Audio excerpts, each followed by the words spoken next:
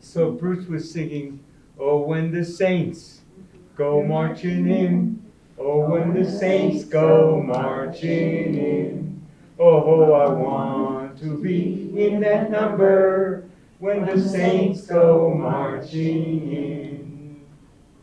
And so, can you hear me, Brian?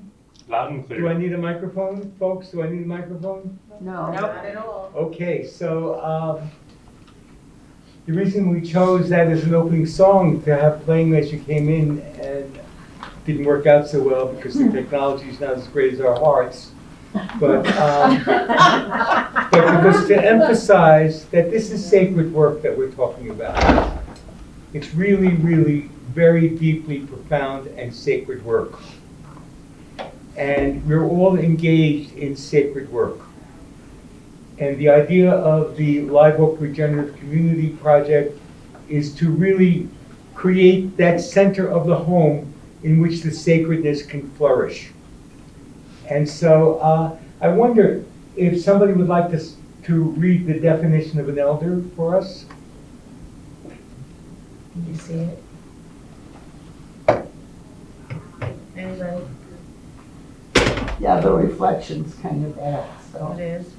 I'll do my best. Here, I'll hold it up to you. Yeah, get it a little closer to me. Is that good? There we go.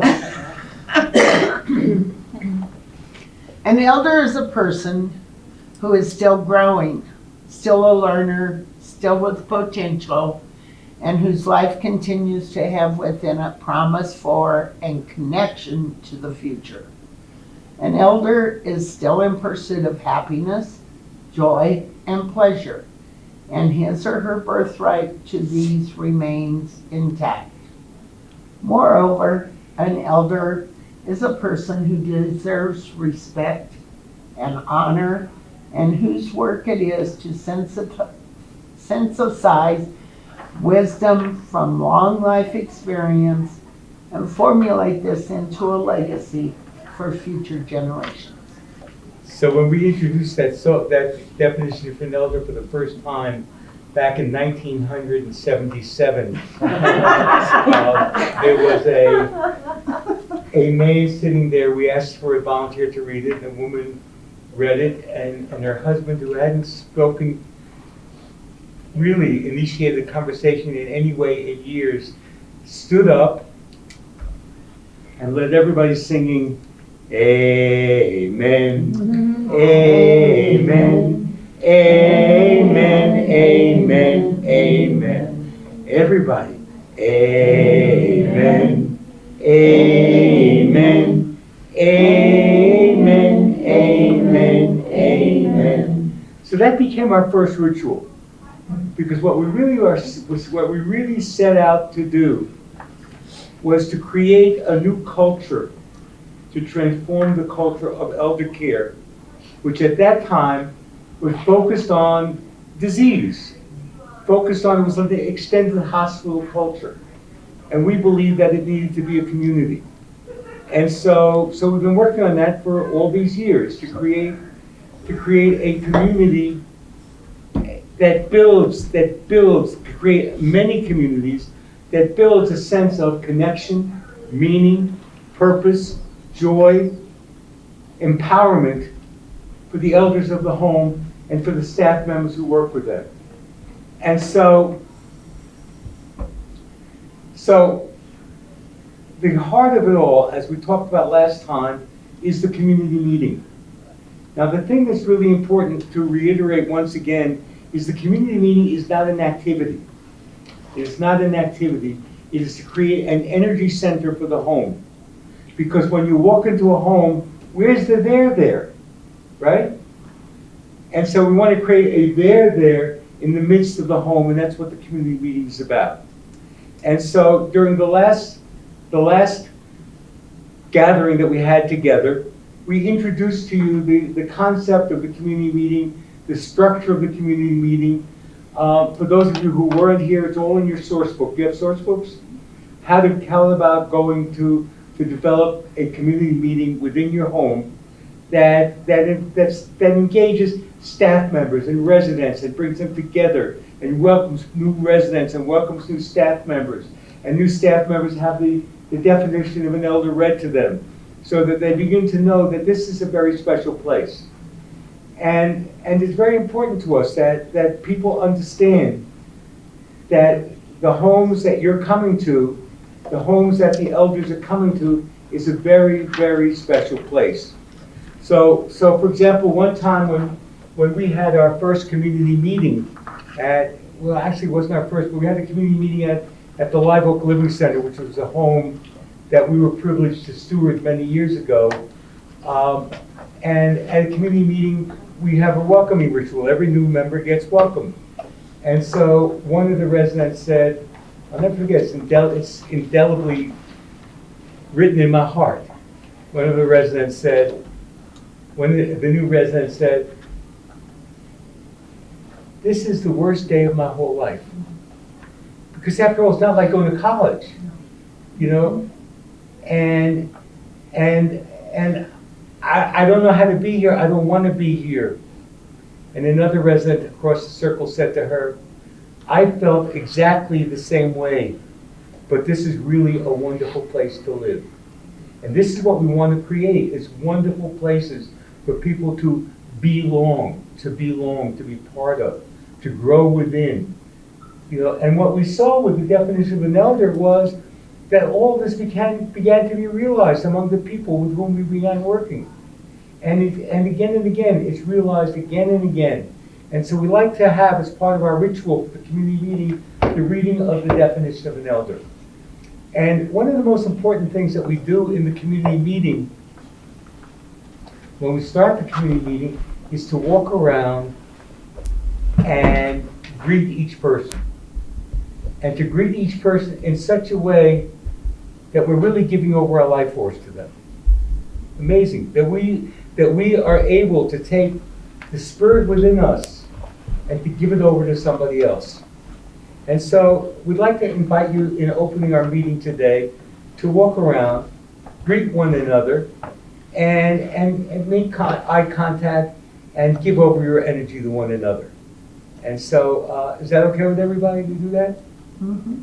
So, let me start. Good morning.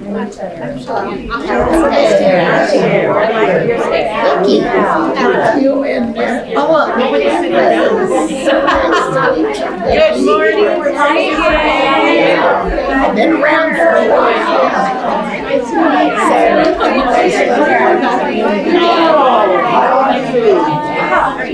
said hello to you already. I said hello to you. Well, I said hello again. How do you do? All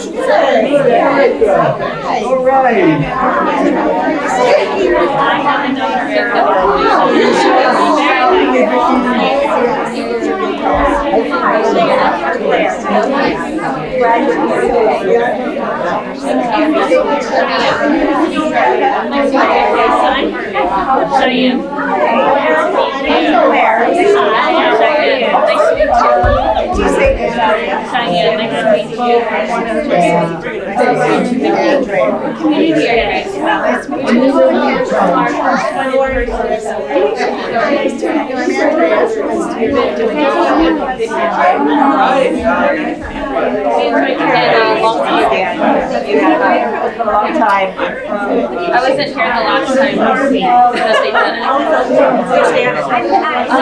was a CNA for 3 years there up until February, and now I'm in life enrichment. I want to be here, right?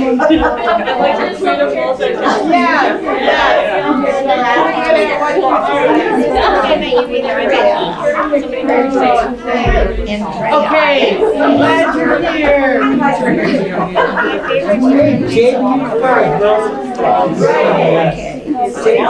Thank you. Are you doing the other? And here you are. All of you. Welcome, Claire. I'm glad you came. Yeah. Welcome, Miss Lisa.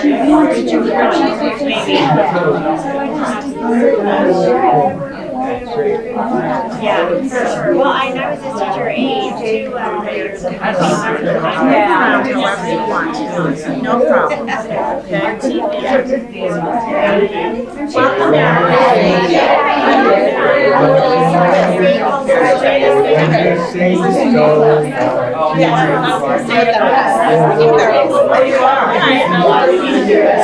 do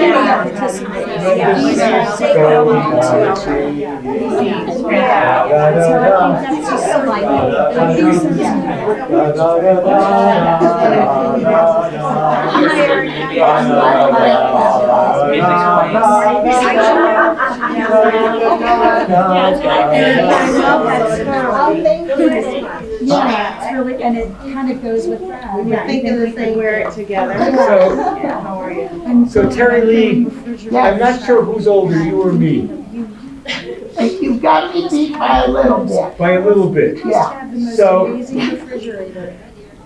Remember your refrigerator broke? But I've got Beth beat, so. You got Beth beat. So my question to you is, as one of the main elders of the group, does this resonate with you? Who else did I miss? Oh, absolutely. Absolutely, that's great.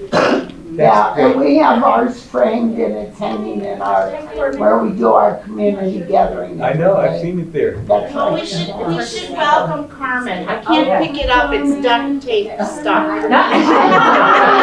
Hi, Carmen. And there's also Liz from, is it Elizabeth or Liz? Liz from Hover Community, she's up there too. Welcome, Liz. Welcome, welcome. We'll try to Welcome, Liz. remember both of you. Thanks for coming. Thank you. Our theme for today You know what, Barry?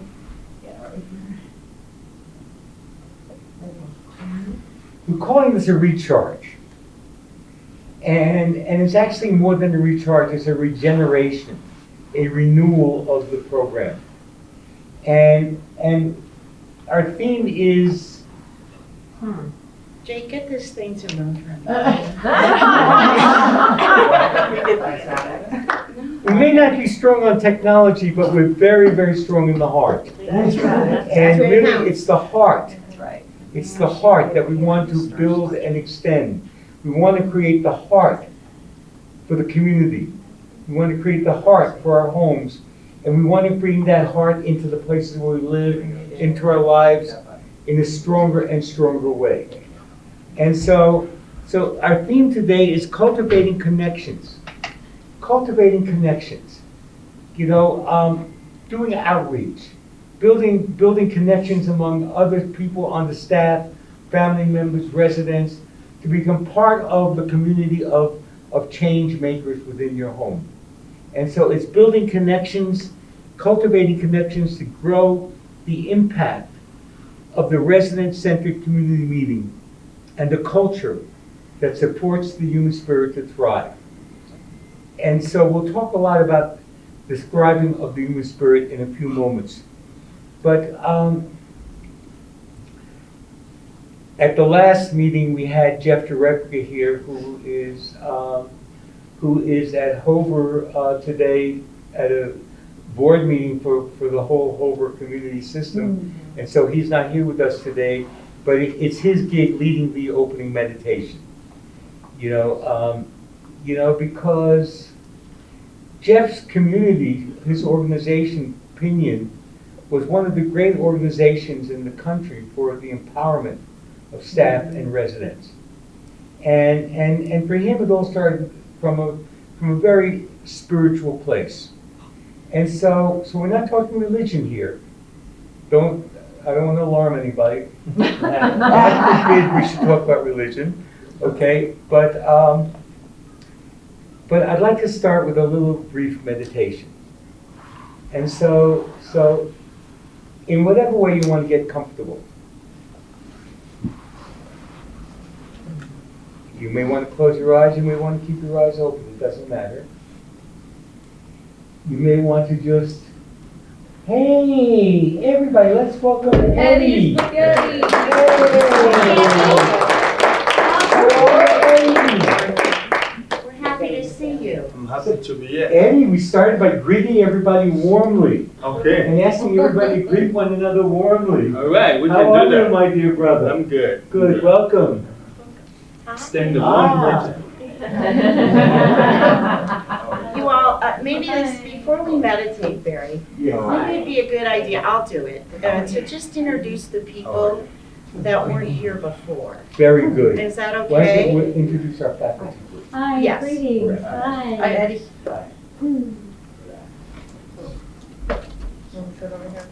Eddie, when we met you, you said we should call you Eddie Spaghetti. Yes. Is that the way you want to be known today? Yes. Now Barry and I have totally lost your last name. Well, I think it's good to present in my position that the resident is excited to.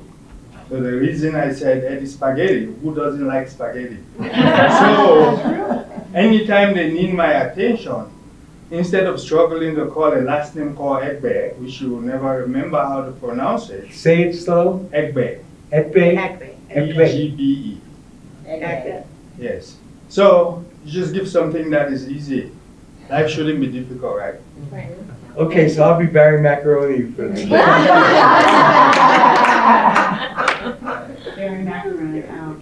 That means I should think of something. I'm not going to, Ruth. I'm going to introduce a few people who are part of the faculty today. So Ruth Minima, who was here with us last time attending the 2-day retreat, is a registered nurse. She and I worked together at Shillong Park. She was the director of nursing while I was the administrator. But we go way back, don't we, till our 30s. It's kind of amazing. She was my nurse consultant. I was her nurse consultant. And then we became good friends. And Beth, you need to So- be a little louder, my sister. I'm very happy to have Ruth joining us today. We're, like Barry said to me a few weeks ago, we're developing this core of educators for Live Oak Beth. This is really exciting.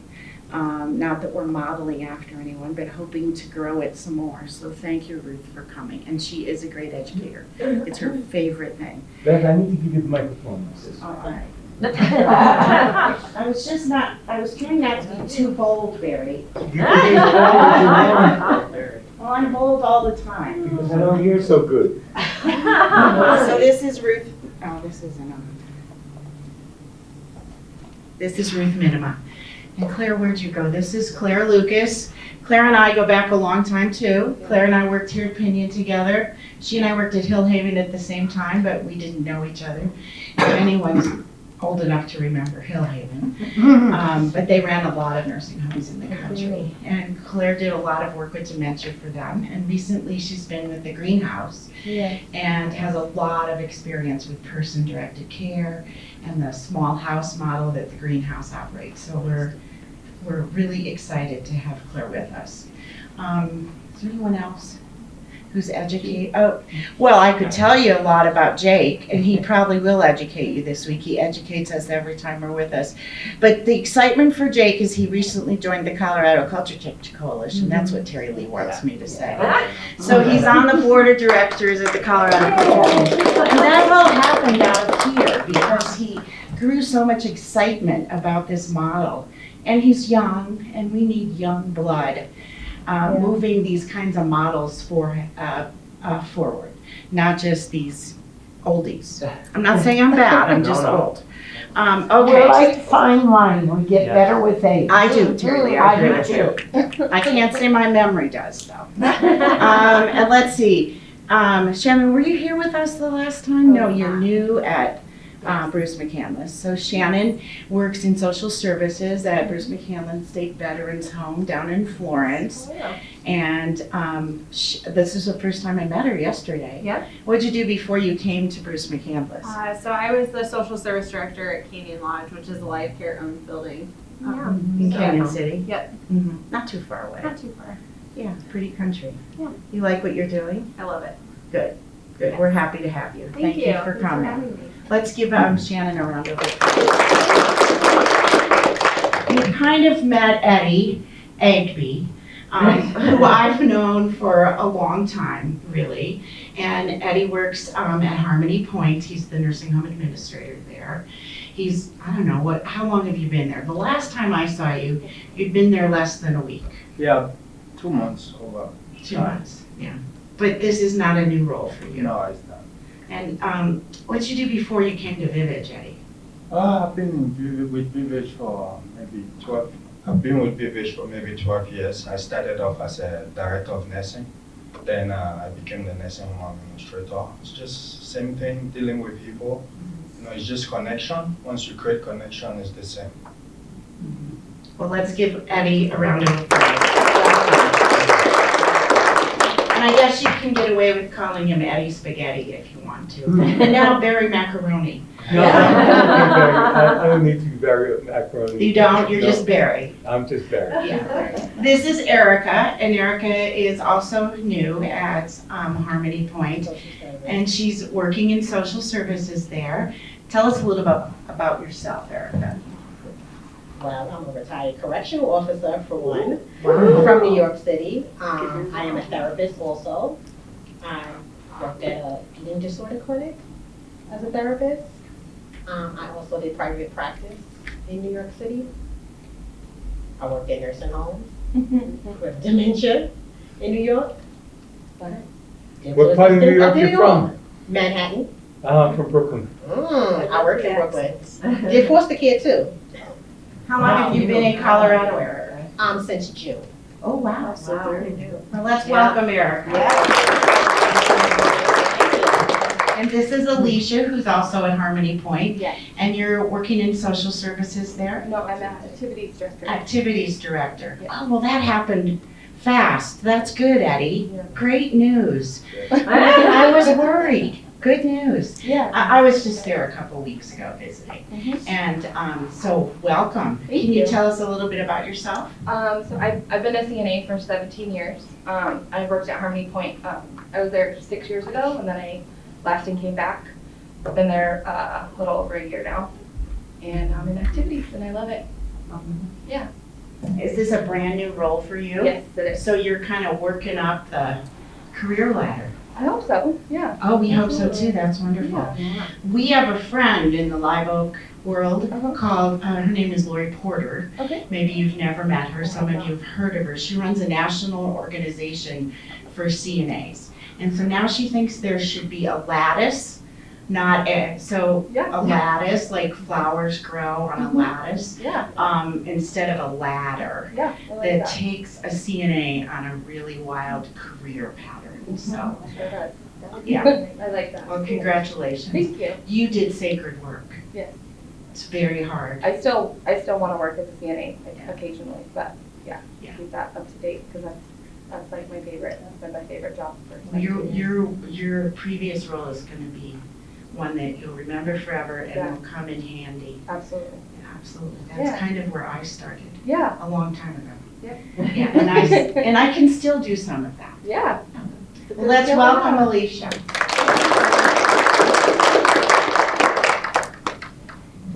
Shelby. I've learned a little bit about Shelby. I went over to, a little bit. I went over to Western Hills, was it last week? Yeah. And we visited. Shelby's interested in the grant and participating in year 2.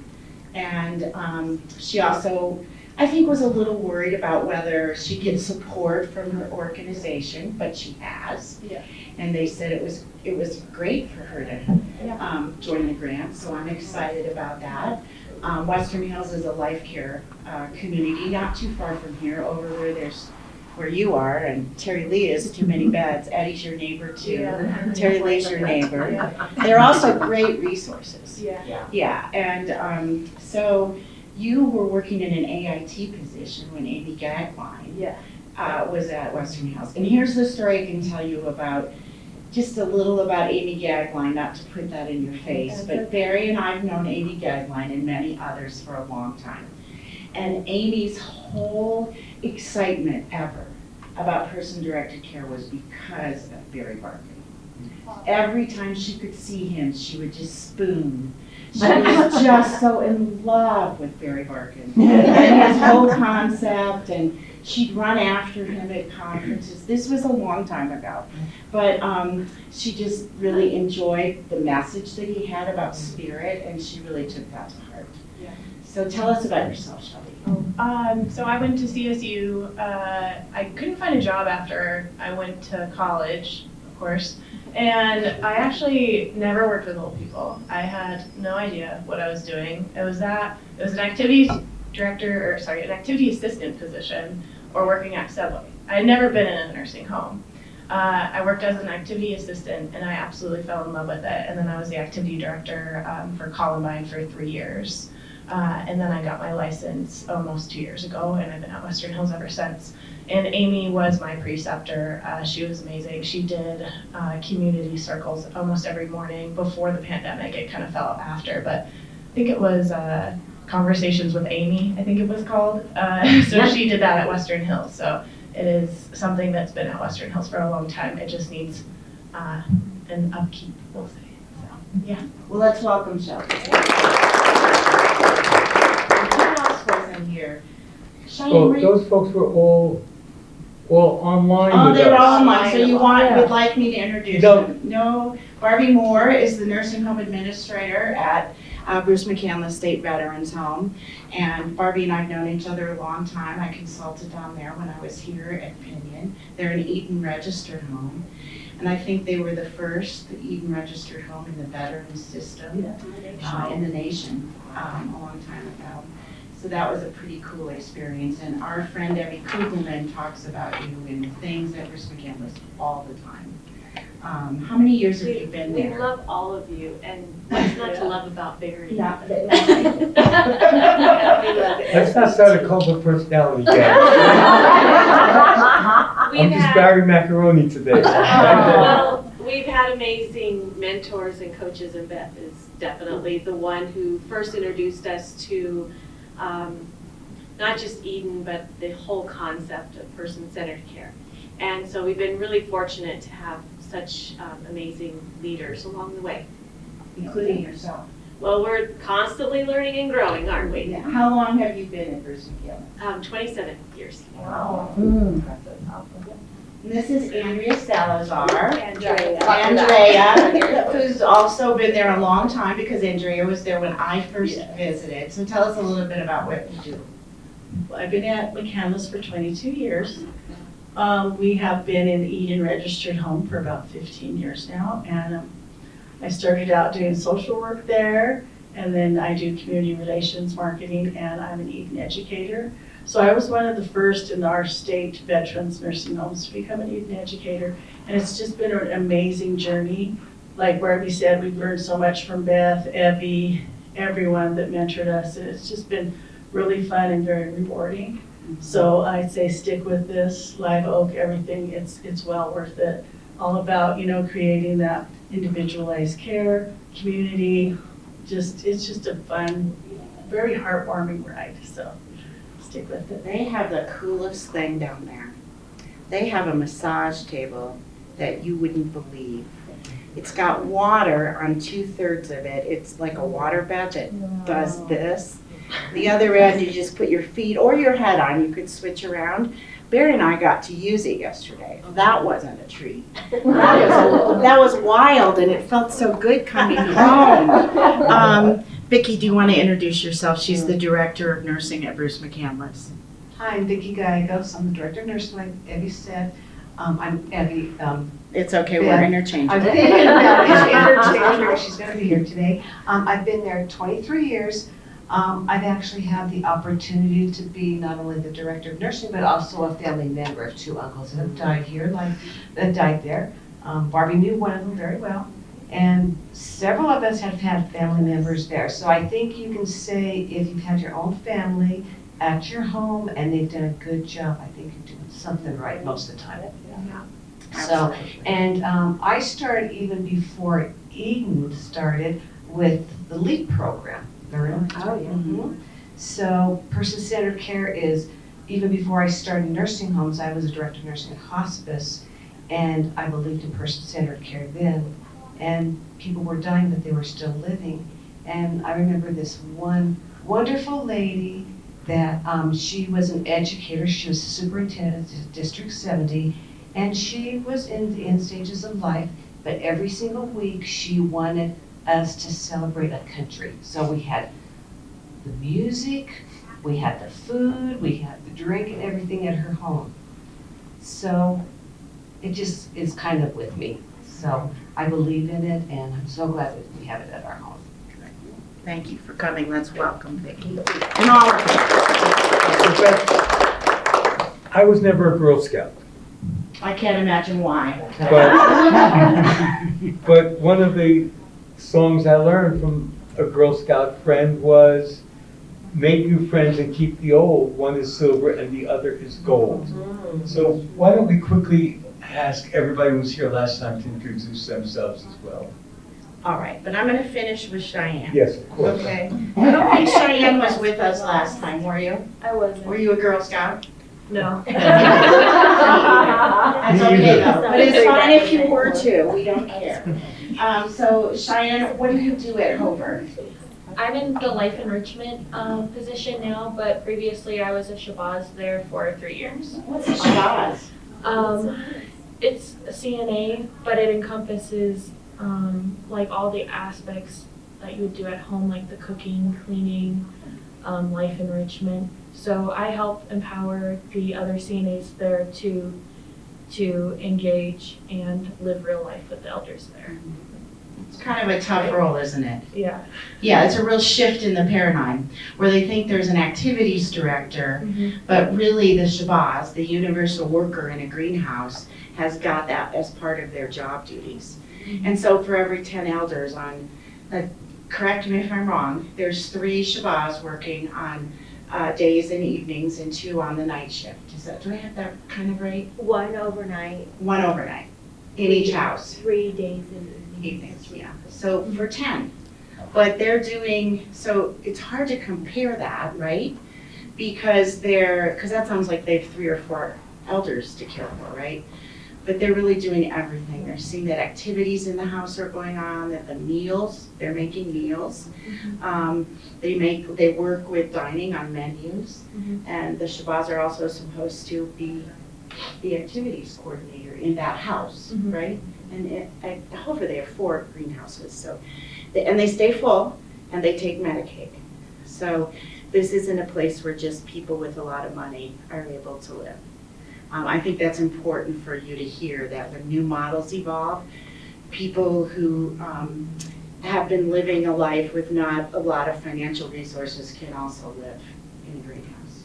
How long have you been there, Cheyenne? A little over 3 years now. Yeah. Good for you. And the greenhouse opened 4 years ago? October of 19. 19. And yeah, that would be almost 4 years. Yeah. And Claire was involved in that greenhouse. She was assigned as their... Yeah, I was their coach or their guide. I worked with like Lisa and Holly and the board and helping them through the full development of getting the homes open and operating. If you've never been there, now you know some of them. Go visit. It's a really cool place to go visit. And they're doing community meetings. Okay. So, Barry, you want me to introduce them all in the same way? No, we need to move on, but make sure everybody gets introduced. Okay, let's Everybody pass the get a hand of microphone. applause. Becky, can you start and send it out? I can. My name is Becky Thorne. I'm a health information director at Hover. I also am a guide, a CNA, and a backup business office. My name is Stephanie Layton. I'm the Assistant Director of Nursing, Infection Control Nurse at Hover, and currently the Assisted Living Nurse as well.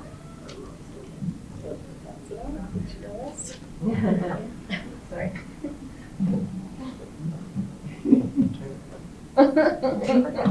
Oh my. Well, hi there. I'm Terry Lee, Ensminger. Nobody uses the Ensminger Terry Lee's enough. I'm the Administrator, Executive Director at Cedars Healthcare Center.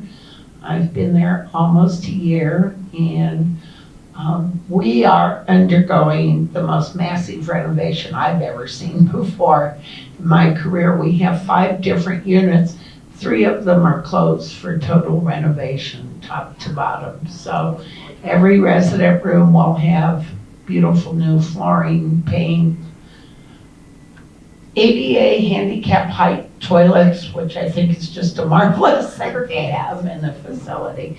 So, and I'm loving it. And I just celebrated in February 46 years as a licensed administrator in Colorado.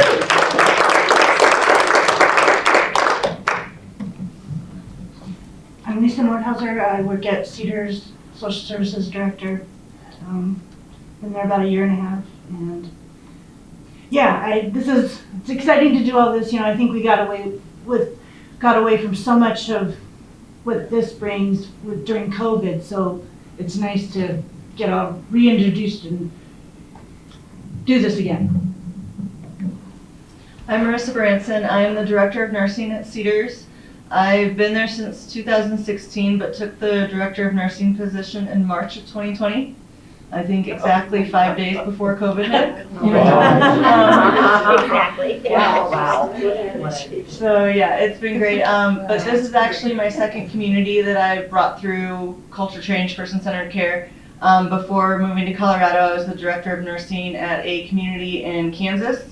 And we went through the complete remodel, culture change, home-like environment. We had the universal worker. So yeah, I'm excited to bring Cedars through it. Hi, I'm Jake. I'm Life Enrichment Director at Cedars Healthcare. What else are you? I'm also the community developer, and yeah, resident piano player. Jake is a professional pianist, professional musician. He also plays the trumpet very well. Not so well, but I play when the Saints go marching in. St. Patrick's Day, the residents paraded throughout the whole facility and outside in the courtyard with staff members helping them, and Jake leading, playing when the Saints come marching in on his trumpet. So it was Fat Tuesday. Fat Tuesday. Yeah, it was. Mardi Gras, yeah. Oh yeah, Mardi Gras. It was fantastic. I'm Mel. I work at the State Health Department in the Health Facilities and Emergency Medical Services Division. I am a trainer in the Health Facility Education and Quality Branch. I'm also an Emergency Response Coordinator and contact all of you when there are, your concerns out there. And I'm really looking forward to hearing about how everything is going. We have the calls, which are great, but it's just going to be so exciting to hear everything that everybody has to say. And I'm on the board of the Colorado Culture Change Coalition with our president and our media and Claire. And Beth. And Beth. Yeah, oh, Beth. It's okay. Oh, Liz, Barry, Liz is on, and she wasn't here before. Liz? Hi, Liz. Hello. Can you tell us what you're doing at Hover? I'm the social service director at Hover, and I'm also a guide for one of the houses. Fabulous. Welcome. Welcome, Liz. And also on is Carmen Bowman, and Carmen is the evaluator for the project.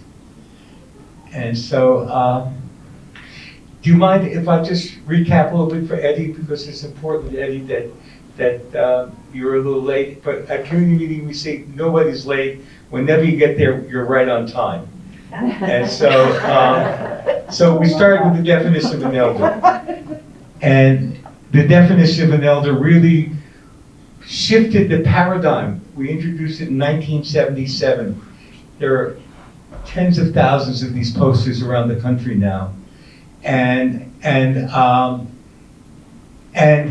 it shifted the paradigm from seeing the nursing home as an extension of a hospital to a place where people learn and grow and thrive.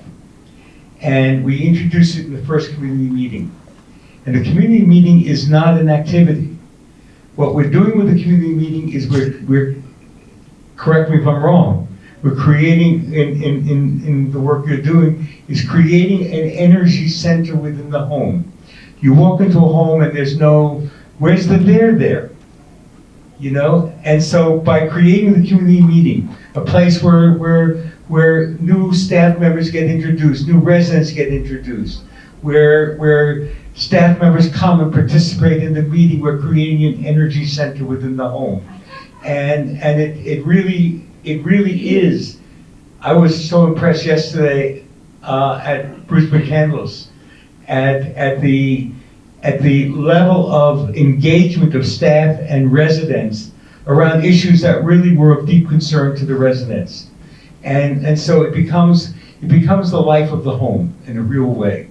And it becomes a place where the culture becomes cultivated. Because as you know so well, we need and are working to cultivate a new culture of elder care.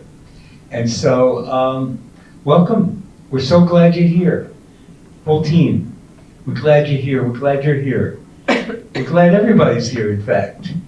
And I think we're going to skip the meditation because we spent more time on introductions. And is it okay, Beth? Sure, maybe 2 deep breaths. Let's take some deep breaths, okay?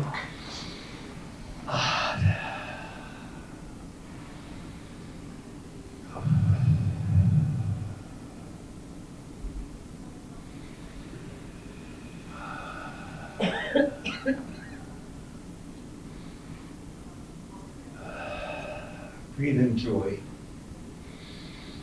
Breathe out joy. You know, the air we breathe is the same air that was breathed at the dawn of creation. It's the only air we'll ever have. And so taking it in is what energizes the spirit within us, what energizes our very life force. You know, we can exist for days without food, we can exist for weeks without food, for days without water, but how long can we exist without the air that we breathe? Not very long, eh? And so thank you for reminding us to take those deep breaths. And it's the breath that refreshes. And so I would like to urge everybody here as you go into a meeting that may be a difficult meeting, or before you go into community meeting, or take a few deep breaths. Ground yourself, refresh yourself, renew yourself. And so, Beth, I'd like to turn it over to you. I have to look what's on the agenda. We probably have a new slide, don't we, Jerry? Oh, I know what we're going to do. We're going to stand up. So one of the elements of a community meeting that Jerry taught us is that we need to get some exercise. I did both meditation and exercise before I came this morning. Are you proud of me? I am. Yeah. I did some meditation too. I try to do that. When I was at the beach in Florida in March, I had a wedding that was right on the beach. It was wonderful to attend, and I took a video and with sound of the waves. And I listened to that this morning and meditated. It was very, very peaceful. Did a few exercises. So you could do something similar with your community meeting at home. And it's an element. It's a great element to start with because it grounds people. It centers them.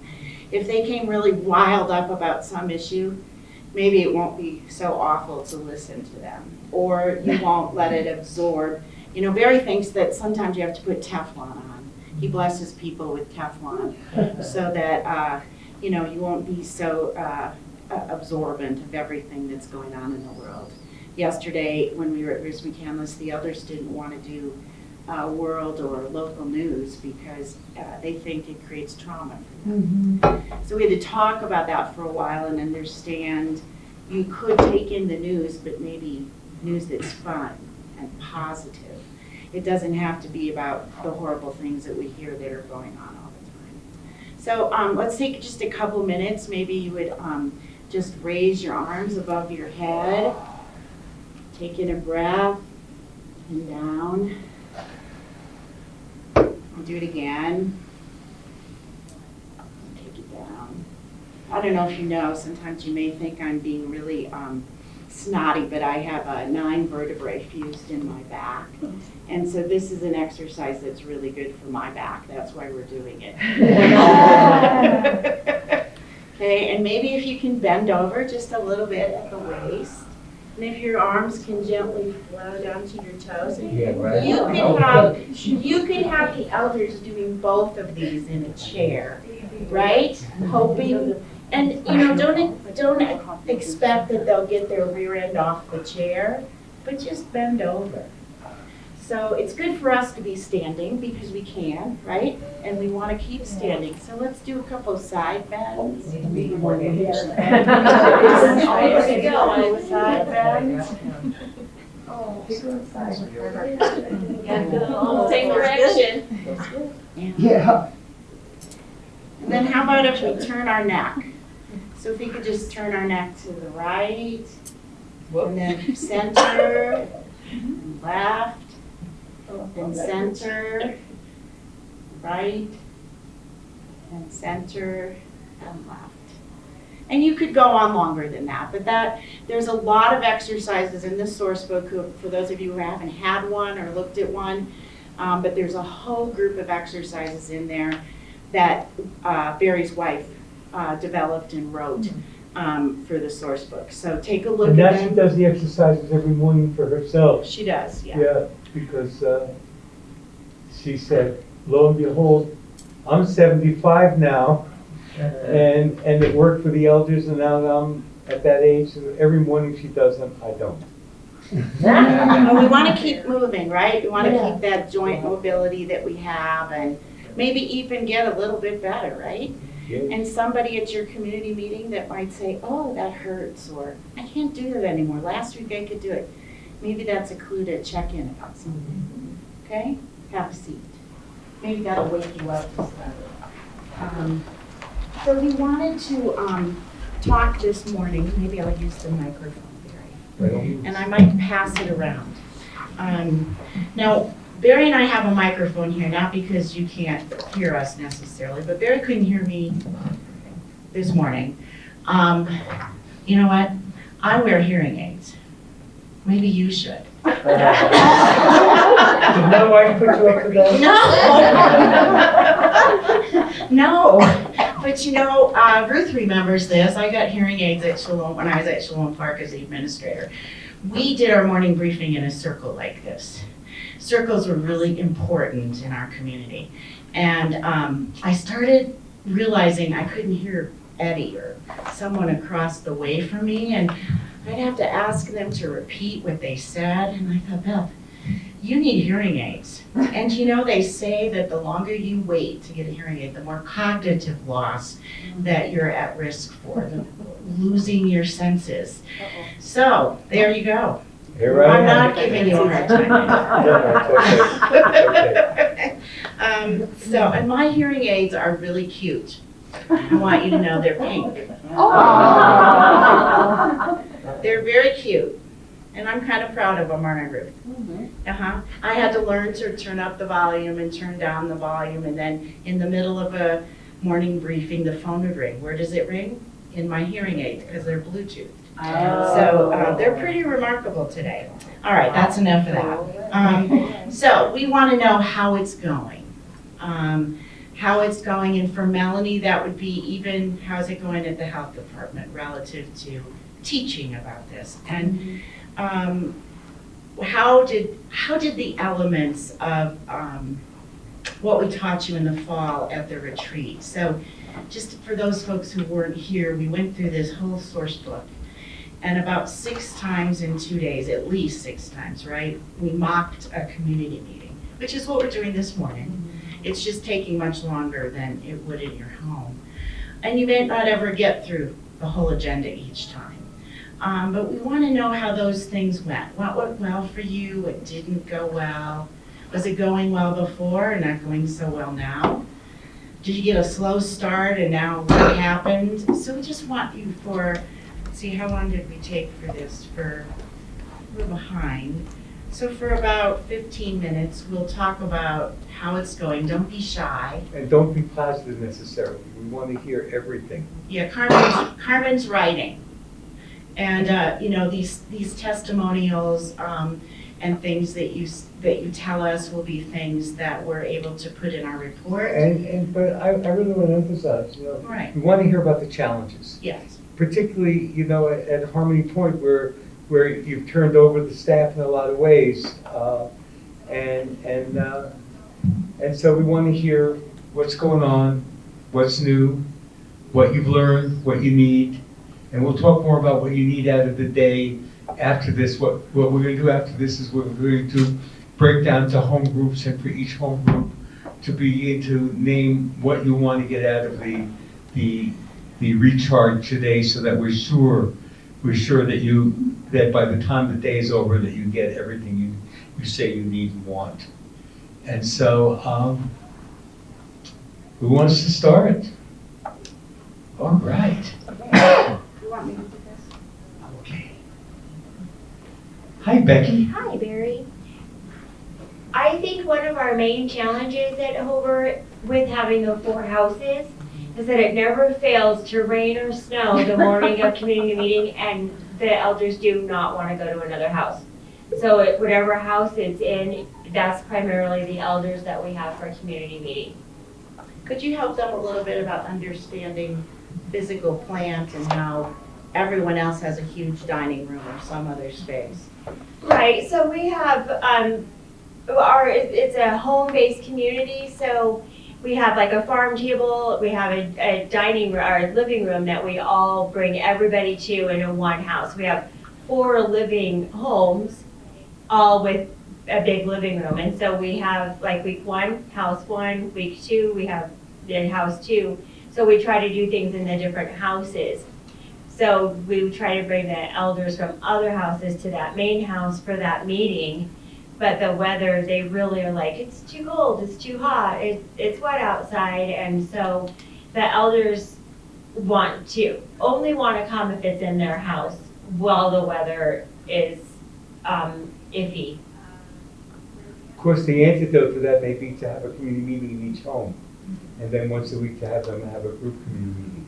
Right, and plus then we, every time we have an elder or a staff with COVID, which is like 1 at a time, not big outbreaks, but then we have to quarantine and isolate. Of course. Thank you. Who else has a comment? I know you do. I would like to. So, I've only been in life enrichment since the beginning of February, so helping run the community meetings now. The people who do show up, they don't want to contribute. I've started to ask some of our elders to bring topics for like news or to pray, but we're still not getting a lot of contribution. It's mainly me and the other like administration talking throughout the meeting. We're not getting a lot of feedback. Do you follow the order of community meeting? Mm-hmm. We do.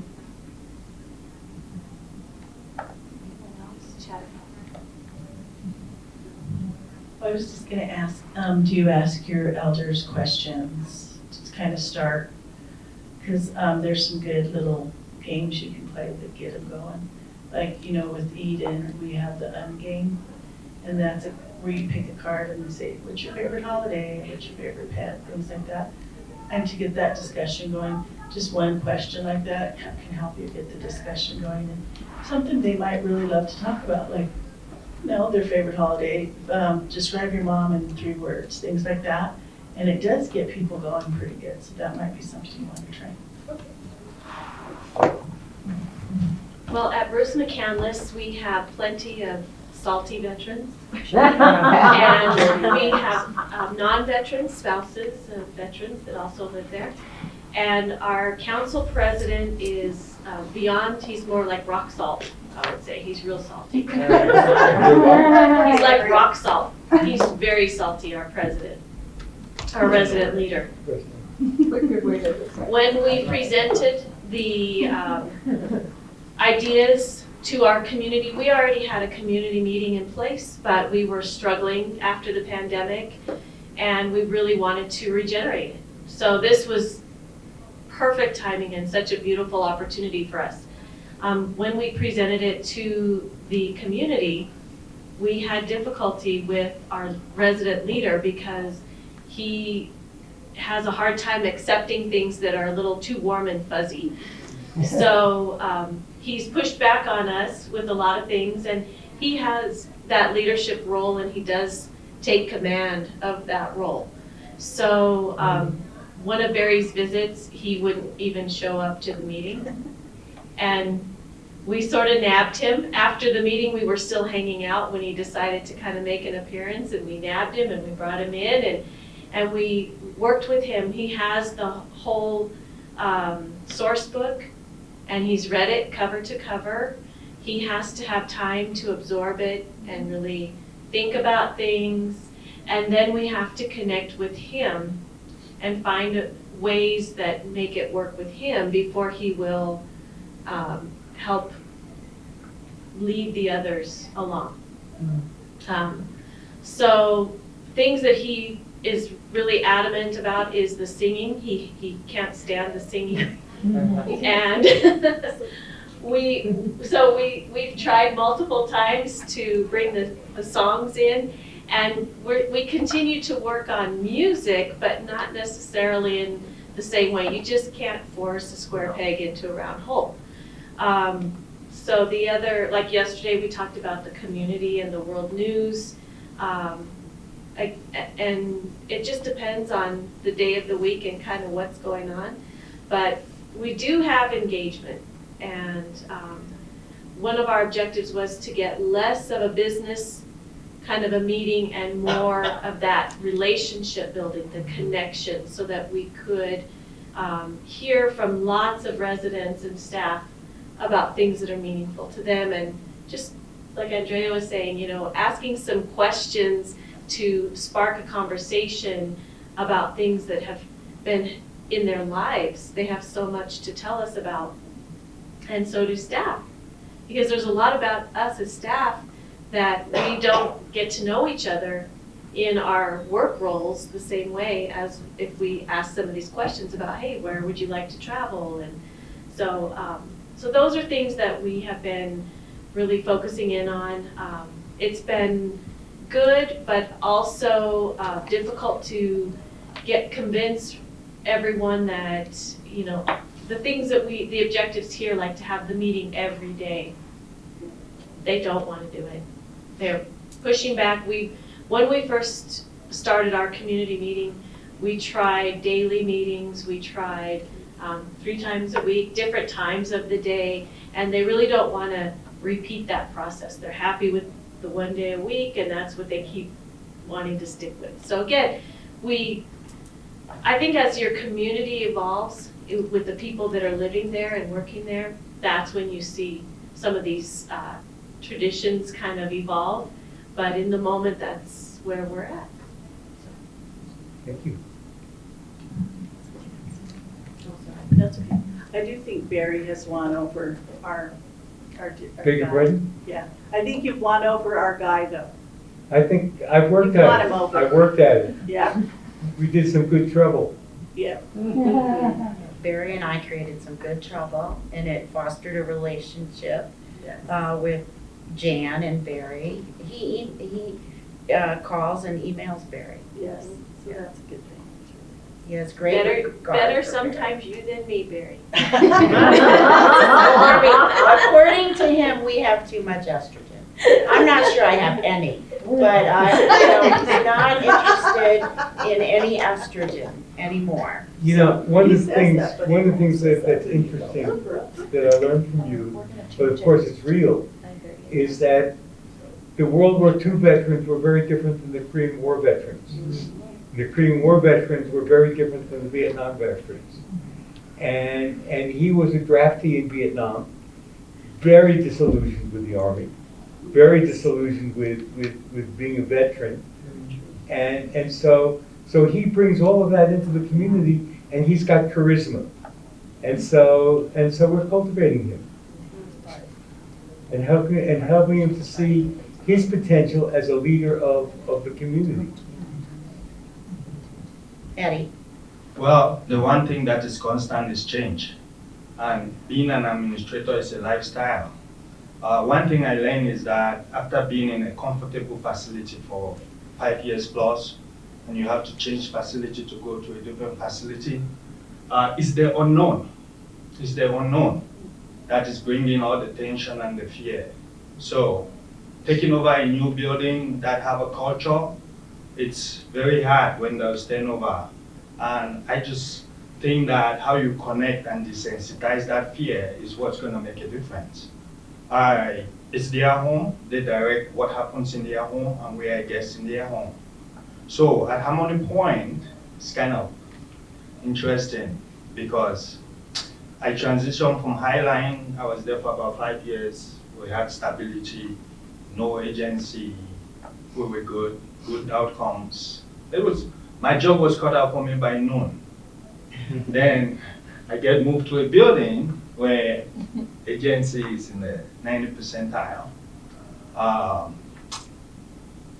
It's just hard, but it's hard for me too, but that's what they don't realize, you know. But I have my own principle, you're only as good as your team.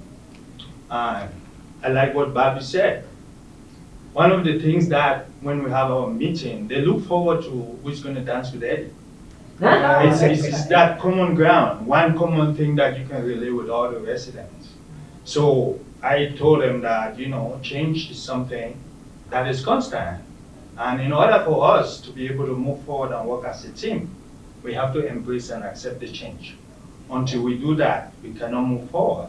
So how do we do that as the administrator? I don't even like to be called the administrator. I don't believe in title. So I introduce myself to prospective employers as the lead CNA. Because if you can give me attention, if I tell you that I'm not the administrator, then I know your heart is in a good place. And there are certain times I try to talk to people in my building, whether it's prospective employees, and I'll just walk around and I try to talk to them. I don't introduce myself as the administrator. I said, I'm one of the team members here, how can I help you? Sometimes they brush me off until I tell them I'm the administrator. And then they gain my attention, and then they want to talk to me. It's just kind of my Eddie way of doing things. At that point in time, I've done my initial 5 seconds of assessment. Then I can determine. One of the things I've also learned with Harmony Point is that, and I think this can apply to each and every one of you, is that don't draw conclusions. Sometimes don't draw conclusions. Sometimes it's the system that is failing us. We can come to work and want to do a good job. And that's why I do a lot of groundwork in terms of creating connection with my staff and my residents. Because I believe that to be a good leader, if everybody knows how to do my job is cut out for me. And the solution is not for me. I have realized that for my 11 years of doing things, if I take it to my team, and then the solution is there, and if it's a burden, we split it. I remember my mentor, Angela York, at one point in time, I was the director of nursing. She pulled me on the side. She said, Eddie, I really like you. You're a smart guy. You want to do things right, but you're going to kill yourself. I said, what do you mean? She said, ask for help. Ask for help. So I started doing that, and I'll tell you that my job is easy.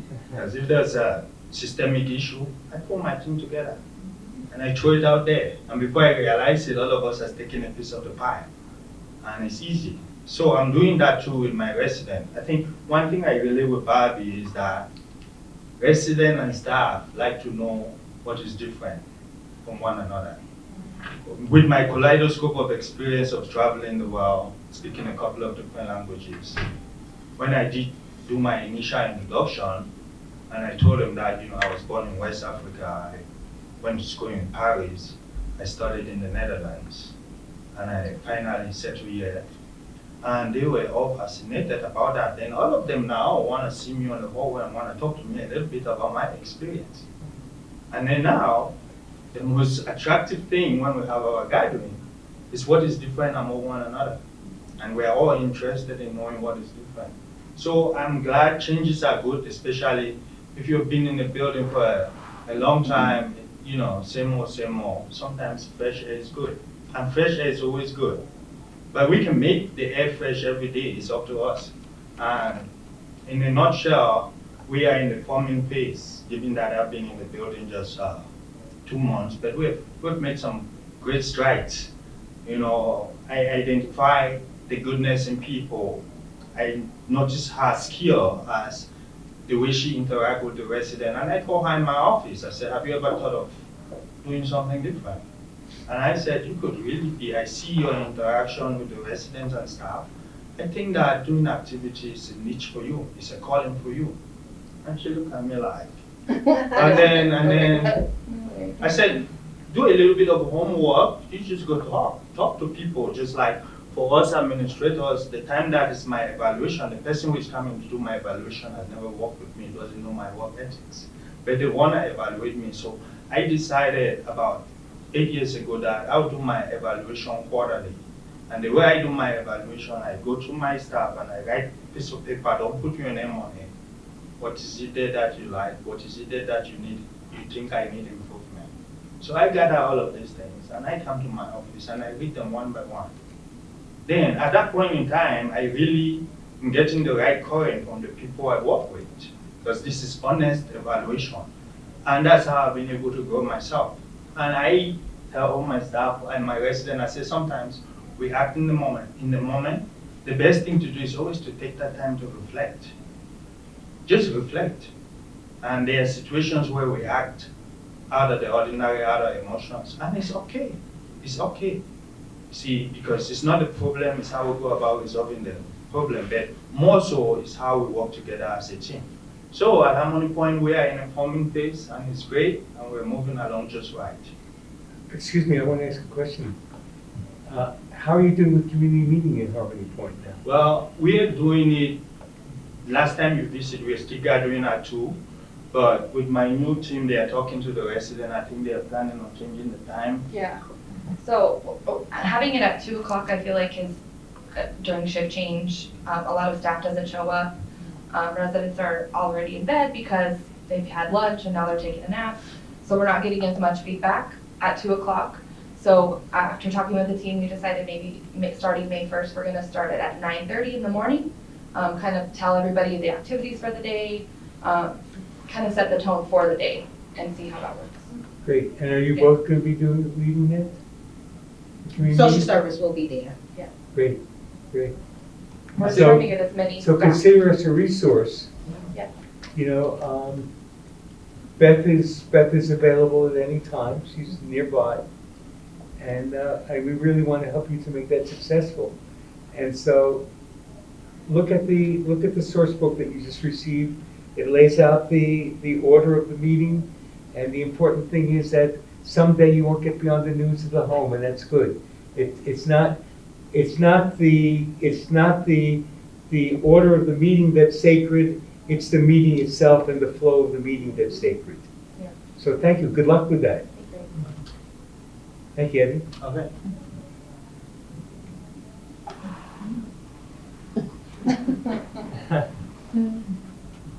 I'll pass. Yeah. I'm very, very proud of this portion of my leadership team. A couple of things we've done with our community gathering is now my department heads, the leadership team, they sign up on a calendar prior to every month as to which days during the month they're going to attend the meeting with Jake as the second person. So I have every single person on the leadership team taking part in that. Jake does great research or something. I don't know, he's got a magic book somewhere. But he knows all these special days that come up. Share that with me, the book? Yeah. Yesterday, for those that don't know, yesterday was National Haiku Day. We did that too. Okay. Yeah, so this is National spring. holiday. Yep. Yeah. Okay. Exactly. So yesterday, we read different haikus. We have one gentleman who comes to the community meeting that I know he's led a very interesting life, and it was 8 years he lived with the monks. thing. Wow, that's And he cool. knows all these authors and he can say all these different haikus by heart and everything. But for me, the fun part of the meeting is the residents wrote their own haiku yesterday. So hopefully Jake can present that to everyone. When you were talking about asking questions, that's one of my favorite things to do when it's my turn. And my day is Monday, I go every Monday. And yesterday the question I asked the group was, what is the most unusual thing you've ever eaten? And that stimulated some really good conversation. And the residents have decided that they're gonna ask the dietary manager to put oxtail soup on the menu because now they're all missing having oxtail soup. So, turns out really fun. Our group is not as large as I would like it to be. We have 7 or 8 just steadfast members of the community gathering. And then tomorrow, and if anybody wants to see a picture, I'll show you later. One of my personal dreams for residents finally came true last week. And we have a brand new, beautiful, gorgeous spa room in our facility with the roll-in spa tub, there's TV, towel warmer for the towels. I bought all different kinds of shampoos, conditioners, bath gel, the whole 9 yards.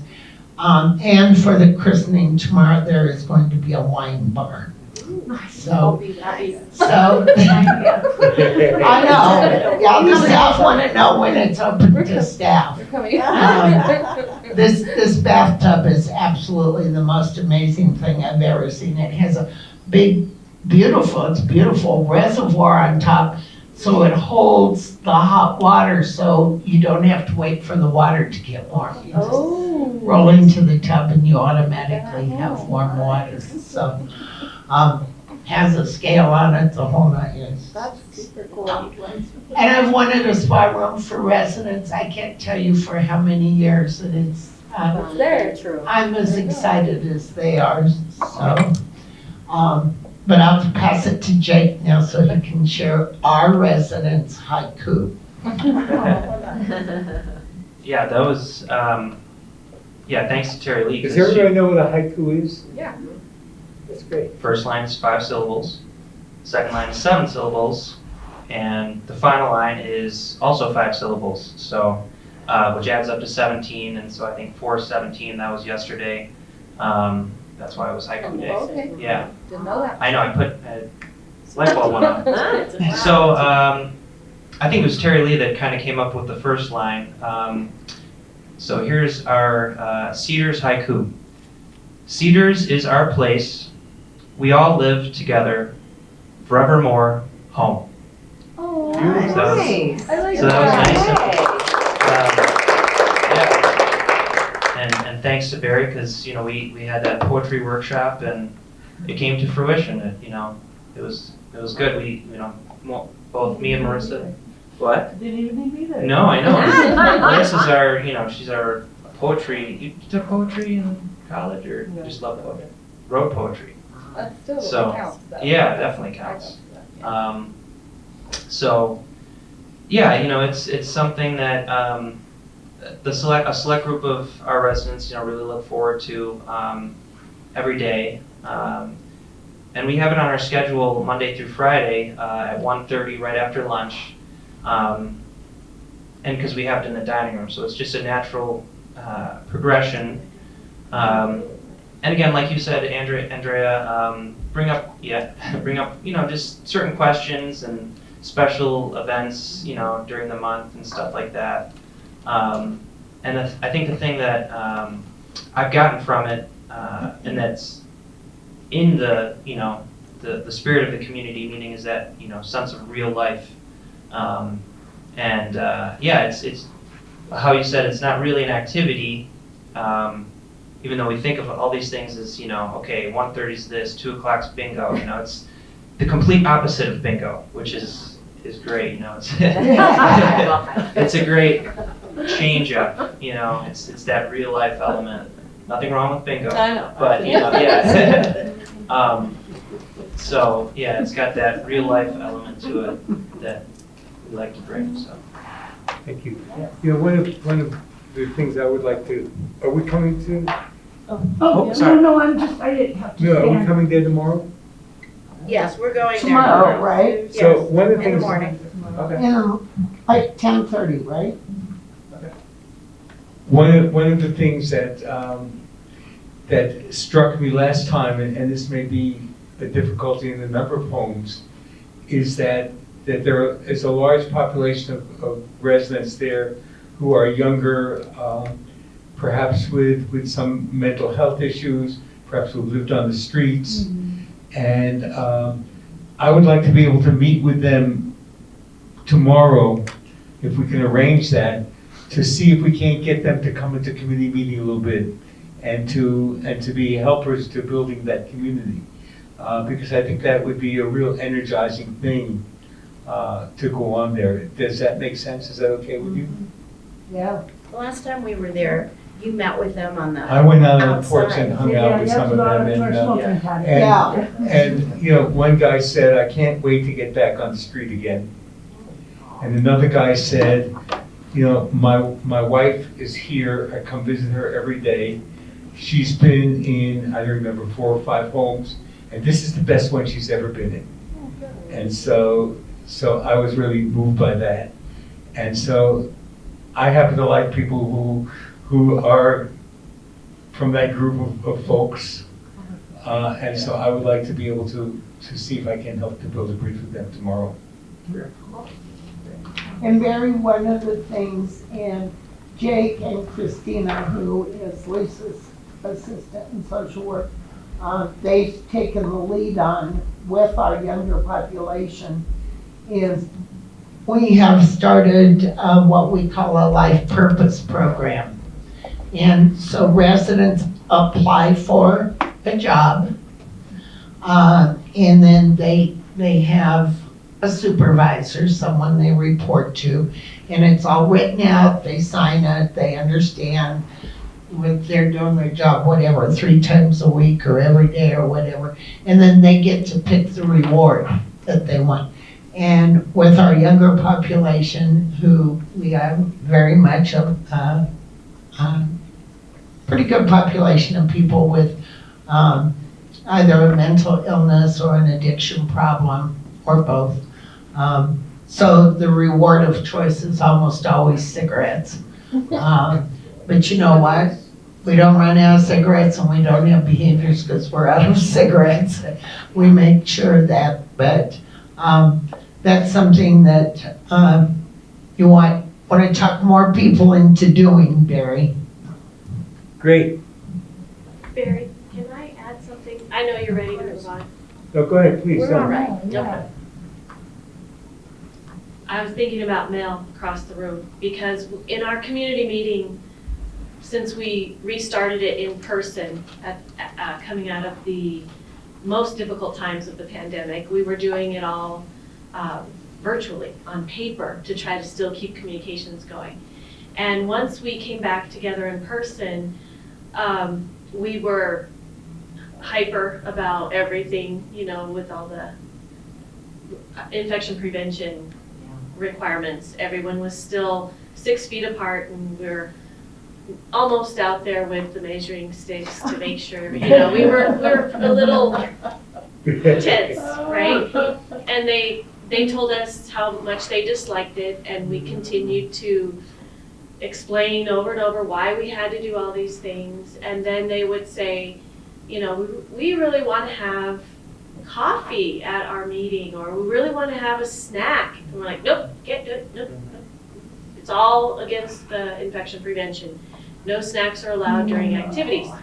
And this was happening to all of us, so we all know we've been through this together. But we had, because we were in forever outbreak status, we had meetings with the health department every couple of weeks, and we worked with our team, and we would present those questions from the community meeting to our division staff, to the health department, and we would create ways to work through them and safety plans. And there's so many different examples with residents who wanted to smoke while in isolation, residents who wanted to have snacks during the activities. Yes, kind of a community gathering with food, having more than one person at a table in the dining room. And of course, it's throughout time, it has all eased up. But they challenged us to the point we had to print out the actual guidance that we had, because they honestly thought we were just trying to be difficult. And so we would say, no, this is the real guidance, and we would post it so they could read it. And like I said, it's been an evolution of effort to get closer to what we used to do before the pandemic. But I think, I don't want to speak for all of our team, but I think we did have a sense of reluctance to get right back in there, because we're the ones who deal with the deficiencies. We're the ones who write the plans of correction, and they just go on kind of wanting what they want and living the way they want to live. But it is difficult for us. We have licenses individually and as a home. So we have that sense of responsibility that I think the education being a big part of it. And the health department did not have they weren't the ones writing all the rules. A lot of it was coming from CDC, and it's kind of moving its way down the bureaucratic chain. So anyway, I just wanted to add that, because I feel like a lot of that has been discussed in portions throughout our community meeting, and it's helped us to have the community meetings to be able to explain things in more depth than what we could explain when we were doing them virtually and just handing out kind of like neighborhood newsletters, so to speak. Eddie said something about sometimes it's hard to change, and change happens every time there is a change in leadership, or even a change in a care partner that's working with a group of elders. It's hard for them, it's hard for the new person, but it's also hard to not have COVID and then have COVID and not have COVID. It's just a constant change. And now we're at a place where, are we gonna have it again? Is there gonna be another pandemic? And part of what we did the last time you all gathered with us at the retreat in October was opened with a conversation about how are you doing now? How are you doing since COVID? And in reflecting back on that today and looking at your faces and what you've accomplished, I know it's just one aspect of what you do every day. Building community, developing relationships, and part of that being part of your leadership, seeing who wants to be a community developer in your home. It's amazing to see the smiles, the open arms. Some of you came really closed up the last time. Many cried when we were here in our circle in the beginning. It was tough stuff, and I'm sure there's some days that are tough. And you have the director of nursing or any other nurse saying, oh my God, please don't do that. I don't want to have COVID again. Or we have one case, we're going to get these guidelines back in place. I think you've done tremendous work in the scope of where you were when we started all this 6 months ago.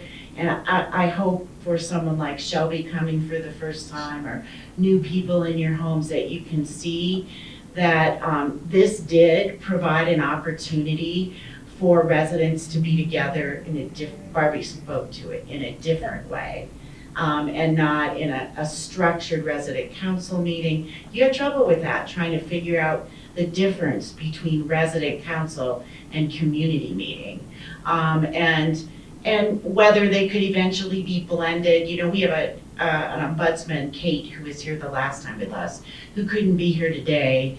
But I think that'd be a good question for Kate and Melanie to keep track of, as if we've somehow found a community meeting could replace resident council. And is that the way the residents, the regulation really says you have to have a resident council if the residents want to.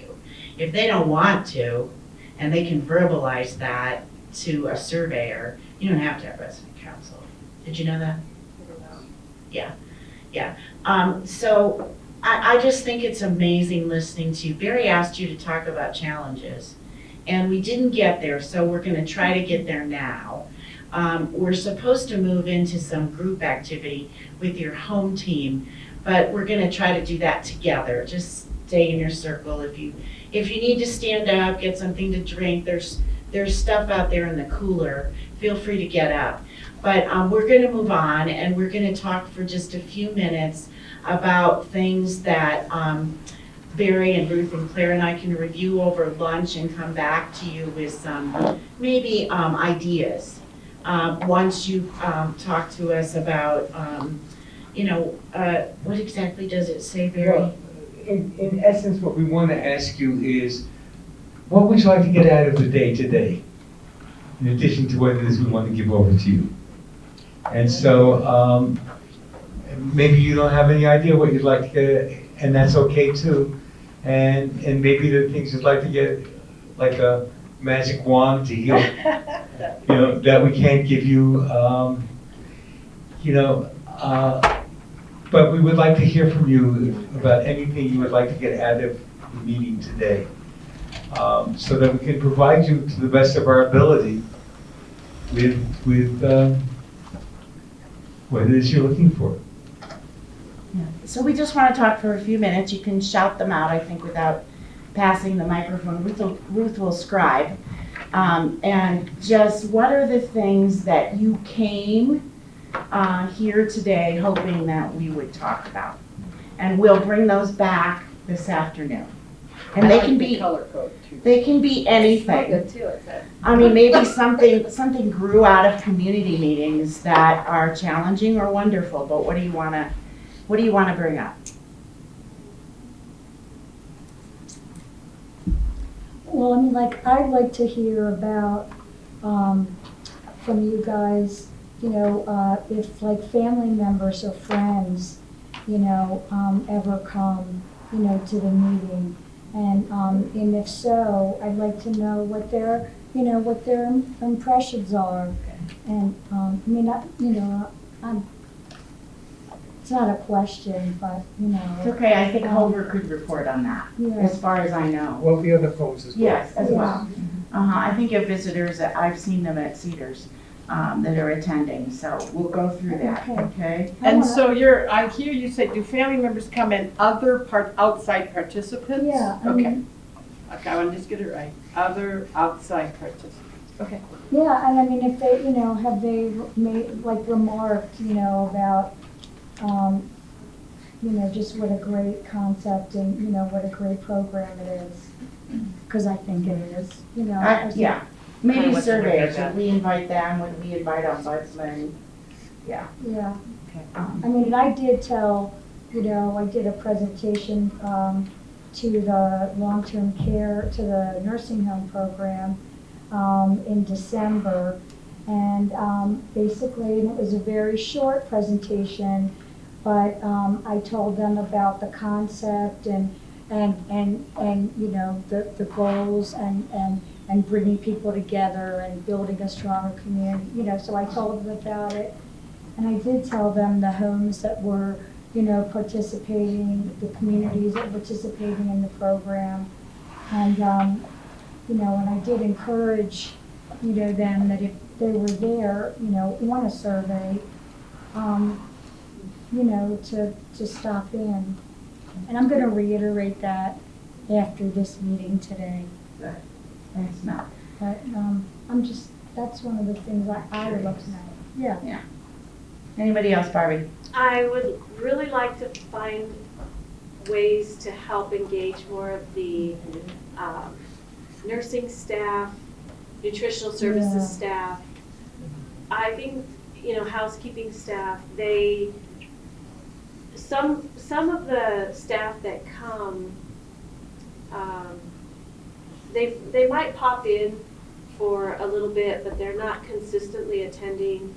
And the other thing that I've noticed, and it's really been years, and we struggle with this too today, is that residents will come in and sit down, and then staff will stand in the outer circle or and stand up in, like, we're still not together always. So we've talked about that openly, and then again, you'll still have others that don't come all the time, and they want to just kind of like stand up in the back, not really get in there, and so that's like you're welcoming, and you know, really, I don't think we have been as aggressive in saying, you know, come on in and sit down, and sort of making a little bit more of a big deal about the importance of it, because that's why it continues to be that way. One of the things that impressed me, however, were the amount of staff members who were there at the meeting.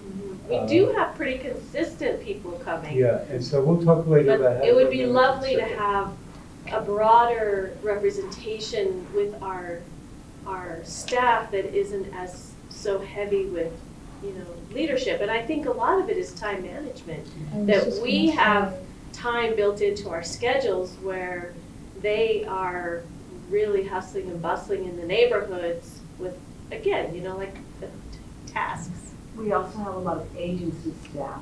Yes. So I think that creates some roadblocks too. We have staff that will drop off their elders and then see that as an opportunity to go back and do things while there's not so many elders in the house. So they don't want to stay, or they don't think they, like, we need to also encourage, come pick somebody to stay back with the elders and come bring as many as you can and stay with them and participate. It's good for them to know that they get so much out of it. Like, you know, whenever, I always go to community meetings, and I always come back feeling really good with our discussions, and the staff don't even realize how much they get out of it. It's kind of a boost. Sometimes it's not, you know, it varies, but for the most part, it's pretty positive, and I think it helps. You know, one of the things, just being brand new to Bruce McCandless, one of the things that I noticed, and you mentioned it yesterday, is the majority of the residents that do attend the community meeting are more cognitively inclined residents, whereas majority of our population have dementia or have a cognitive deficit, where sometimes the individuals who are more cognitively intact don't really want to interact with those that have a cognitive decline.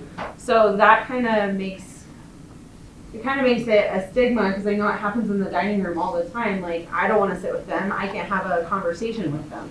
So I think one thing that our facility, just being brand new to it, is that we could incorporate more of the residents that have that cognitive disability, to bring them in to help them feel more empowered, as well as kind of help our other residents who are more intact, that, you know, they're still that person.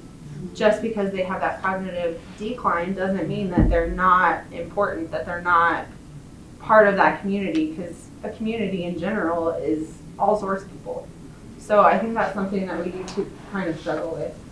It's a great point. And when we include those the residents that are not as cognitive, they say beautiful things. Mm-hmm. And the residents that are more cognitive, like, they might be surprised. Like, I ask a question about what's your favorite thing about spring?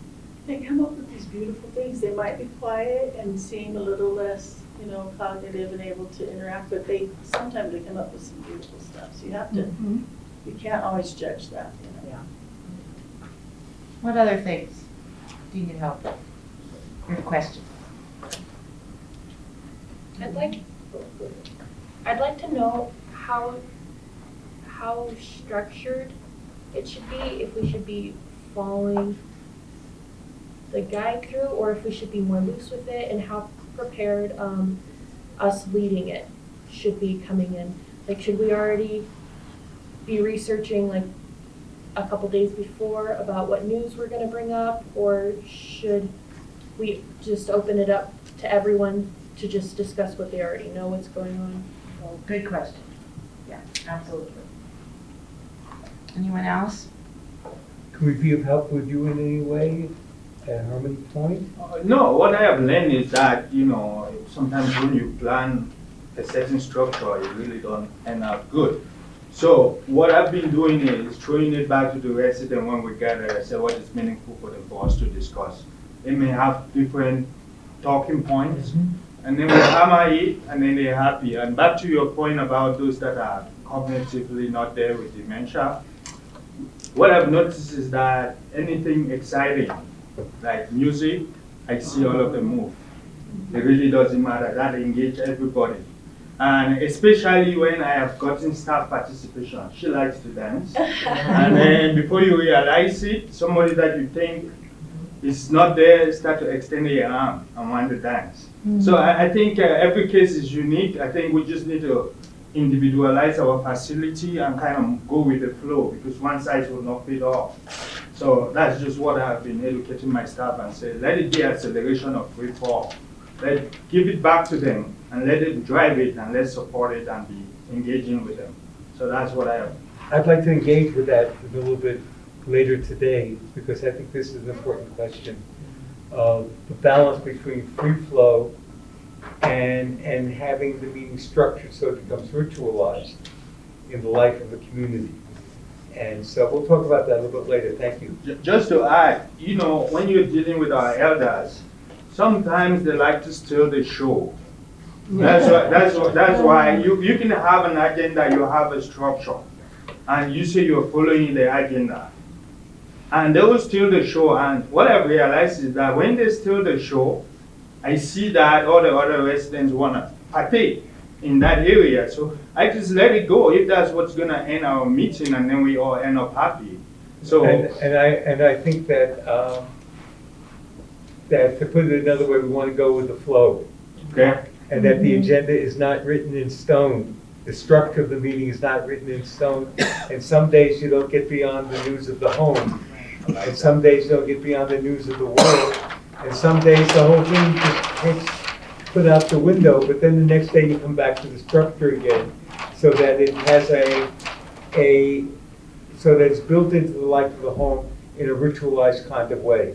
Because in building a culture, which is what we want to do, ritual is a very important aspect of building the culture, and we need to go with the flow.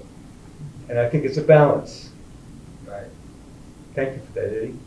Okay. I just want to add, I try to not make it a place where we come and talk about, because you talk about the difference between resident council and a community meeting. I will 100% be against those two, because I want a place where a resident can talk about their grievances, what is meaningful for them. And I want a place where they can come and just be themselves and have fun. So I try in my meeting, you have some residents that want to talk about issues. And sometimes, and once one resident starts to talk about issues, it explodes.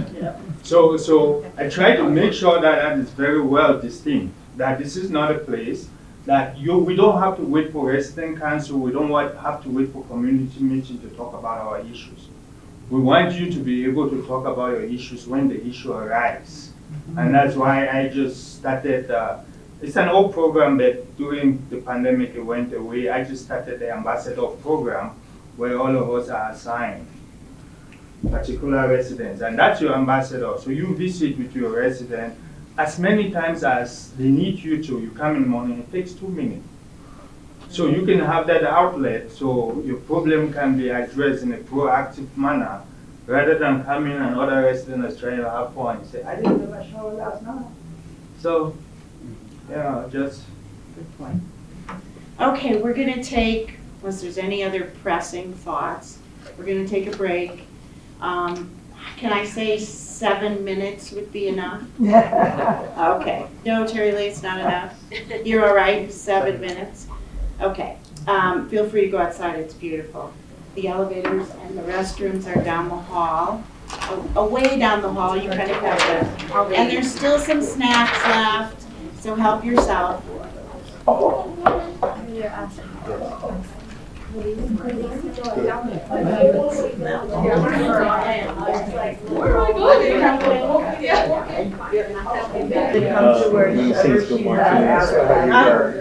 this was to say hello to Julie.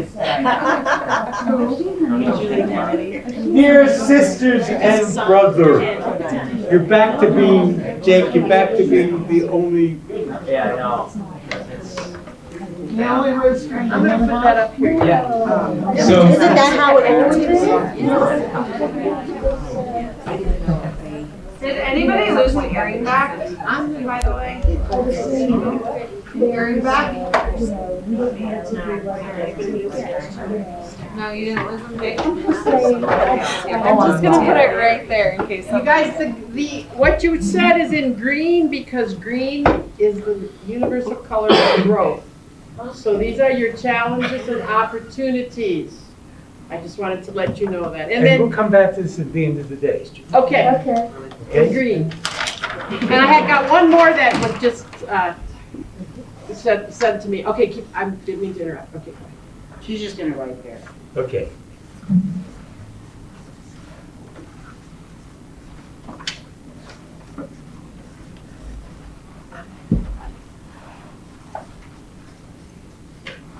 That's a really I don't. So see what you can do to catch up. It's okay. Okay, so my friends, Sacred space. Yeah. last time, for those who were here remotely, those who were here, and those of you who weren't here, we talked about the role of community developer. And we brought forth the idea that everybody in the home, everybody on your team, needs to add the role of community developer to what it is that you do. And so, the community developer consistently works to weave an empowering, loving, kind, caring organizations to bring people into the fold of understanding the culture, of living the culture as you all are doing right now, as being role models for what it is that we believe. And so I just want to quickly review the roles of a community developer. And so the community developer is a leader. You all need to be the leaders of bringing forth this work. But the community developer is also a member of the community, a member. You know, Barbie, you're the administrator, but you're also a member of the community. You know, Terry Lee, you're a member of the community. And so the community developer is a leader and a member. And we go back and forth between those roles. Even as it's a kind of ultimately what you want to get to is the place where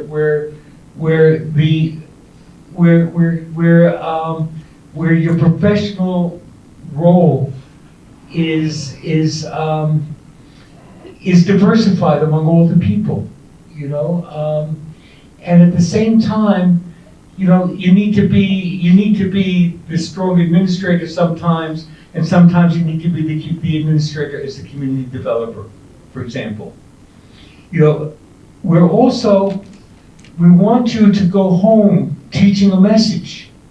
You know, you're more than the resident, you're an elder. And you're learning and growing and developing. We want the staff members to be encouraging that. We have a message to teach. At the same time, we have something to teach. We're constantly learning from the group. So we're teachers and we're learners. And we're advocates.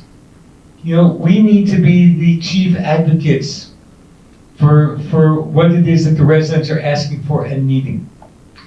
And you know, when we came up with these roles, we had teacher and learner and leader and member, you know, and advocate, but we didn't have a balance for advocate. And so we're doing in our home that we were blessed to be able to steward for many years. we would do our in-services, and residents would come to the in-services. And we're doing an in-service one day on the community developer's role. And there was a woman who came, I don't know how she happened to get there, she had cognitive deficit, and we didn't make a differentiation, we welcomed everybody into community. And so she was in this meeting, and we said, and an advocate. And this woman said, and the love. You can't advocate without love. And so we knew that love needed to balance advocate. Because if we're just an advocate, then it builds resistance. But if we're advocating with really understanding the position of the person, to whom we're advocating or for whom we're advocating, and coming from kindness and love to that person, then we're gonna, water dissolves rock. Softness opens hearts, and the whole thing is to open hearts. So these are the roles of community developer. And anybody have any questions about this? Any statements, questions? I have a thought. A thought? Well, I liked what Terry Lee said earlier, that, she asked some of her leadership team to participate with Jake, who, if you remember the last time we were all together, those of you who were here or listening, Jake in about 2 hours said, I want to be the community developer. He already knew that. He was very excited about hearing this. And, it was amazing going into his home, like all of yours, that he had taken on that role. And Terry Lee could see that he needed support, though, and that maybe she wasn't going to be at every single community meeting. And so she asked leadership to step in and support him. So I thought that was, a great opportunity. Then you're in a position to be a leader, a learner, an advocate, whatever that might be. And I think that we've had some examples that we've been able to see. When he and Debbie originally developed the community developer role, always felt like it should fall in the activities person's role. But we don't see it that way now. And Barry's really advocating for it to be part of everyone's role in every job. That even, someone who's a care partner, who's working in housekeeping, who's in food service, wherever, if it fits, they could be community developer too. And they may be going to community meetings, who knows, and end up like Alicia, right? I just think that we're advocating for this to just become a term that ends up in a job role across the organization. Does that make sense? Each role, that I'm an administrator and I'm a community developer, and I want to even challenge my own thinking on that a little later today, because we're learning from the whole process, and this is as much a learning situation for us. So do you think it would be worthwhile now to break down into peer groups, administrators, director of nurses and nursing staff, to talk a little bit about how you're taking on this role in your job? Do you think that would be a valuable thing to do for 10 minutes? Mm-hmm. Okay, so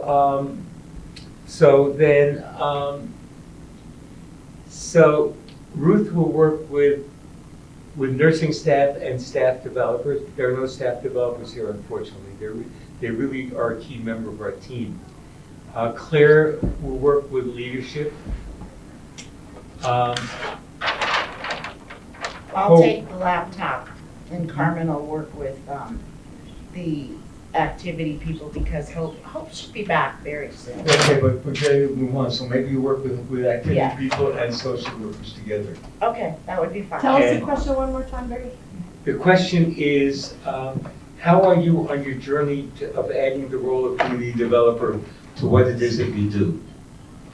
And As the director of nursing. as the director of How are nursing. you? Or Are there any CNAs here? No, okay, so I'll work with the CNAs. They're Great. both working in activities, but they've recently come out of their roles as activities.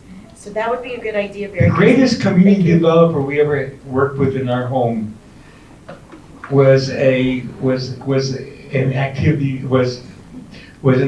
professional who had been a CNA. And when my wife Debbie said to her, "I want to make you the activity director," and our activities consultant, who was really concerned with compliance more than we were, she said to Debbie, she'll never learn to do the documentation. Oh, I'm sorry. And Debbie, what are you sorry for? Because I'm just saying that's closed-minded to things like that. Yeah, and so Debbie said to her, "I'll work with her and see what we can do." And then Debbie went to her and said, "How do you feel about the documentation?" She said, "I'll never be able to do it." And Debbie said to her, "I'm willing to work with you after hours on my time. If you'll work on your time, I'll teach you how to do it."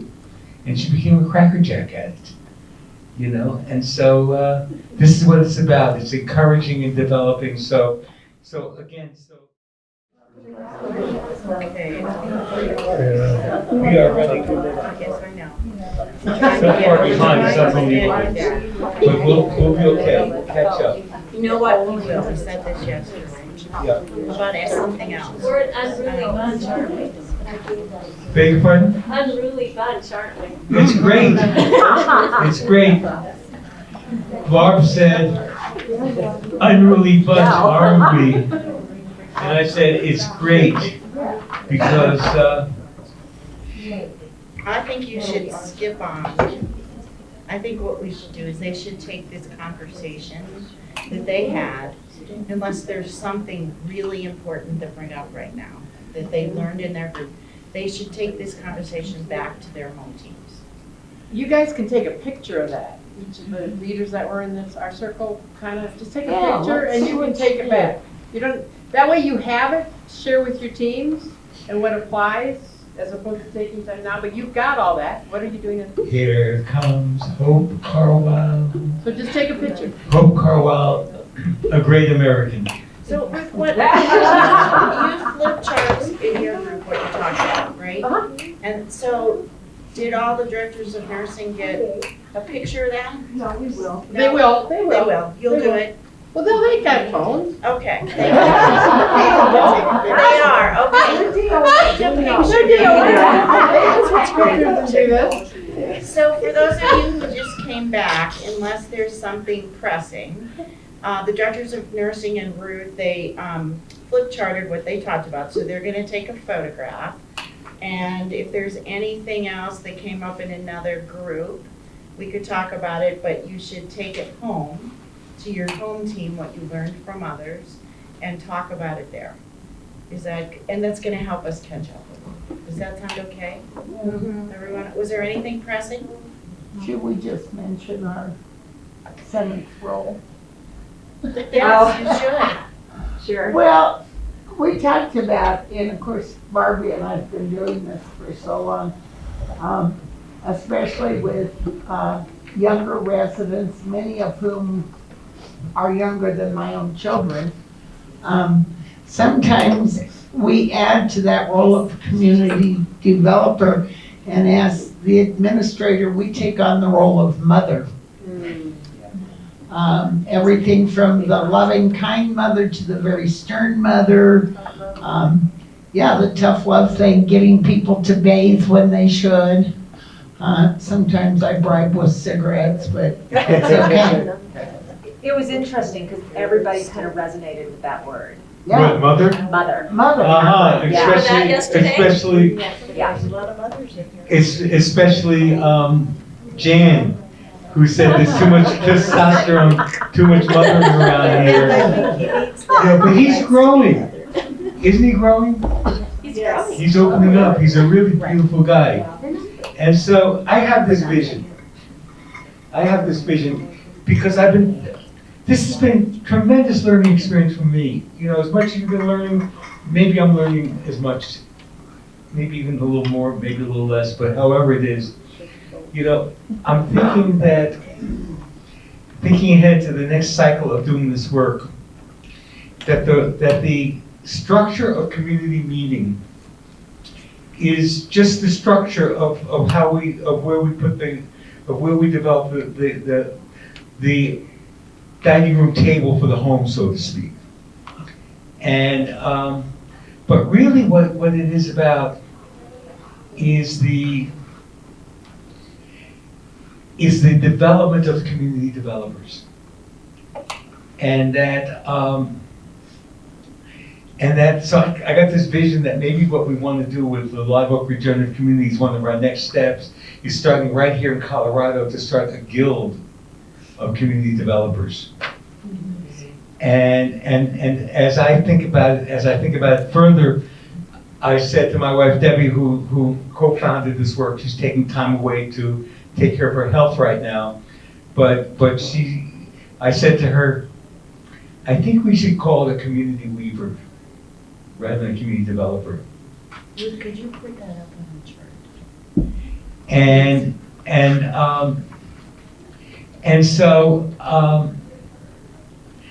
So she said, we've been calling it community developer all these years. I don't think we should change it. And I said, but Debbie, you know, the idea of community weaver it has a certain poetic power to it. And Debbie said, well, why don't you ask the people you're working with? So I'd like to get some feedback. Should we call it Community Developers Guild or Community Weavers Guild if it comes forward in this way? What do you all think? He's serious about this. So. Yeah. He's taking the opportunity while she's on timeout. No. I talked with her about all this stuff. And she told him no. And then we argued. No. We encountered one another with love. Okay, always with love. I think they're a little different, Barry, because the developer to me sounds like you're at the beginning and you're just creating. And I think the weaver is more once you have something started and you're really then building it. Well, that's and developing is building too, but it just, in my mind, they do feel a slight difference. So the weaver starts with a blank loom. So and then begins to, But at least they have the loom, where the developer doesn't necessarily have. Well, but we have our homes. I don't want to advocate, I want to hear. Well, I see along those lines, I think developer kind of sounds more institutionalized or more firm, whereas weaver, you're weaving integral parts of this community together to become one. Yeah. Right, it's a very descriptive, you know. Mm-hmm. I was gonna ask you, Barry, doesn't it seem deeper to you, the weaver? It's like. I'm sorry? Doesn't weaving seem like the deeper connection, like Marissa? Like she put it. To me it does. Seems deeper to me. It's like To me it does. I like weaving. And that's what I mean about development. It almost feels like it's something that you do at the beginning, and then once you have it, you stop because you've developed it. But the weaver keeps going. Keeps I love the going. way Marissa put it. So because I want to be fast, because we're running so far behind, but it's good to be behind because then we can catch up.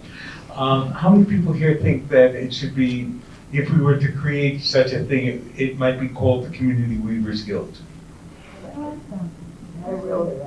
Wow. I do have a comment. Please.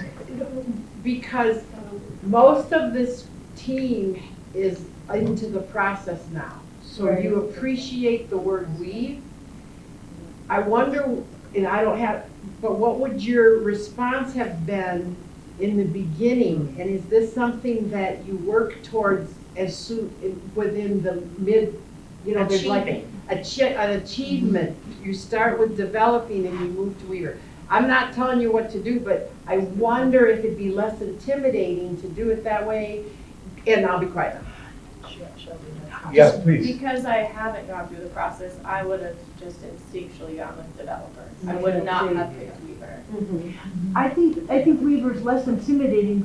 For me, I'm not a great developer, but weaving, I mean, I could, yeah, I could, that's, yeah. Well, it's intriguing. Like, Yeah. what do you mean by that? It feels more It wholesome. feels more creative. Yeah, it feels more wholesome and a little bit warmer than, like you said, it's like Warmer. developers like more structured, like when I think of somebody developing something, like a housing development, like you're building something, you're coming in, you're gonna make lots of noise.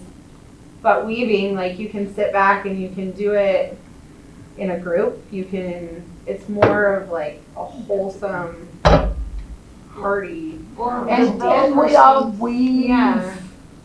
weave differently, you know. Yeah. Your colors or your design or And I'm, whatever is like, gonna be different than Yeah. mine. And I'm new to this, so I don't know, it just seems more. And we're still talking about that the community weaver would be a teacher and a learner, a leader and a member and an advocate and a love. No, we're not gonna add mother. Mother, father? You know, I'm okay, you know, I'm half woman, my mother was a woman. told me that. So I'm cool with that, you know? This is what happens when we spend 4 hours in the car together. Mary, I have a thought. It's kind of like Ruth's. It's a little bit more, but Ruth, I had more time to digest this. I really thought you'd all want to stay with developer. I wasn't ready for the hands that went up, but I'm okay with it. I can change. So can Debbie. Yeah, so here's what I'm wondering now. I kind of like that we developed here's, and it's because of Shelby's comment, that we start the original retreat with developers so that they can take it in. And they don't have to think about this funky word that's poetic called weaver. And then we introduce it How about as saying a community weaver is a community developer?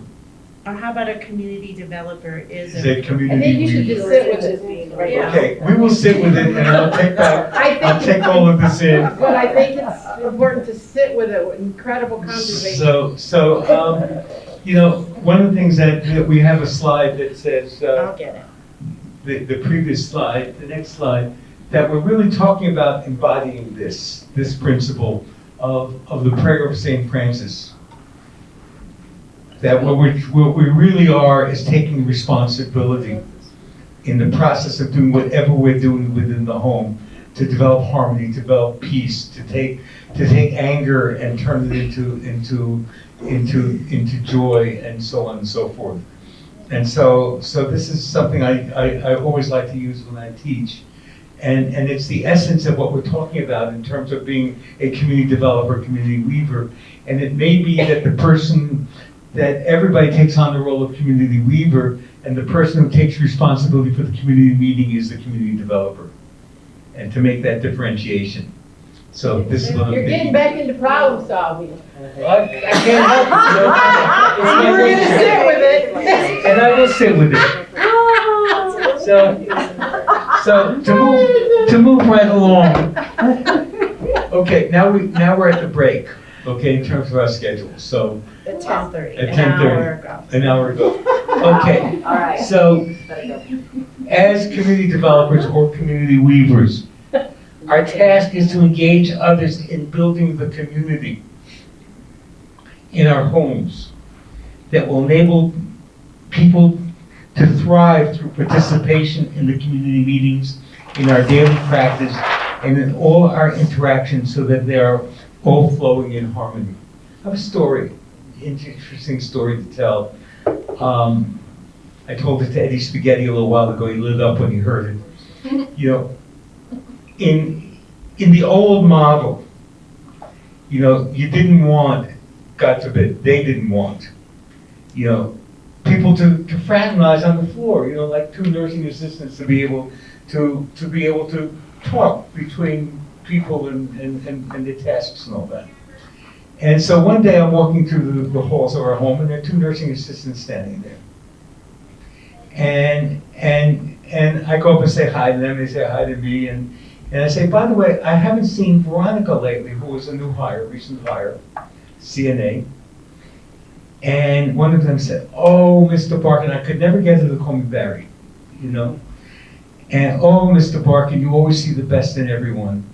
Not necessarily true. And she said, she spoke a good one to you, but we saw how she was with the residents. And we said to her, this is not how we do it here, and we showed her.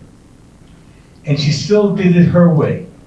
And so a couple of us got together, and we spoke to her, and we said, there are many, many nursing homes around here where they do it the way you do it. You know, but here we do it our way. So why don't you leave here and go to work in one of those nursing homes? Wow. And so the staff members essentially fired a peer. And so that was one of a truly uplifting moment. Now, what happened was that in a very informal way, everybody joined our team. Well, not everybody, but for the most part, joined our team of being community weavers in a sense, community developers in a sense. And so we wanted to be able to go home, back to the homes, and to expand the team, to expand your teams. And we'll talk more about that later. You know, but at the essence of it, we were trying for years to distill down the absolute purest essence of what it is that this work is about. You know, and so as a Trekkie, someone who loves Star Trek, you know, I came up with 2 prime directives. And I immediately said to Beth, and Beth said, this needs to go in our Learner's Journal, and it's at the beginning of our Learner's Journal. And so the first prime directive. Oh, you can't go there, that's Claire's part. Claire. Hey, how about that? I don't know if I need a microphone, but. Thank you. All right. So the first prime directive. Thank you, Beth. I'm You're just, welcome. Just to read it it together is all our efforts are directed towards supporting the human spirit to thrive in each person and within the community. So I just want you to kind of sit with that for a second and think about what's going on in your home right now. I mean, what are examples where you are really supporting the human spirit to thrive in each person in your home? And I invite you to kind of share with the group.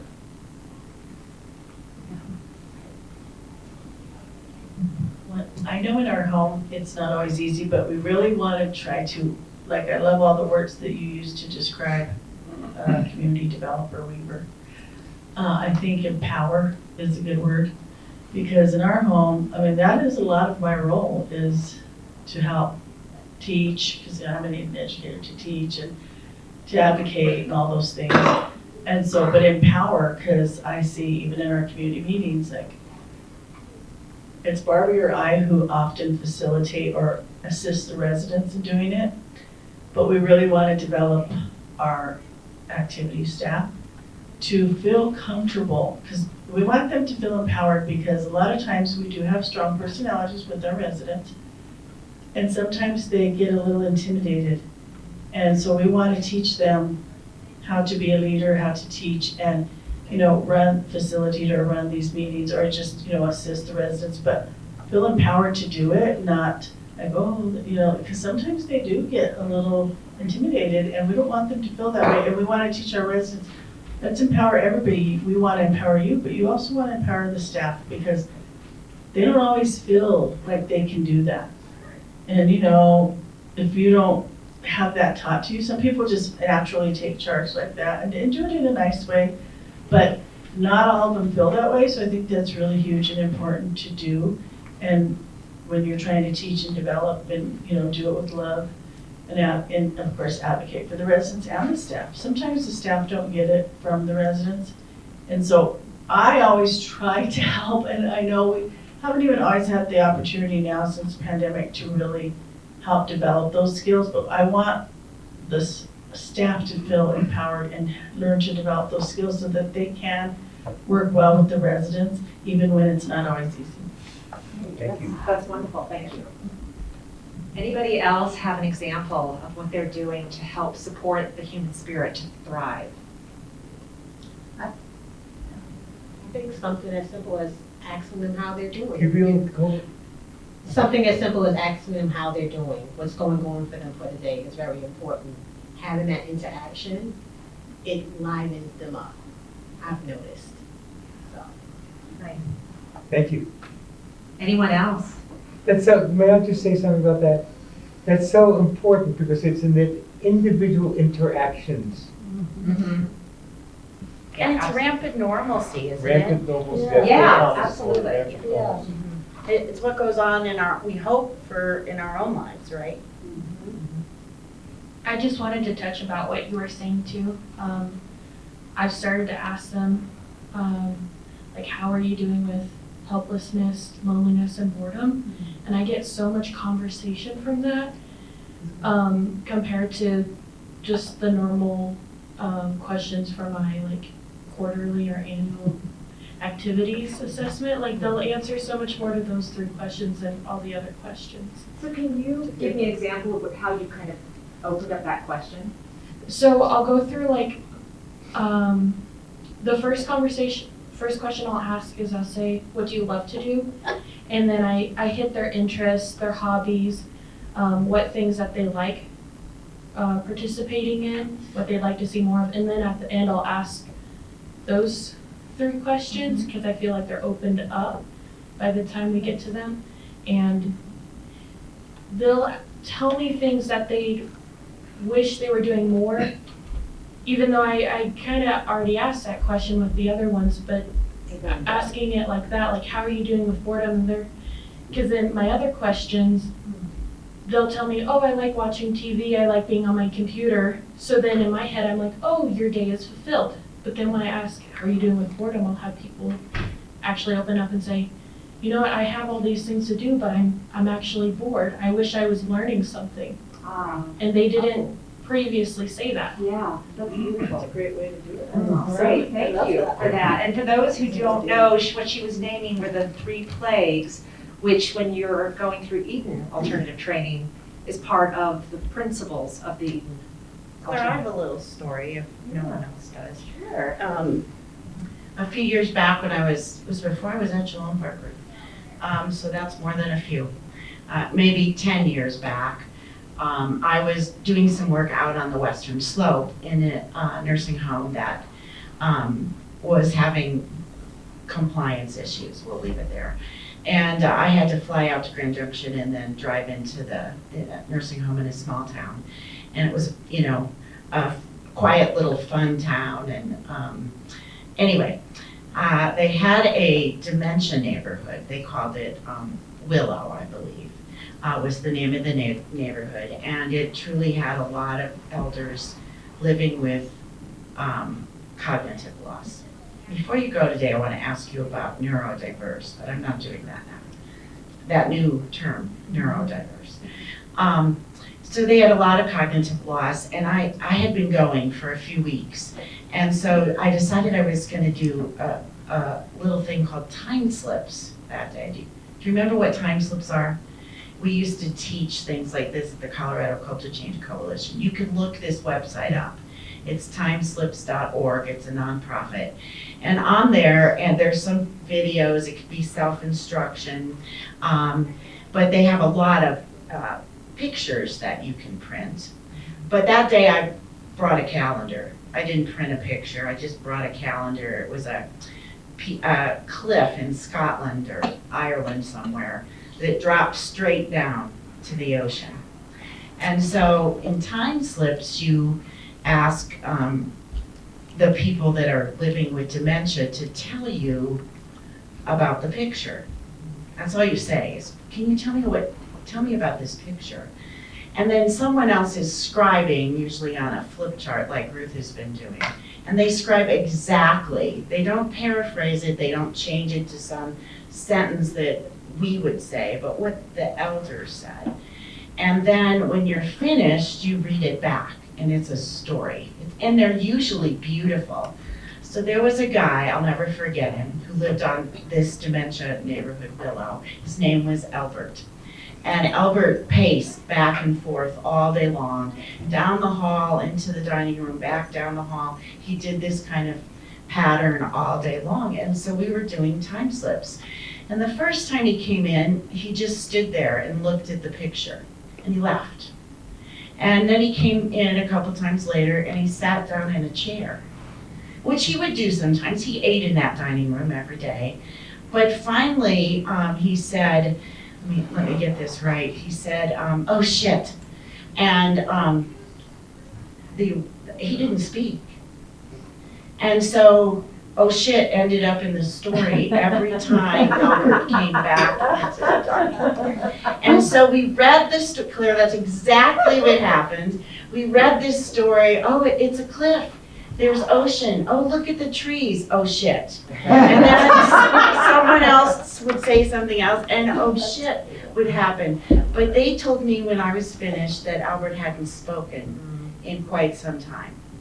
So that little bit of participation for me was that I knew the human spirit at that moment was thriving for Albert. And that's all that really mattered. Maybe we couldn't get it to thrive all the time, but I was trying, this is part of being a community developer and a leader, trying to role model ways that you could be more than just a place where someone lives with dementia. It's a great story. Yeah, the one I wanted to also kind of go back to is a story Barry was telling earlier today, where he talked about kind of that whole welcoming of new elders moving into a home, and how the person had made the comment that this was like the first day of their life. And yet it also gave an opportunity for others in the group to provide support, provide empathy, and also talk about what a wonderful place this was, and really help promote that community and that human spirit. So I think we're all doing probably incredible things in our home, and that we want to just continue to do more of. I'm going to turn this over to Ruth to talk about the second Prime Directive. Oh, that's me. Yeah. Okay, so let's read it together out loud. We strive to eliminate all policies and practices that diminish the human spirit. So think about your community and think about and picture yourself in your community as an elder, a wise elder with all this history and wisdom. And you're in your community. What policy and procedure for you, this is personal now, would you really struggle with? This isn't about what we need to do. This is about what policy, and I'm using the words of the Prime Directive, so there's an institutional word right there, policies and procedures. Who lives by policies and procedures? Policies and practices. Oh, and practices, sorry, policies and practices. Okay, that's good, that's a broader word. Look how quickly my brain switched to institutional. Okay, but what policies and practices would you struggle with in your home? Who is willing to lead? And here comes Terry. And then just pass this around. Yeah. I'd struggle with one of my favorite things to do, and that's food. There's, you know, I don't want somebody to tell me that breakfast is from 7 to 8. I want breakfast to be whenever I want breakfast. And even though we do, and you know, the always available menu and all of that, to me that's still not enough. I want to go look in the refrigerator and see what's there. Or I want to go to the cupboard and see what kind of chocolate I have left. So food would be a big one for me. So my first day at Bruce McCandless, I was in orientation, and Barbie actually came in and was talking about the Eden alternative, and the question that she asked to the group of us that were going through orientation was, what is something that you look forward to in your day? And for me, that's showers. I have to have 2 showers every single day, because that's how I start my day and I end it. And she was like, ooh, 2 showers a day, you know. And in the nursing home world, that's hard to accomplish. And she said, so how could we as staff pull what you need to make your day successful into a reality? And so that was something that stood out for me when Barbie was talking about it. I'm like, how would we do that? But for me, showers are huge. It's like the 20 minutes that I get to myself where nobody needs anything from me. I'm a mother of a 2-year-old, so I literally have somebody hanging on me when I'm not at work. So showers are like my time to just close my mind off from the mundane stuff of every day and not think about anything. So. Great. I was gonna say my shower's with me, so. Yeah. I was gonna say more so of like when residents or elders deny when elders deny their medicine, you know, they come in and try to give them their medicine and they say no at a certain time. I can take it later, but they're not given an option to be able to take it later. You know, they might just have gotten up and, you know, the brain has to come together and that's not happening. For me, it'd probably be all the infection control, not even the COVID stuff, but the continuous, will you wash your hands before meals? Will you use the hand sanitizer when you leave the room? All those little things. I mean, now it's masking and things like that, but I would be care planned for refusals of care and everything else very quickly. So that word down, refusals. I'm making you're gonna all take a picture of this. Yeah. Perfect. I'm gonna put She's that. declining. You said refuse. I don't know yet. I'm new. So That's okay. You're good. It's good Yeah. because we say it all the time. Yeah. Good job. Good. The thing that really stands out to me, besides what's already been mentioned, is all of our testing for COVID. I feel like the rest of the world isn't doing it, and I don't know why we are. I know why we are, but I feel like we continuously find reasons to treat our residents differently than other people who are the same age but not living in a nursing home. I love it, great point.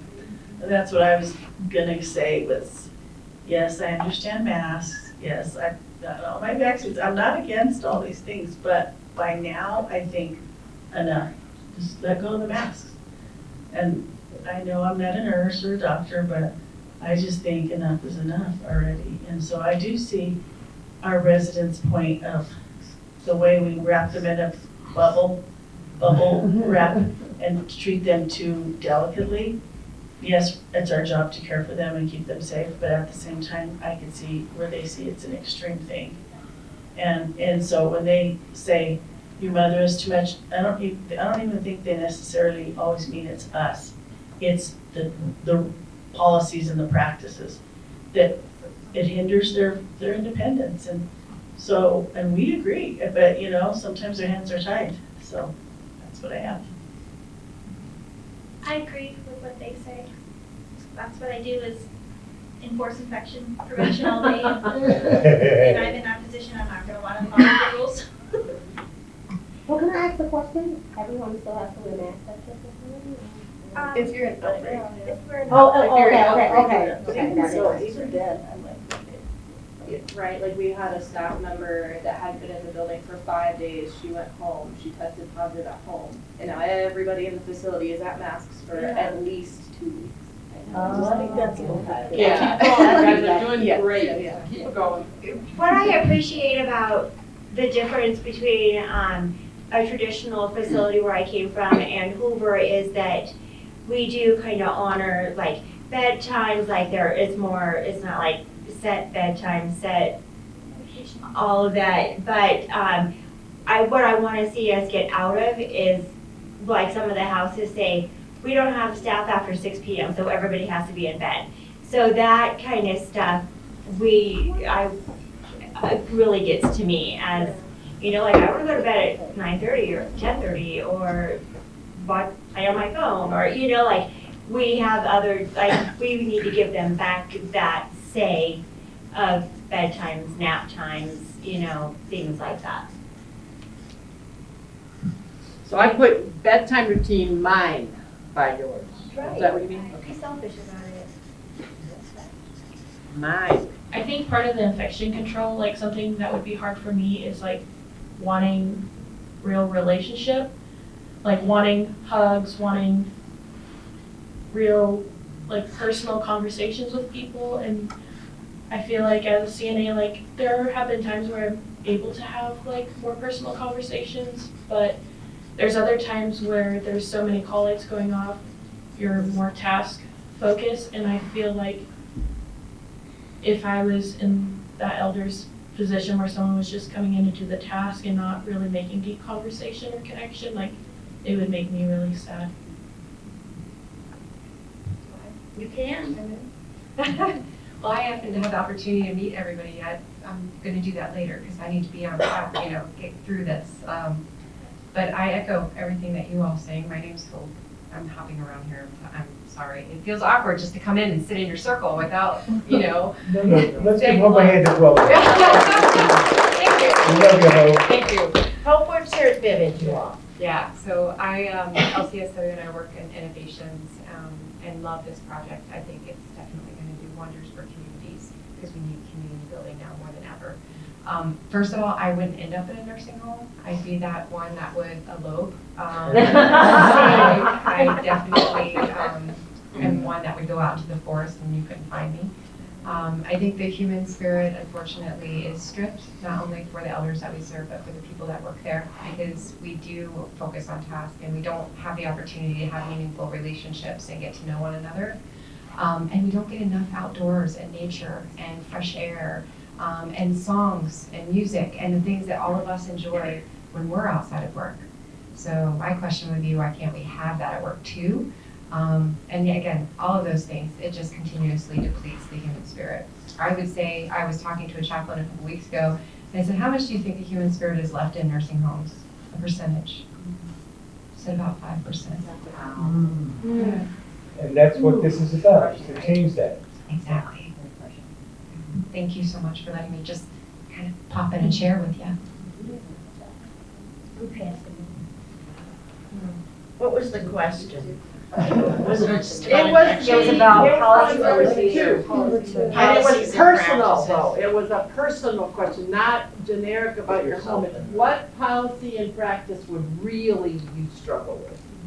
What would you personally struggle with? Well, I struggle with, it's hard after I've retired to get up in the morning. And I have a good friend who calls me sometimes at 7:30 in the morning, and she says, oh, I woke you up. And I said, well, yeah. At 7:30 in the morning. And, I might eat breakfast some days at 10:30 or 11. I skip lunch. So it's just, I decided when I retired I was not going to do it the way I've been doing it. And I needed the rest. It was not unusual a few years back to sleep for 12 or 13 hours. My body just needed it. So that's what I would, there's a lot more. Hey, I would, and then, go ahead. What? Liz is over. Oh, Liz, do you have something? We skipped Liz. Liz? Thank you for reminding us. I'm so sorry. Don't be sorry, Becky. Liz, what would you be upset about or protest about? My animals, they're very important to me. They're the first thing I do when I get home is take my dog out for a walk and get outside and stretch my legs, and that would be upsetting to me. Thank you. We do have animals in our facilities. We do. Thank you.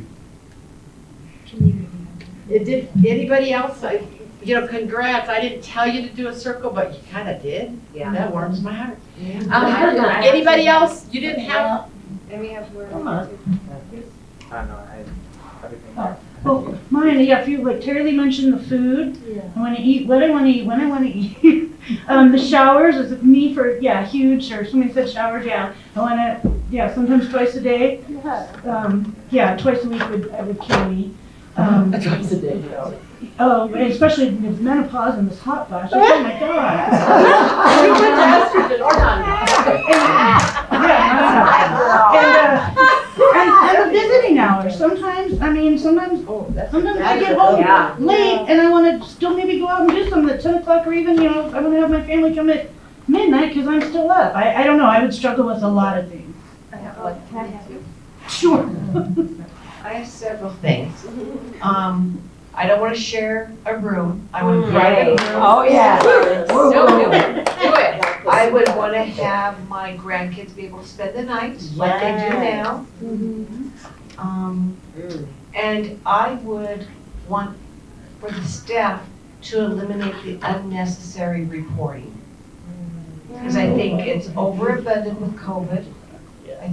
And I just think it's not as necessary as what some people think. That's documentation. Yeah, amen to that. Yeah. Documentation on what? What do you mean reporting?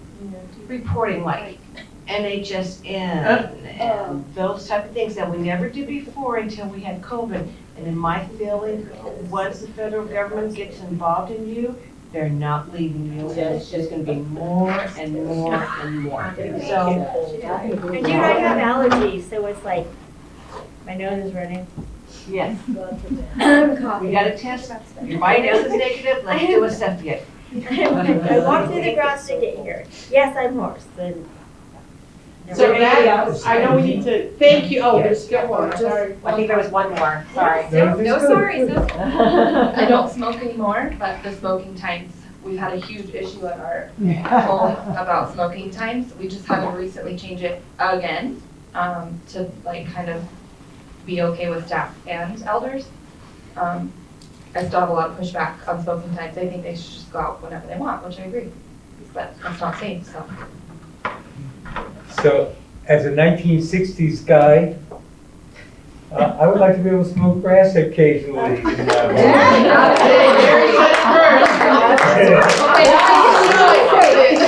take a picture of this. Take a picture and you can take it back to your home. Are you gonna add grass? I like And smoke grass? Yeah, it's green. Okay, here's a lead. Take a picture because you have plenty to work with on your prime directive of policies and practices, and I thank you. And here's what I've learned. If we had 30s and 40-somethings who were in formal leadership positions, they'd all be smoking. Yeah. Yeah. Okay, so now that we opened up that can of worms. It's now noon. It's now noon. We caught up, it's lunchtime. No, we have one more thing we wanted to do. Nice try. And so, let me just. We're getting closer. Will you give us 10 minutes of your lunch hour? No.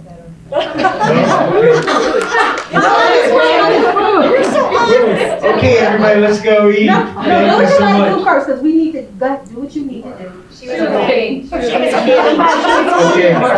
so, You said that so what we'd like you to do, and you can do this when you come back, is to spend 10 minutes in your home teams talking about how you can advance the prime directives, bring other people into your home teams, maybe bring other people into your home teams to begin to support community meetings, support the ideas we're talking about, so we can expand that team and that team can meet as a regular thing. So when we come back, we'll spend 10 minutes in our home teams, and then we'll feed that back. And you're doing a dynamite job, Ruth, of putting things on the board. Yeah. Take pictures, come on. And so. We've all said it. And then we'll put it on the board, and then we'll get into some very interesting stuff about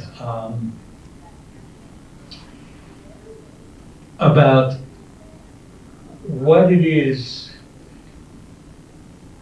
Imagine that what we're talking about is Gandhi is attributed to Gandhi that has said, become the change you want to see in the world.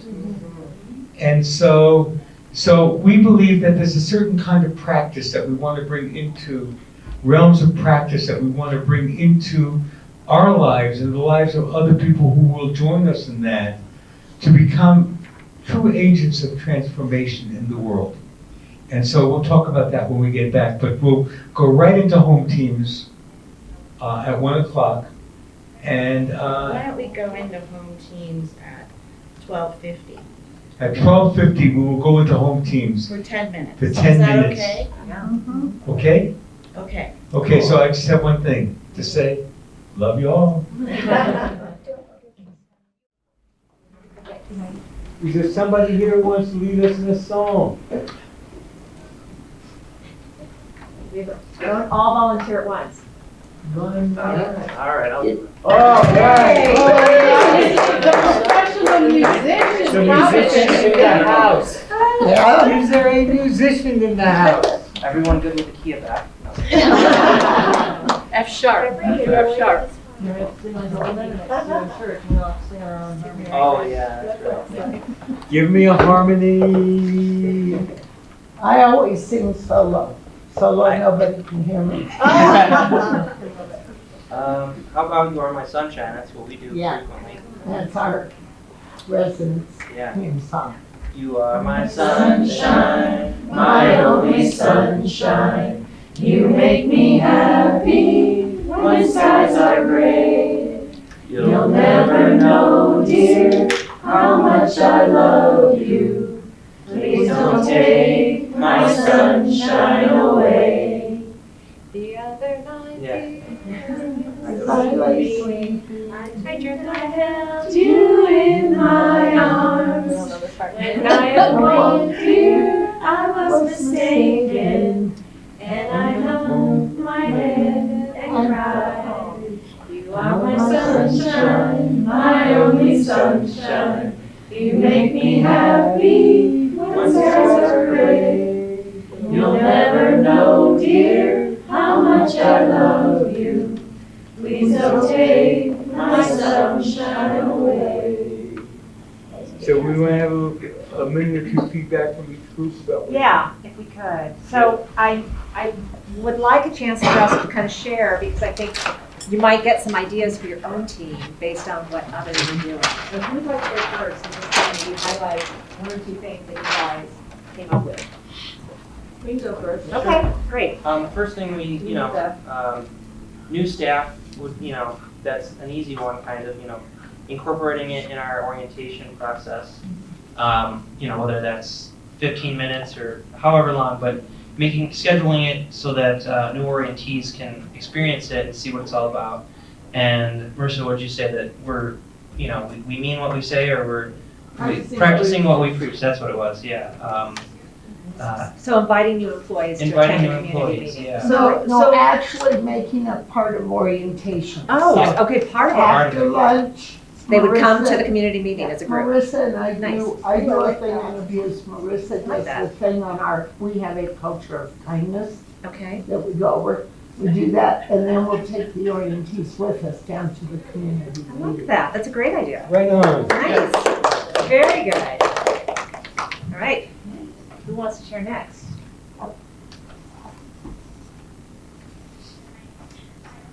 I think we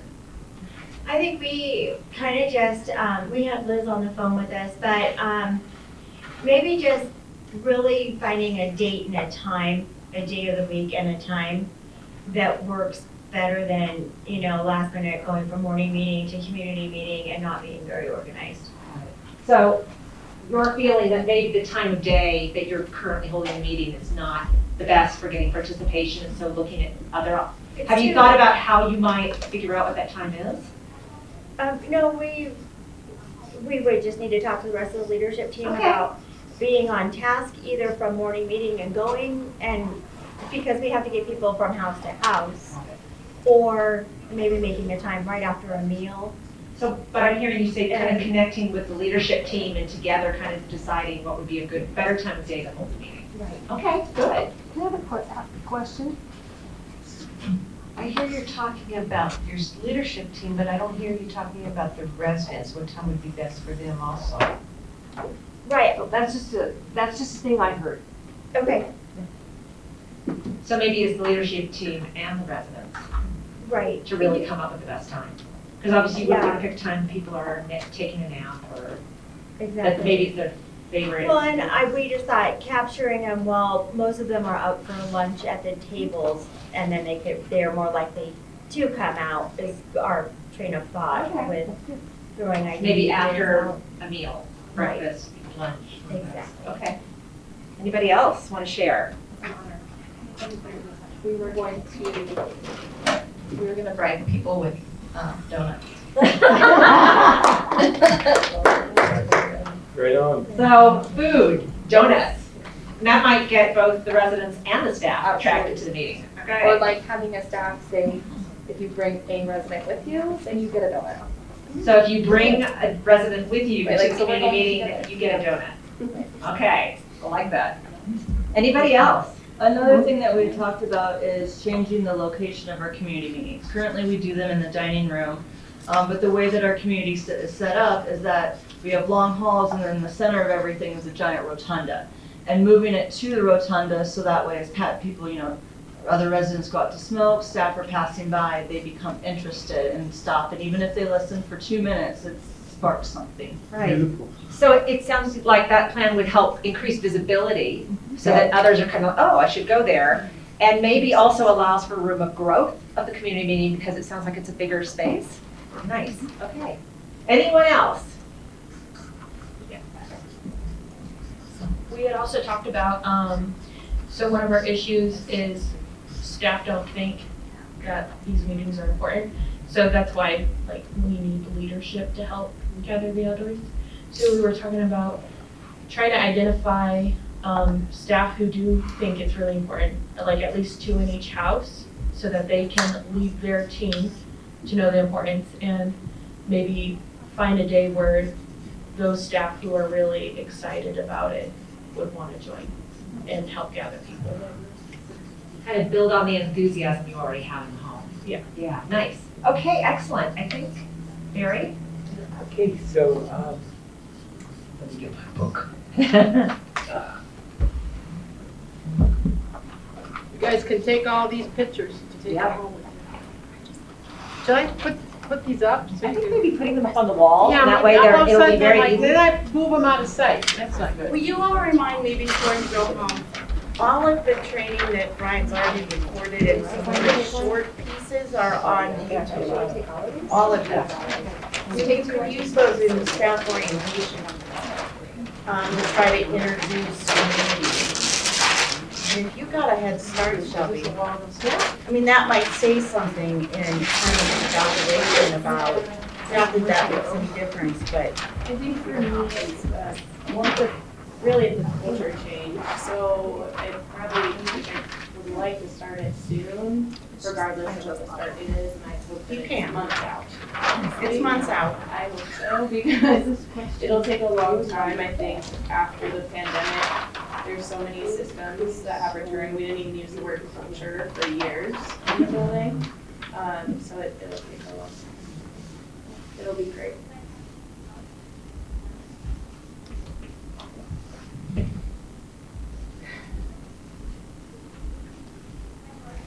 Silence. Silence is very precious. Before we go into a meeting, particularly a meeting that we think may be troublesome,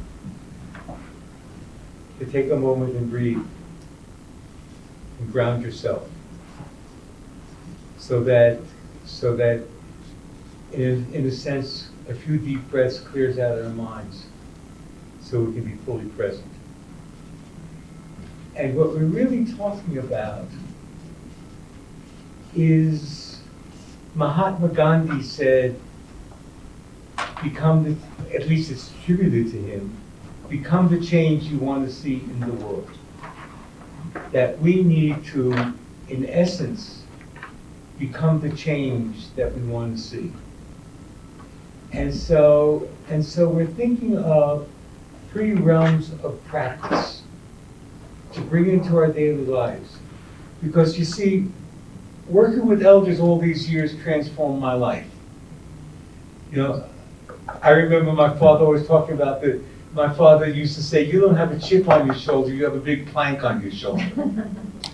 And I was a real wise guy. I still am a little bit of a wise guy, but it's okay, nobody can be perfect. But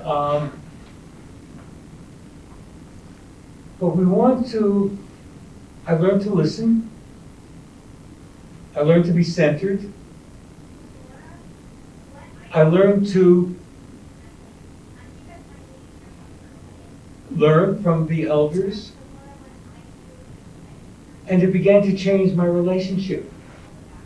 my relationship to my wife, my relationship to my daughter, my relationship to my siblings and my parents. You see, we're not, one of the big problems with the whole world of long-term care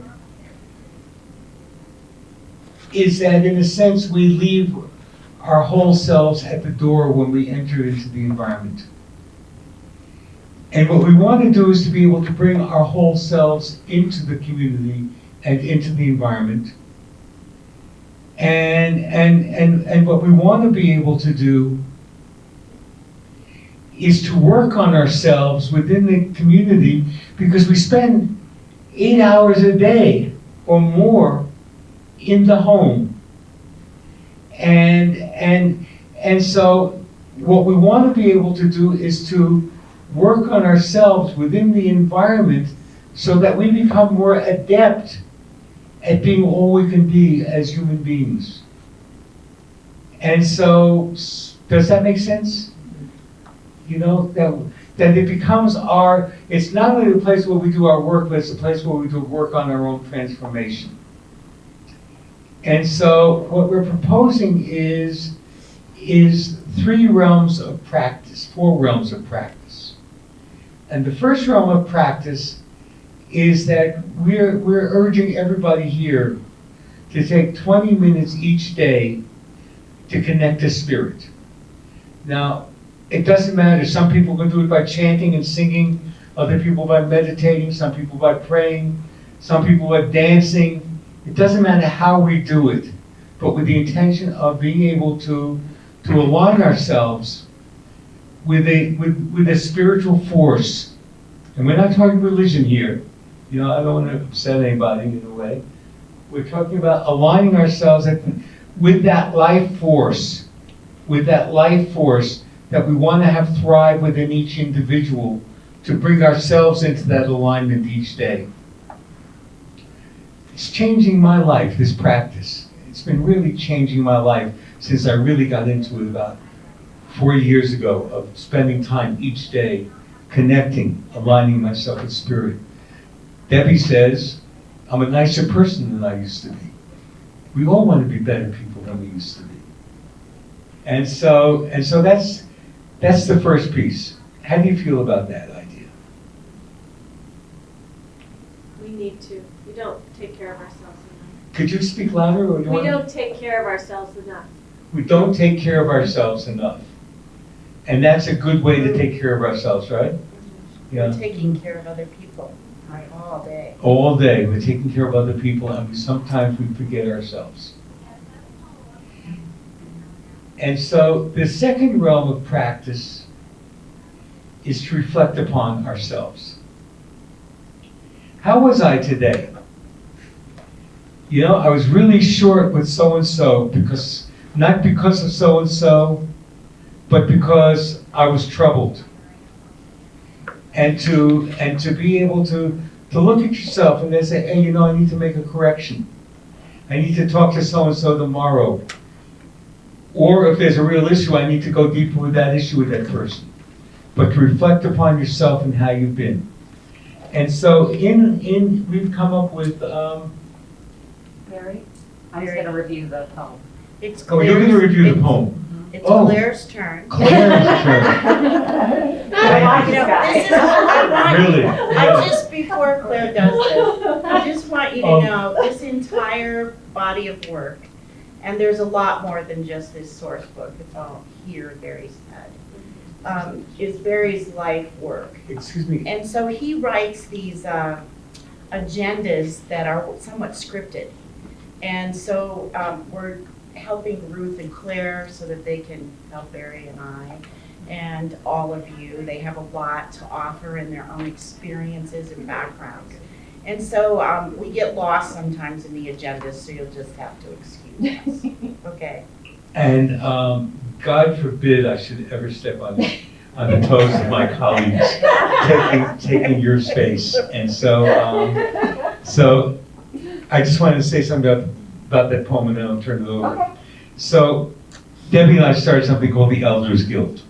And we had hundreds of meetings of people living in the community of elders, learning together about the process of eldering and bringing new ideas and dealing with peacemaking and all kinds of ideas like that. And one time I wrote a poem called the Elders To-Do List. And as I began thinking more about these realms of practice, I began thinking, this poem could be a real way of looking at ourselves. And so we don't need to use it all the time, as long as we're taking that time to reflect upon ourselves. You know, but one day I was in a real serious situation with somebody, and I took out that poem and I read it and worked on myself using that poem, and I came up with exactly the solution I needed. So now Claire will talk about the poem. Thank you, Claire. I love you myself. Thank you so much, Barry. So I also want to kind of just piggyback on something that was just said about not taking care of ourselves. And, you know, this is the turnout. I mean, the turnover and the burnout of what we see in caregivers is a big issue right now at all levels. We're losing administrators and directors of nursing and CNAs, and we need people to be here to do this sacred work. And so I think sometimes we'll say 20 minutes is more than I have in my day, but it's so important that we take care of ourselves so that we can take care of others. It's the whole putting the oxygen mask on ourselves first so we can take care of others. So I really just, let this resonate with you today about how maybe you could think about what you already do and then what could you change to better take care of yourselves. So the daily self-reflection is the next item on the realms of practice. And really, it's about taking a few minutes every day to just kind of self-reflect and think about, what are you thinking, feeling, kind of what's kind of, what are you aspiring to? What are the areas that you feel like you really need to work on to help you grow individually?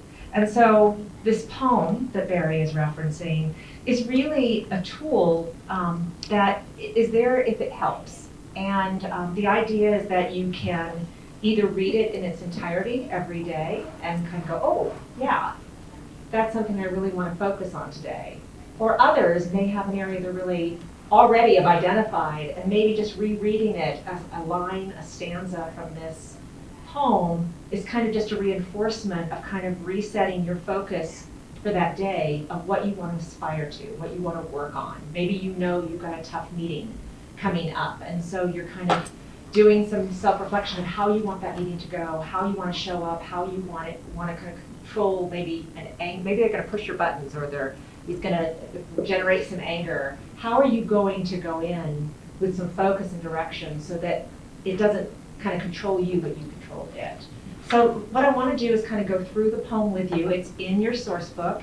It's page 44 for anybody who wants to look it up quickly afterwards. But let me just go through this, and I want you to kind of think about what is resonating with you. And if anything kind of touches on something that you feel is real relevant for yourself personally right now that you feel comfortable sharing, I would invite you to kind of share with the group. So the first one is to be present. Wake up. Our lives are finite. Make time to just be. Grow our wisdom. Cultivate joy even in the darkest places. And I think for me, that be present really kind of speaks. I am a doer. I make lists in my sleep, and truly. And just sometimes stopping and being present in the moment is something I know I consciously need to work on. So for me, that might be a stanza that I really focus on as part of my morning self-reflection. Perform acts of service. Opportunities for service are all around us, in our families, in our communities, and with others. Learn what needs to be done. Plunge in with both feet. The more we give, the happier we become. Does that resonate with anybody? Anybody feel comfortable sharing? It's okay if you don't. Well, Claire, I could share. Okay. I mean, one of the areas that has become a focus in my life since I retired is spending time with immigrants and refugees. And so a few things that have filled my cup. We sponsored a woman who was living in the Aurora Detention Center from Mexico. Her name is Maribel. And it'll be 4 years this spring. She now lives in Glenwood Springs, has a work permit, and last year I took her to Brownsville, Texas, and her children crossed at the border. And so that was an amazing thing to watch. And then more recently, I'm on a refugee team at Lutheran Family Services for an Afghan family of, they were 9, but now they're 10. They had a baby in November. The only little U.S. citizen in the family. So they just fill up, the children are 16 through 4 months. And they do, besides this work, I don't really do anything else. If you ask my husband, I don't even cook. I barely make coffee anymore. But I'm just tired of it. It doesn't fill my cup up anymore. But those things really fill me up. And they're good for me because they make me feel good. It's like spending time with the elder in the nursing home or with people who have similar values to the Live Oak Project. It fills you up. It makes you know that there's a world out there, that there's going to be something better going on for. Right? Beautiful story. Thank you so much for sharing. Right. My glasses, I can't read the phone. Okay. Engage our struggle. Remember, the struggle is long. Master the terrain. Be strategic and keep a long view. Retreat only to move forward. Come with our love in each encounter. I have a quick. So during the past year, I thought I was going to do one thing in terms of a little dementia coaching, varying cognitive ability coaching, and I've taken a whole different path. And along that path, I'm becoming certified in this particular approach. And the brilliant owner, founder, creator of the certification has had horrible experiences in long-term care. And her perceptions of long-term care are just, they piss me off. And yet it's real because those are her perceptions. And I honestly, and as I was looking at this, we've come almost full circle where, and she's like my mentor, and I've become her mentor and said, no, that's all out there for 20 to 30 years, but there's this other group that you just don't know about and you need to. And so and initially when I started my certification, she's like, that's not in the certification rate. And now we've gotten to the point where she goes, well, do what you think is best and let me know. So it's been this struggle for months. And I was like, I felt bad about partnering with someone who had such a terrible opinion of us. And I was like, that's who I am. So that struggle remains both real and important, and that's the first time I've said this in public. I'm working with someone who really thinks very poorly of us, but trying to change that too, so awesome. Thank you. I'm glad to hear that. I didn't know that was going on. Oh my goodness gracious, moving on. Pacify our inner beast. Contend consistently with anger. Calm the hurt that lies beneath it. Become self-aware. Anger impedes effectiveness. Beware of the boomerang. And when I thought about beware of the boomerang, it's really about if you give anger out, anger is what you'll receive back, right? Yeah. Does that resonate with anybody? Anybody want to share? I heard some, I saw a lot of nodding there, so I know this is something. So being a director of nursing, job never ends. You get phone calls in the middle of the night, you get staff texting you about multiple different things, and a lot of it is just like, I don't need to be dealing with this right now.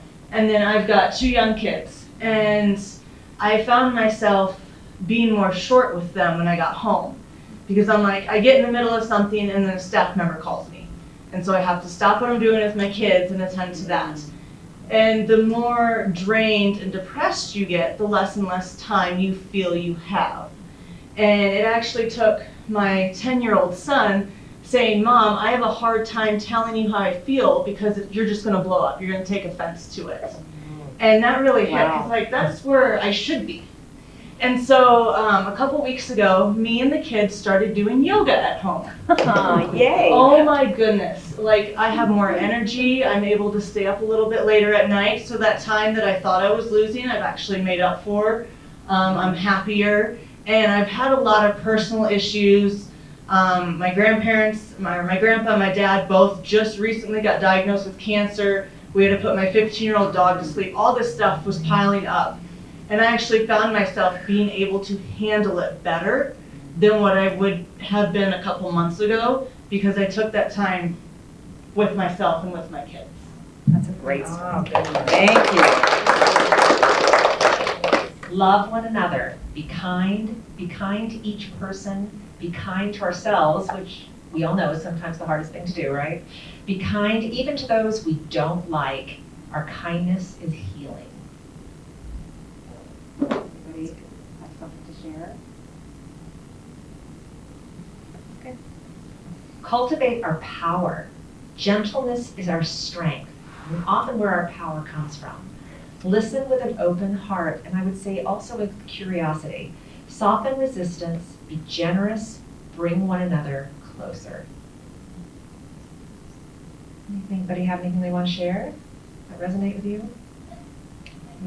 Yeah. In working with my mentor, who's a retired elder law attorney, I would totally agree that the gentleness and the power are together, because that's what's nurtured our relationship with someone who's used to being an attorney.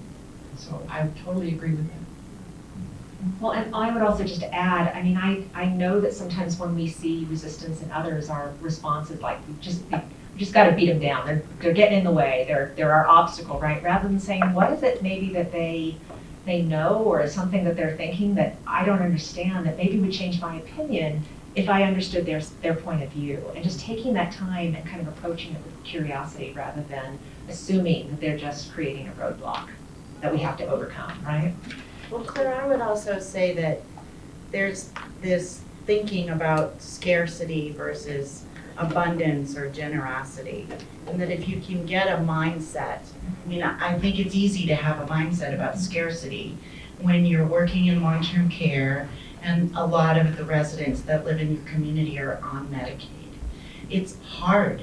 It's hard to figure out how you're going to balance a budget and give them what they need and want. And you see where they were living before they came to you. It's very hard. But there is a way to change your thinking, and if you can do that, you can change the culture from one of scarcity to generosity and abundance. It's so important. I have a story to share, if that's okay. Yeah. Beg your pardon? It's not my story, but somebody else's story that I was leaning into. Go ahead. If that's okay. Please. Yeah. I actually heard this a couple of months ago in regards to scarcity thinking versus abundance, because that's really hard. I mean, I've been in behavioral health for many years, and at the end of the day, the capacity is just not there. Like you're just, you feel it, And how do we shift that? How do we look at life in a different way and make each moment valuable? And so this story really resonated with me. A woman that was living out in California, her lifelong dream was to open up a little cafe in Cancun. And so she sold everything and she went down there and she wanted to make the world's finest tea, right? And she wanted to make Earl Grey tea, which bergamot is in Earl Grey tea. And it was like she wanted to be the finest tea that, you come and you have that if you like bergamot tea, and it's going to be the best tea that you've ever tasted. And so she established that. And one day she's making this tea, and this gentleman comes in, and he asks for the bergamot tea, and he's asking, where did you get that tea from? Is it made from oil, or is it made from a powder? And just going into depth, like about this tea. And as she sat back and he went to his table, and he's sitting there enjoying this cup of tea, like it's the last cup of tea he'll ever have. He's enjoying every single sip of it. He's smelling it. He's sitting with it. He's looking at it. He's tasting it. He's listening to the environment around him in that moment. She had never seen anything like this. I've never seen anybody enjoy a cup of tea to this capacity. And she's like, wow, this is why I've made the best tea in the world for moments like this. And so later in the day, they're taking all of the leftover goods that they had that they usually pass out to some of the individuals that are unhoused down the street. And she's going down the street and she passes it to this person that has their head down, and the head looks up, and it's the gentleman that had come into the store earlier with that tea.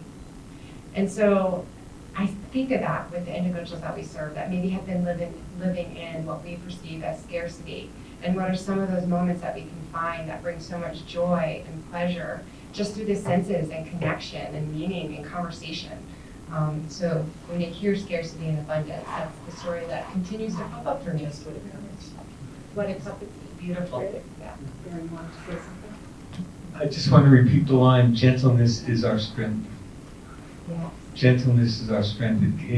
It breaks out of the power paradigm into a whole new way of seeing the world. Jettison excess baggage. Practice forgiveness. Acknowledge our part. Forgive one another. Forgive ourselves. Letting go is freedom. The power of forgiveness. Anybody have something they want to share?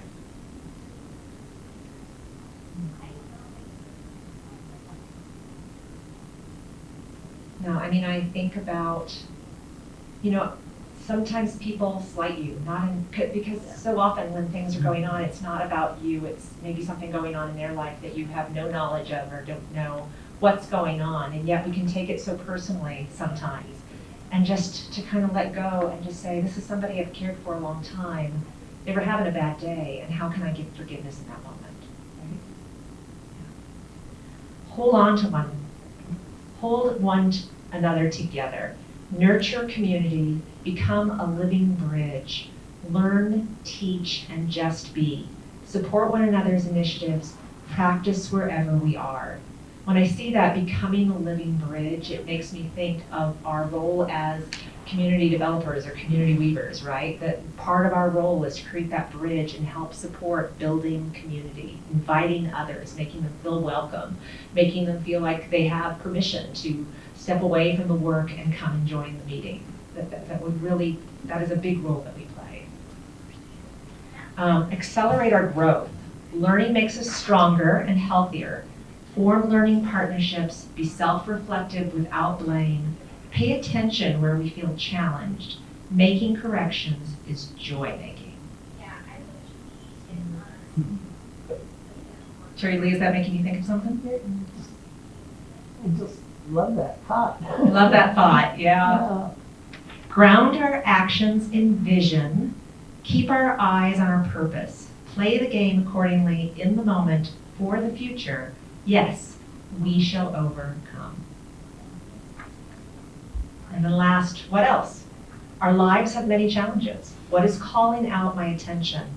Who am I in relationship to this challenge? And are there any previous 10 stanzas or 50 lines that resonate? So when kind of just saying at the end, if you've read the whole poem that morning, kind of what really stood out for you today? What are the things that you really want to focus on? What are you aspiring to? What is an area you want to kind of take on? Be real intent in your focus. So it's a great tool. It's in your source book. I would really encourage you, at least initially, maybe to start by kind of reading the whole poem each day, and then as you become familiar with it, if there are stanzas that are calling out to you, really kind of use this time. Again, we're talking a few minutes each morning to say, what is it that resonates with me today that I really want to improve, grow on a personal level? Well, I was just telling Jake, like, taking each of those stanzas and presenting them at the community meetings and then, getting the residents involved and finding out what hits home to them, what matters to them, how to fill their cup. Because just as we can grow from the self-reflection, so can our residents as well. Yes, absolutely. Barbie spoke to that yesterday. I brought that to one of the community meetings, the whole poem. Thank you. And shared the poem with the residents and staff, and maybe brought 20 copies along with me, which went like that, and then had people afterwards coming up and saying, can I get a copy of that? Can I get a copy? I was telling Barry, there's stanzas that I keep highlighted because I have to remind myself over and over about, you know, things that I want to work on. But it's beautiful. I think everybody should keep it handy, and even if you don't read it every day, even if you read it once a week, you would get so much more in your life. So, thank you. It just reminded me of, it could be a guided meditation too. We have a resident who used to be well, still is, he's a meditation instructor, and he was trained by monks. And he does a little spiel called shamatha, which means making peace.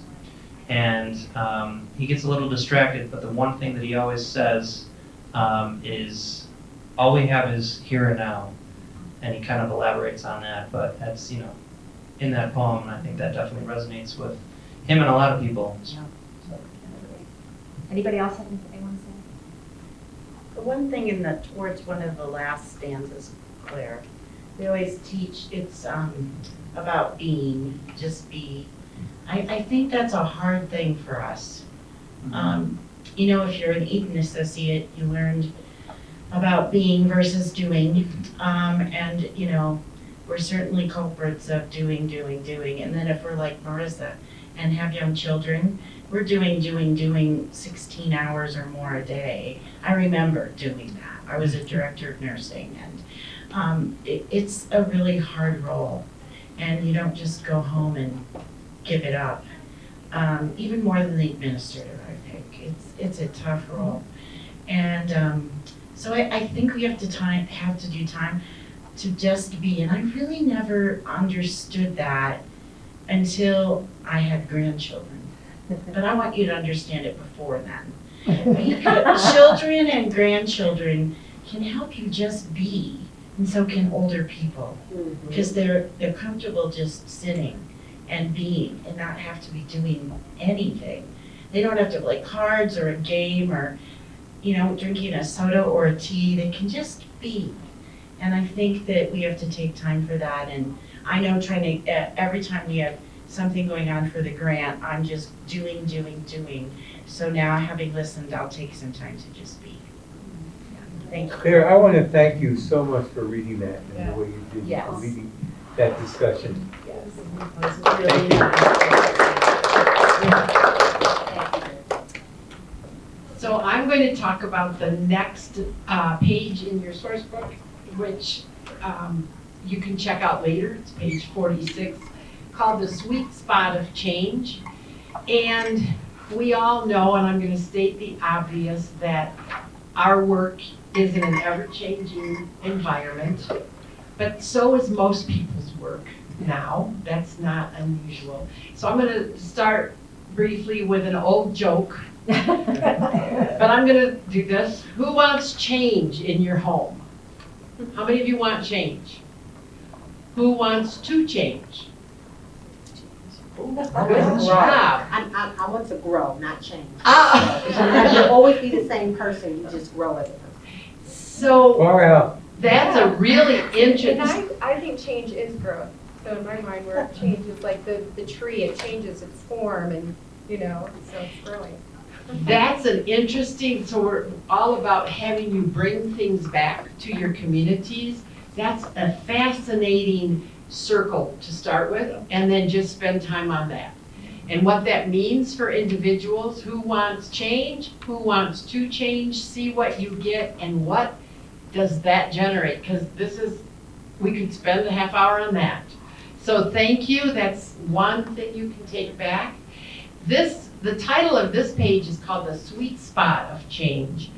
And a sweet spot is actually, and you may know this, but I think it's important to remember, it's the spot like on a racquetball racket or a tennis racket where you hit that ball and it or a bat. You can hear it if you listen to a baseball game or watch a baseball game.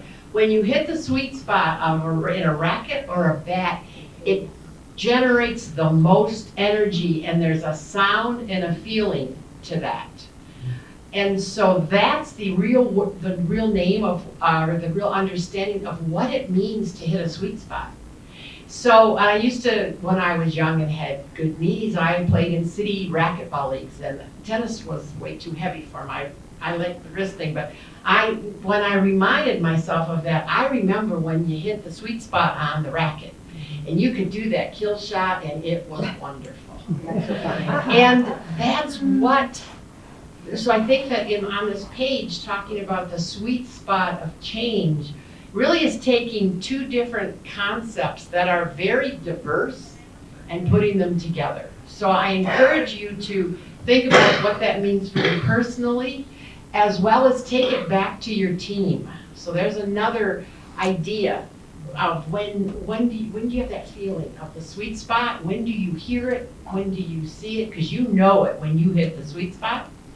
And then the last thing, so yeah, it creates energy related to change. So, and then the paragraph that I'm just going to highlight here ends with the first paragraph. As community developers or weavers, whatever you're going to end up being, it is our practice to strive to find the sweet spot in the midst of change so we can promote the best possible outcome.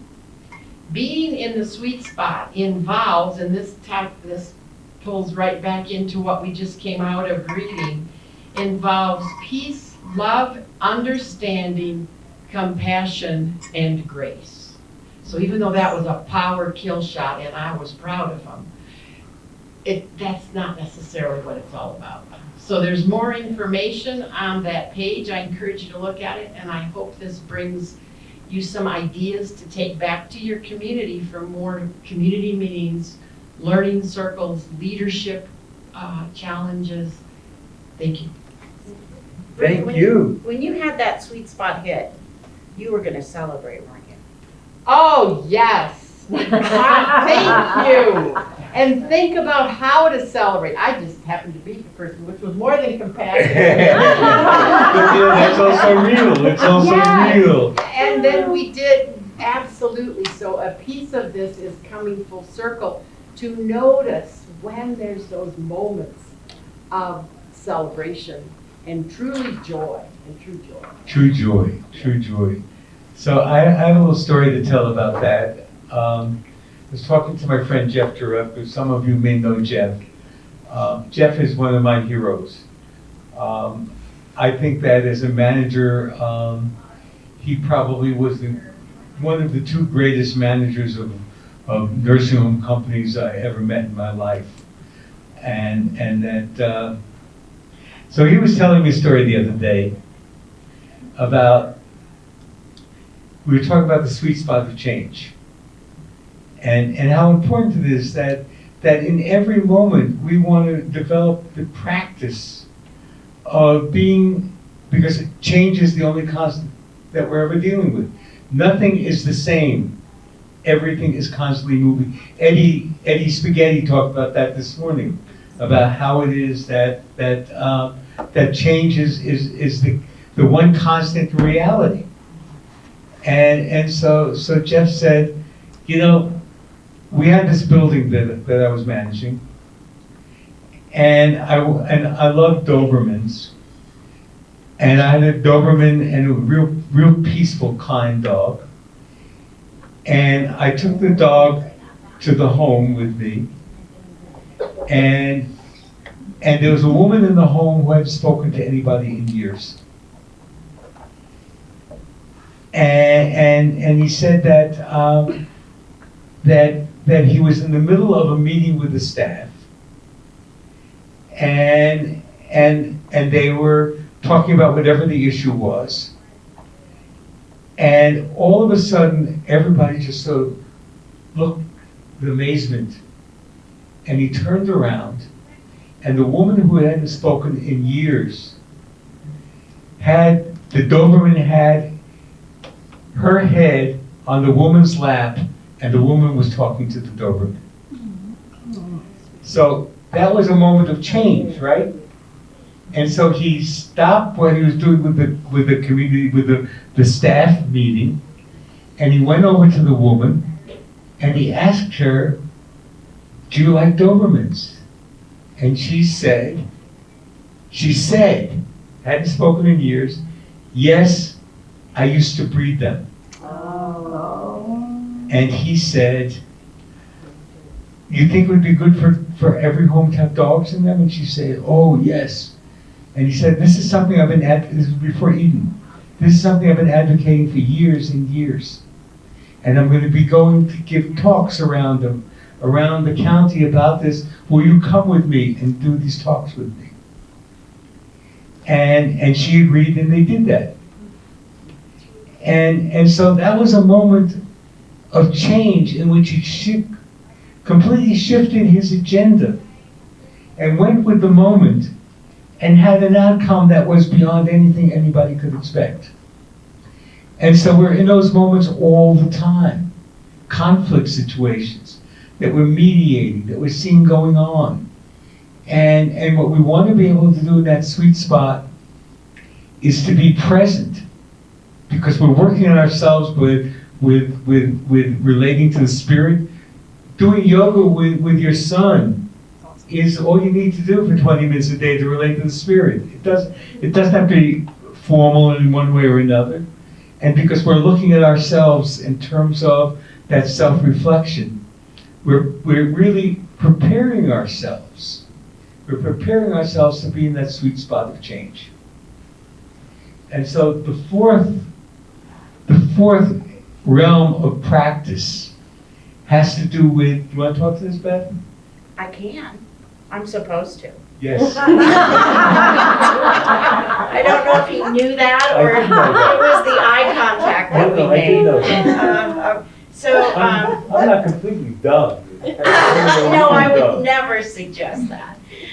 Barry's amazing. And I was thinking when Ruth was reading that paragraph about the sweet spot, that last paragraph, you know, I've spent a lot of time with Barry in the last year or so getting ready for this grant. Well, writing the grant.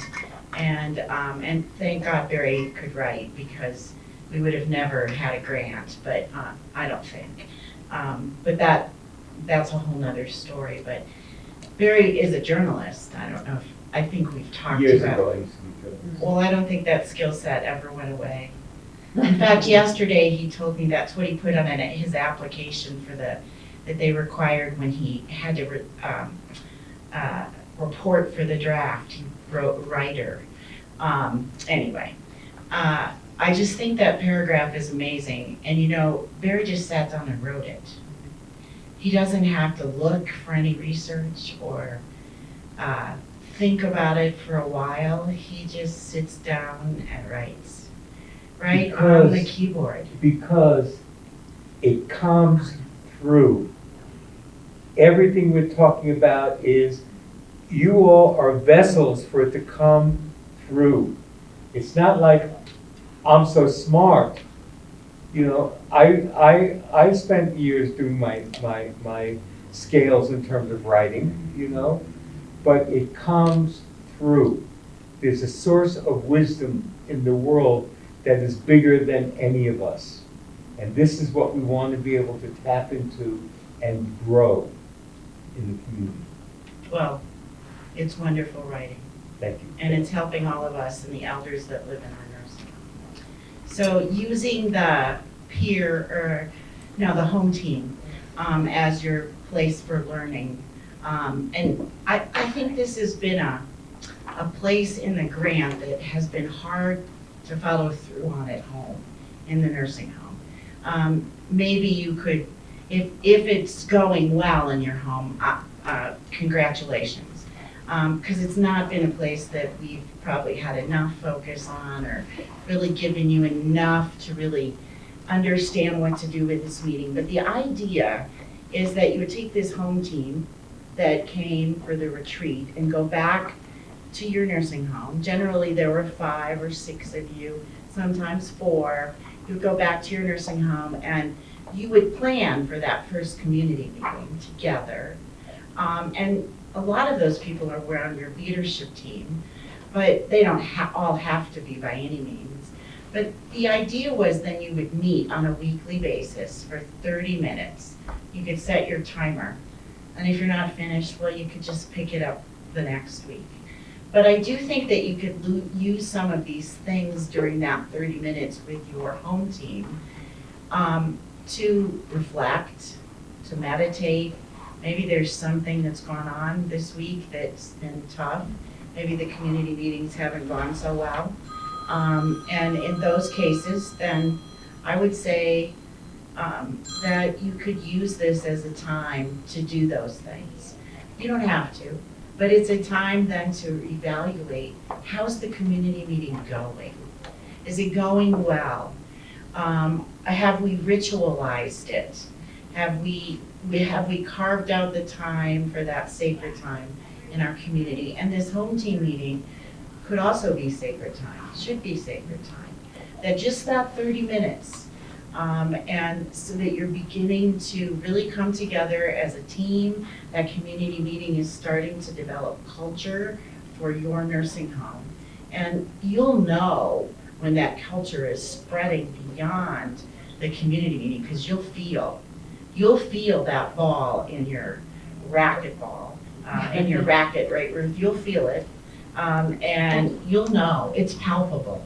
I've always said, if there's resident-centered care going on in nursing home, it's palpable.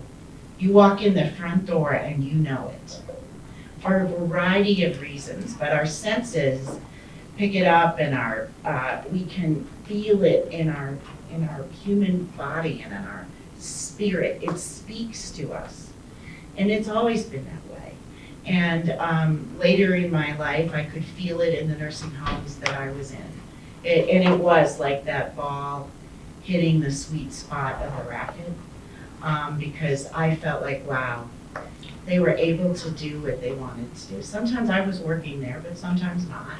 I was consulting there, or had some relationship, but use that home team to talk about that community meeting, that it's sacred time, and that you ritualize what goes on in the home team meeting, and that this is time that you're going to spend together as a team, just helping to develop that culture inside your home.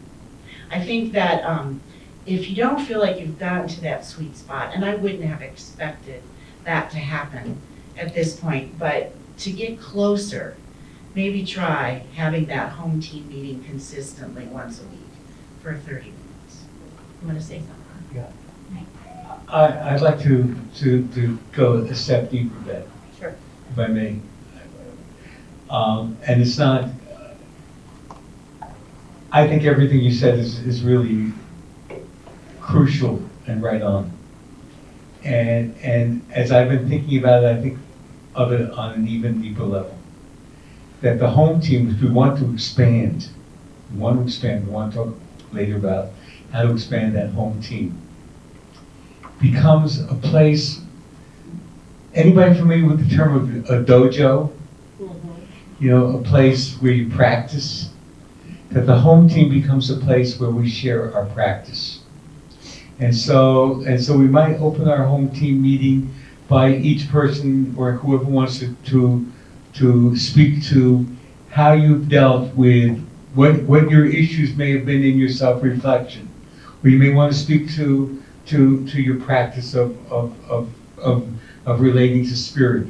Or you may want to speak to the times when you've been in that sweet spot.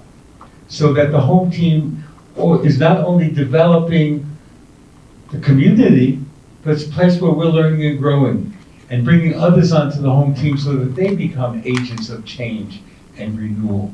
And so it's both of these, all of these together.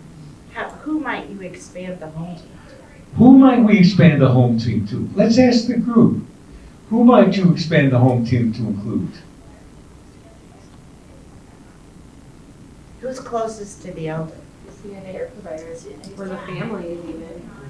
CNAs, family members, housekeepers, licensed nurses, elders. And so we really urge you to go home and in fact that's the next thing on the agenda, isn't it? Is it? To break down to small groups? Home team. Yeah, home team Yes. action plan. Okay, so we want to urge you to begin to think about who you want to expand the home team to include, so that it begins to grow, so that your home team expands not only in terms of the ability to create community meaning, but to create this sense of spiritual learning and growth among all the members of the community. And so the more people who you bring into the home team, they too become community developers or community weavers. And they too go through the process of self-reflection. And so we're beginning to expand it throughout the home. And so we'd like to invite you to, let me get this exactly right, because it's important. If we catch up, we must. We're pretty close. Yeah. Within 10 minutes. Right. When are we supposed to have a break? 3 o'clock. And we're supposed to report back at 2:45, so there's some good playing time. So we want to ask you to go and sit together in your home team to develop an action plan to build support for community meeting, outreach to form a cadre of staff members who join the home team in becoming community weavers, and engage all staff members in continually becoming more effective at realizing the prime directives. And so, So you'll be able to see them for wherever you're working. So think broadly. Think about the people in your home. Think about how you can outreach to them. Think about how you can bring them into the home team and have home team meetings regularly. So let's do it. Let's break down the home teams now. Y'all, if you finish earlier than 2:45, we'll come back together. We'll just keep an eye on you, on what's going on. And there's some snacks in the back. You feel free to open the popcorn and kettle corn. There's some cups back there, and there's some candy back there. This is a hard time of the day. So maybe move around. Yeah. Get out of my house. Experience learn about this whole dementia. Sing out of key. Oh. Come on, Sissy, you do this.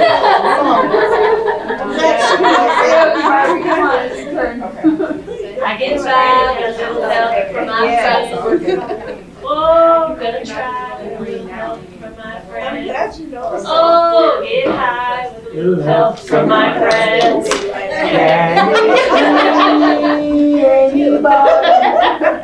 I need somebody to love. Yeah. It's Barry's wife that gets him to sing on. So this deserves a story. When we started our work, we started with a project at the Home for Jewish Parents in Oakland. My friend Bob and I spent a long time cooking up the idea of the regenerative community. We wanted to do it in an old age home. We wanted to do it as a first step in transforming the world of elders. And a friend of a friend knew the executive director of the Home for Jewish Parents, and we told him what we wanted to do.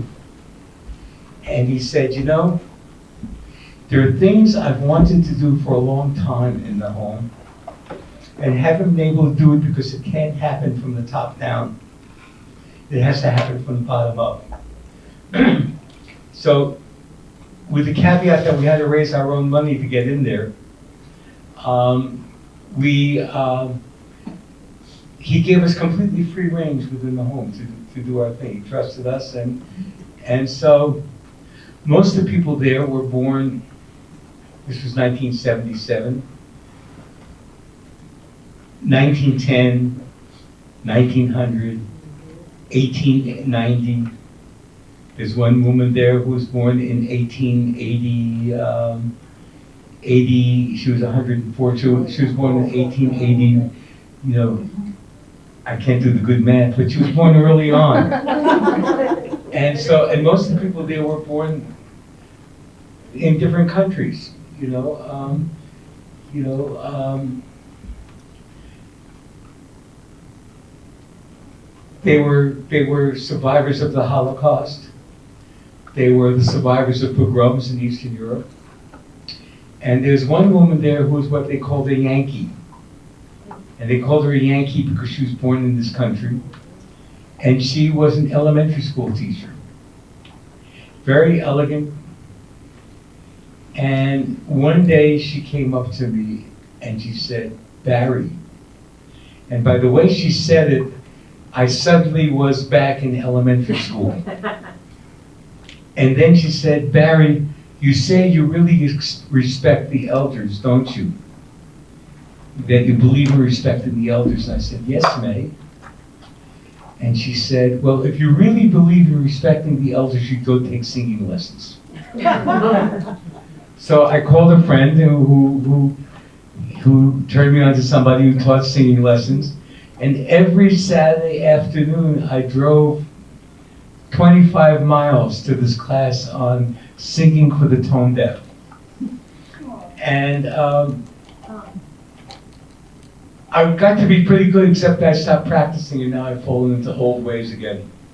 But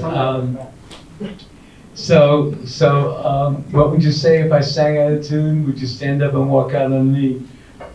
Lend me your ears and I'll sing you a song, and I'll try not to sing out of key. So anyway, that's just a story, okay? It's a true story, but it's just a story. It's not like the hot dog in New York. The hot dog vendor in New York, you all know the story? Hot dogs you'll ever taste. What? That's hot dogs you'll ever taste. You know, you know the Sabret hot dog vendors in New York on the street? They don't have them anymore. They don't have them anymore? Oh. Well, I used to love those hot dogs, and then I became a vegetarian. I'm vegan. You're vegan. So I became a vegetarian, and you've heard the story before, but it's a good story, you know. And so one time I went back to New York, and I hadn't lived there years. And the thing about New York is it's constantly changing. And I was around Lincoln Square, and I needed to get to Carnegie Hall. And I went up, and there was a vegetarian hot dog vendor on the street selling a vegetarian version of the Sabret hot dogs. And I went up to him and said, "Can you tell me how to get to Carnegie Hall?" And he said, "Practice, practice, practice, practice." Oh, that's funny. And I was so taken by him, I said, "Make me one with everything." And he made me one with everything. And then I gave him a $5 bill for a $3.25 hot dog, and nothing happened. And I said, "Excuse me, I'm waiting for change." And he said, "Change comes from within." It's not a true story, but I love it anyway. And so, He did tell you that story at the retreat. Do you remember it? but there were people who were here for the retreat. And so now it's my great pleasure and privilege to turn the next part of the meeting over to Ruth. Who's munching on popcorn. Good popcorn, Beth. Thank you for the good popcorn. Thank you for the lunch. And let's give Beth a hand of applause. You know, the real truth is that the administrative assistant that was helping me is now working for Shelby, Kara Landis. And she's a family friend. And so my daughter and Kara ordered all of the food at my house on Saturday. I had nothing to do with it. But thank you, Barry. Of course. And while we're acknowledging, They were at your house.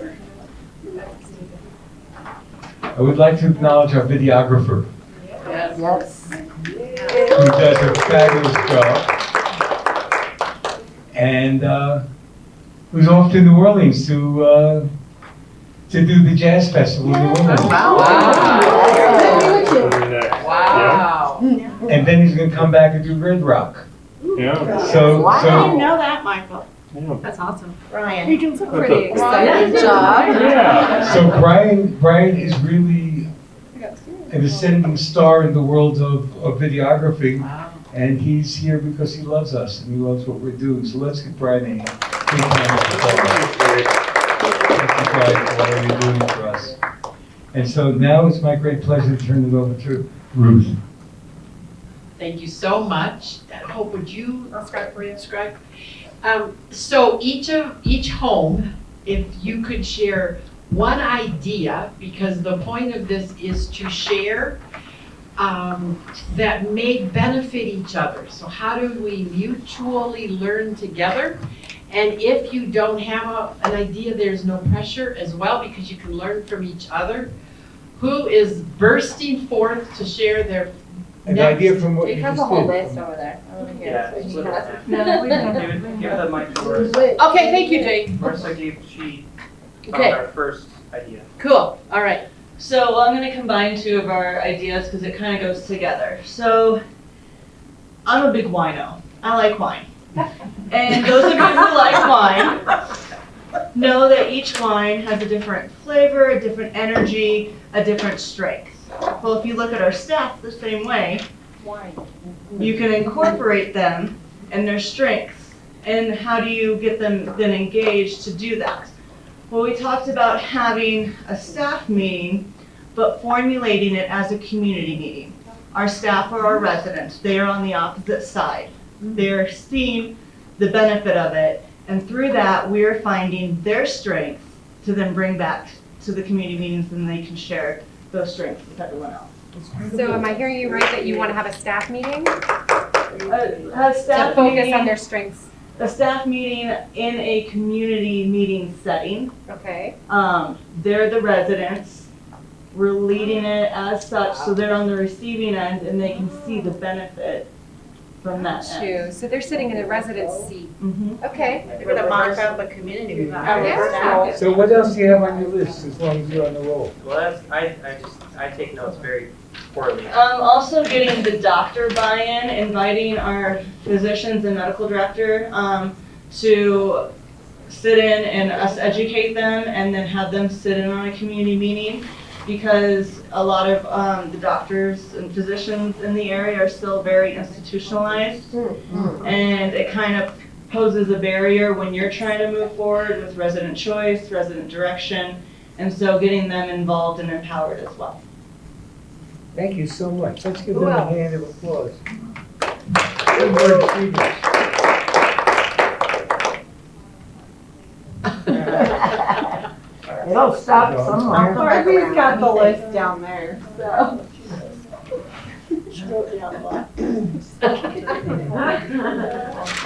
I was jotting those notes on the other one. Okay.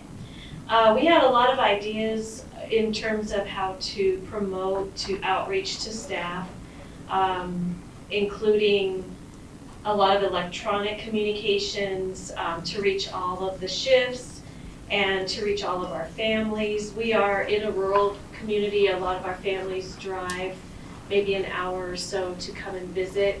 So giving them advance notice and really explaining what we're doing, and hoping that we can get maybe at least a few that are interested in participating more regularly. And we keep circling back to our music, because we know music really is powerful. And one of the things we kind of talked about was doing an opening and a closing song. If our residents are struggling with the singing part, maybe we could play music during the welcoming over the stereo while people are gathering and greeting and getting their refreshments, and then we go ahead and start the meeting and then have a closing song that gets played over the stereo. And to make it more personal, we would survey residents and staff to gather their favorites and get a playlist. So one song could be a resident favorite for either opening or closing, and then the other one could be a staff song or something like that. It's great. We have an elder that plays the accordion in ours. That's really nice. He played last time I was there. Jerry. That's great. So we have activity coordinators, one in each house, and we were talking about involving them in the home team meetings on a day that they're all there, and also getting some of this information out to the rest of the care staff. I don't think anyone has read the stuff in the binder except for us from leadership. So putting it in our monthly in-service, like little sections at a time.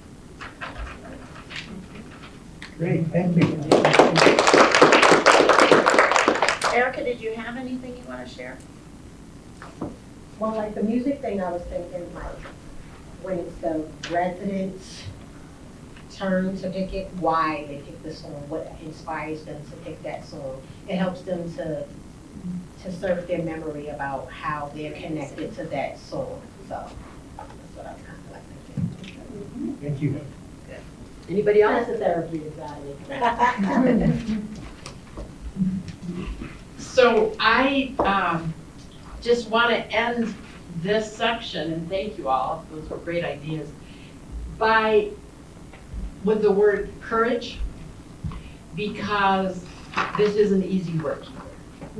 And when, especially when there's a lot of change in your community, it takes courage to carry on. And I want to recognize those of you right now who need a little more courage, or not need, have a lot of courage, because, not need courage, I think you have courage. And how important that is, and how hard that is, because it's not always easy, and every day isn't a great day. And so if you're dealing with the changes and tough stuff, I applaud you for your courage. And I thank you all, and I think it's break time unless someone else wants to say something. I think you all have earned yourself some popcorn and. Can I just add one thing? Ruth, you made me think about, I think courage is a really important leadership trait. Without it, you probably don't get very far. And for some people, that's really hard, because you end up having sometimes to be bold. And so I learned some of this early on by reading John Maxwell's book. It's a big read, it's an academic read, called, I think it's called, help me someone, 360-degree leadership, or just 360 degrees.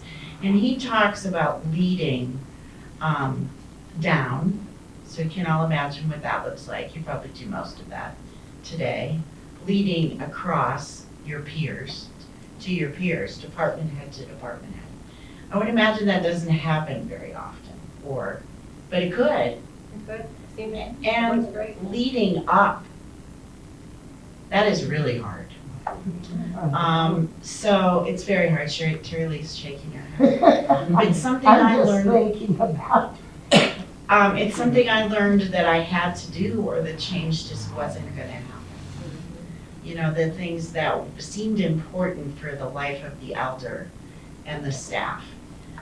So I just want you to think about those. I'm not suggesting you go get the book and read it. I like Brené Brown's Dare Greatly book better than John Maxwell's. It's just too big of a read.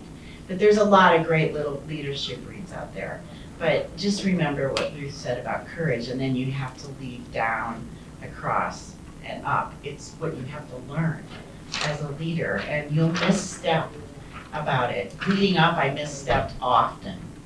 I was nervous about it. I didn't quite know how to say what I wanted to say. And sometimes the person receiving the message mistook it, mistook my intention behind it. So just know that, but it's okay to practice, and you will make mistakes. But thank you, Ruth. Barry, can you pass that? Certainly. And actually, one of these, this is from the LinkedIn co-founder, and his comment on leadership is, it's not going to be perfect. If you're not embarrassed by the first version of whatever you're trying, you've launched too long. So if you're going to go home and launch something and it doesn't go all right, good job, because you didn't wait, because it's never going to be perfect. So that takes courage too. I think we're going to take a break. Good. I also want to point out that since you talk about reading, we have a suggested reading list on page 65. And so check it out. Those books are different dimensions of our life and our reality. Great. So have some popcorn, have some M&M's, have some soft drink. Do you feel like you could use a, let's see, 2 minutes, that would be a. You got me tripping. So, hi everybody. Hello. 100%. So we started this morning by asking you to identify issues that we could address so that you get your needs met in addition to our delivering what it felt we wanted to deliver today. And so the first, I'm going to speak to the Please first hop off. issue. Maybe nervous.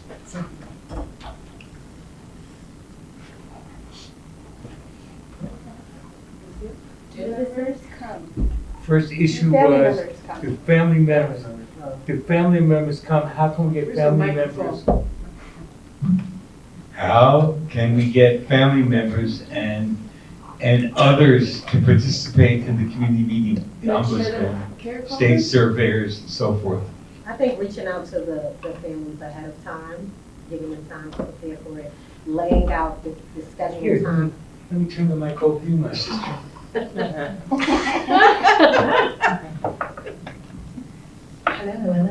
Hello. I think preparing the family members beforehand, letting them know in advance, laying out the schedule for them, and the expectations, and how important it is for them to be part of it is key, because this is their loved one's care at the end of the day. So I think having those conversations, not just during the care conferences, but a lot of them would like to be reached out more often than what they are being reached out to. So I think having those Well, thank you for saying what I was going to say. Oh. No, don't be, no, that would be great. No, it's really important what you said. You know, what we were talking about earlier was that we want to be reaching out to family members earlier. We want to, you know, one of the things that we did at the Live Oak Living Center was that we invited family members to come before they came to the home. As one of the things that we did in marketing the home was to invite them to come to a community meeting. And then on that day in which people came into the home, we talked to them about community meeting and invited them to participate, and even told them a few stories. For example, you know, you're having trouble relating to your mother or your father or whatever now, and it would be good just to sit with your family member, next to your family member in community meeting, and hold their hand and participating. You can bring a song, you can bring anything you want, and there are no observers in community meeting. Just come and participate. So you really hit it on the head, my sister. Thank you very much. Welcome. Okay. Ruth? It's Beth is next. So how do we engage all of the care partners? All of your, you know, Lori Porter calls it a care force now. You like that word, care force? Yeah. That word's being used everywhere, but it's Lori Porter's original word. Lori Porter is the co-founder and executive director of the National Association of Healthcare Assistants, which when we get finished, they'll change their name to not being a healthcare assistant. But. Yeah. She has a lot of courage. Oh. Yes. We should invite her sometime when we're doing something around the Live Oak Regenerative community, just to. She is on fire. She is on fire. And she sits in those meetings with corporate people who own nursing homes, and she just holds their fingers to the fire. And she's hot stuff. We love Lori. So time management and task and focus. So if that's what Care Partners, the Care Force is concerned about, and their reasons for not coming to a community meeting. So some of the things that we talked about that I've done in the past, when I first started community meetings in a nursing home, I usually make morning rounds, just looking around. I wasn't inspecting anything or looking at the refrigerator temperature, or, you know, if the nurse did hand sanitizer between residents on the med pass. It's really to just say, hi, I'm here, I want you to know that. And is there anything you need from us today? So I just want you to know they weren't about clinical issues or concerns. But I would usually ask a couple of the CNAs to bring an elder to the community meeting. And one or two, can you bring one or two elders to the community meeting? And I want you to know that you have permission from the nursing home administrator to do that. I want you to know it's okay. You don't have to be so focused on task or time management. Come and sit down and have a donut and a cup of coffee and bring an elder or two. Now, does that mean then, Hope asked, well, what happens then to their assignment? Well, the neighborhood team has to figure out how to do that together. So they're going to be gone at something that's important. And so the rest of the team has to pick up the slack for a little while. And if there's something urgent, I know that they text each other today. So if there's something urgent going on, then of course they'd go back to the neighborhood. But it's okay for them to be sitting at a community meeting at work and singing a song. They don't have to be so task focused. And the only way you're going to shift that paradigm is, one, for you to role model it. I'm sitting here singing a song, and I want you to do it with me. And then thank them for coming. Introduce them at the community meeting, and make sure that they're recognized. And then make sure you rotate that. I used to then make sure I knew, okay, who would I ask? I might not be so good at this anymore. Who did I ask yesterday? And so who would I ask today? Because likely I don't have the same staff on. But I made sure that, you know, we had really good engagement. And sometimes we could get 60 or 70 people at a community meeting, which meant I didn't really need that many staff left on the neighborhood, right? Because what were they going to do? Right.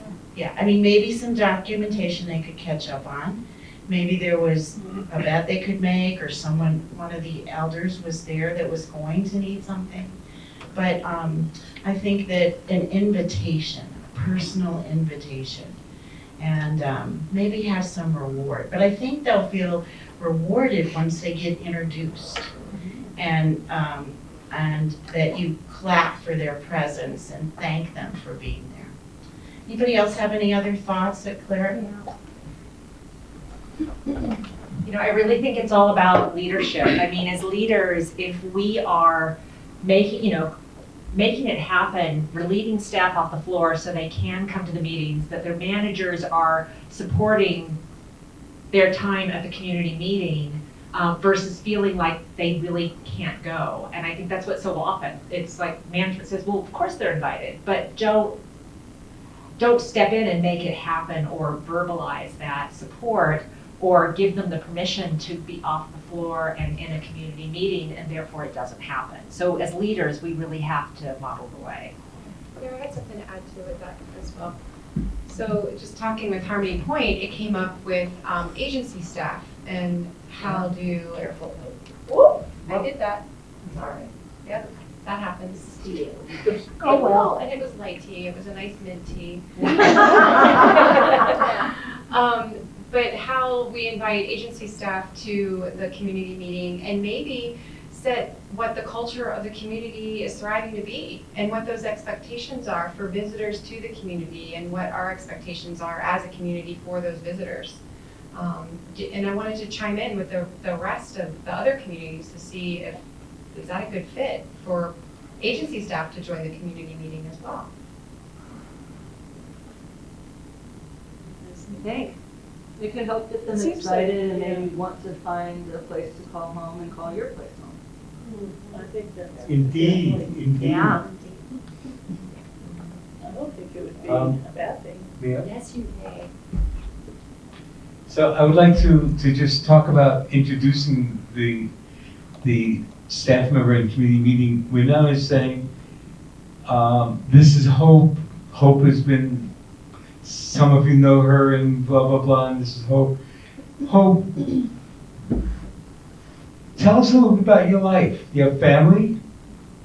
You know, do you, what interests you? What kind of what do you do when you're not here? And so you're asking them about themselves. And when a new staff member, it's great that you bring your new staff members to orientation to the community meeting. But again, in the middle of the circle, would you like to read the definition of an elder for us? Because it's important. We gave you earlier the resident rights song.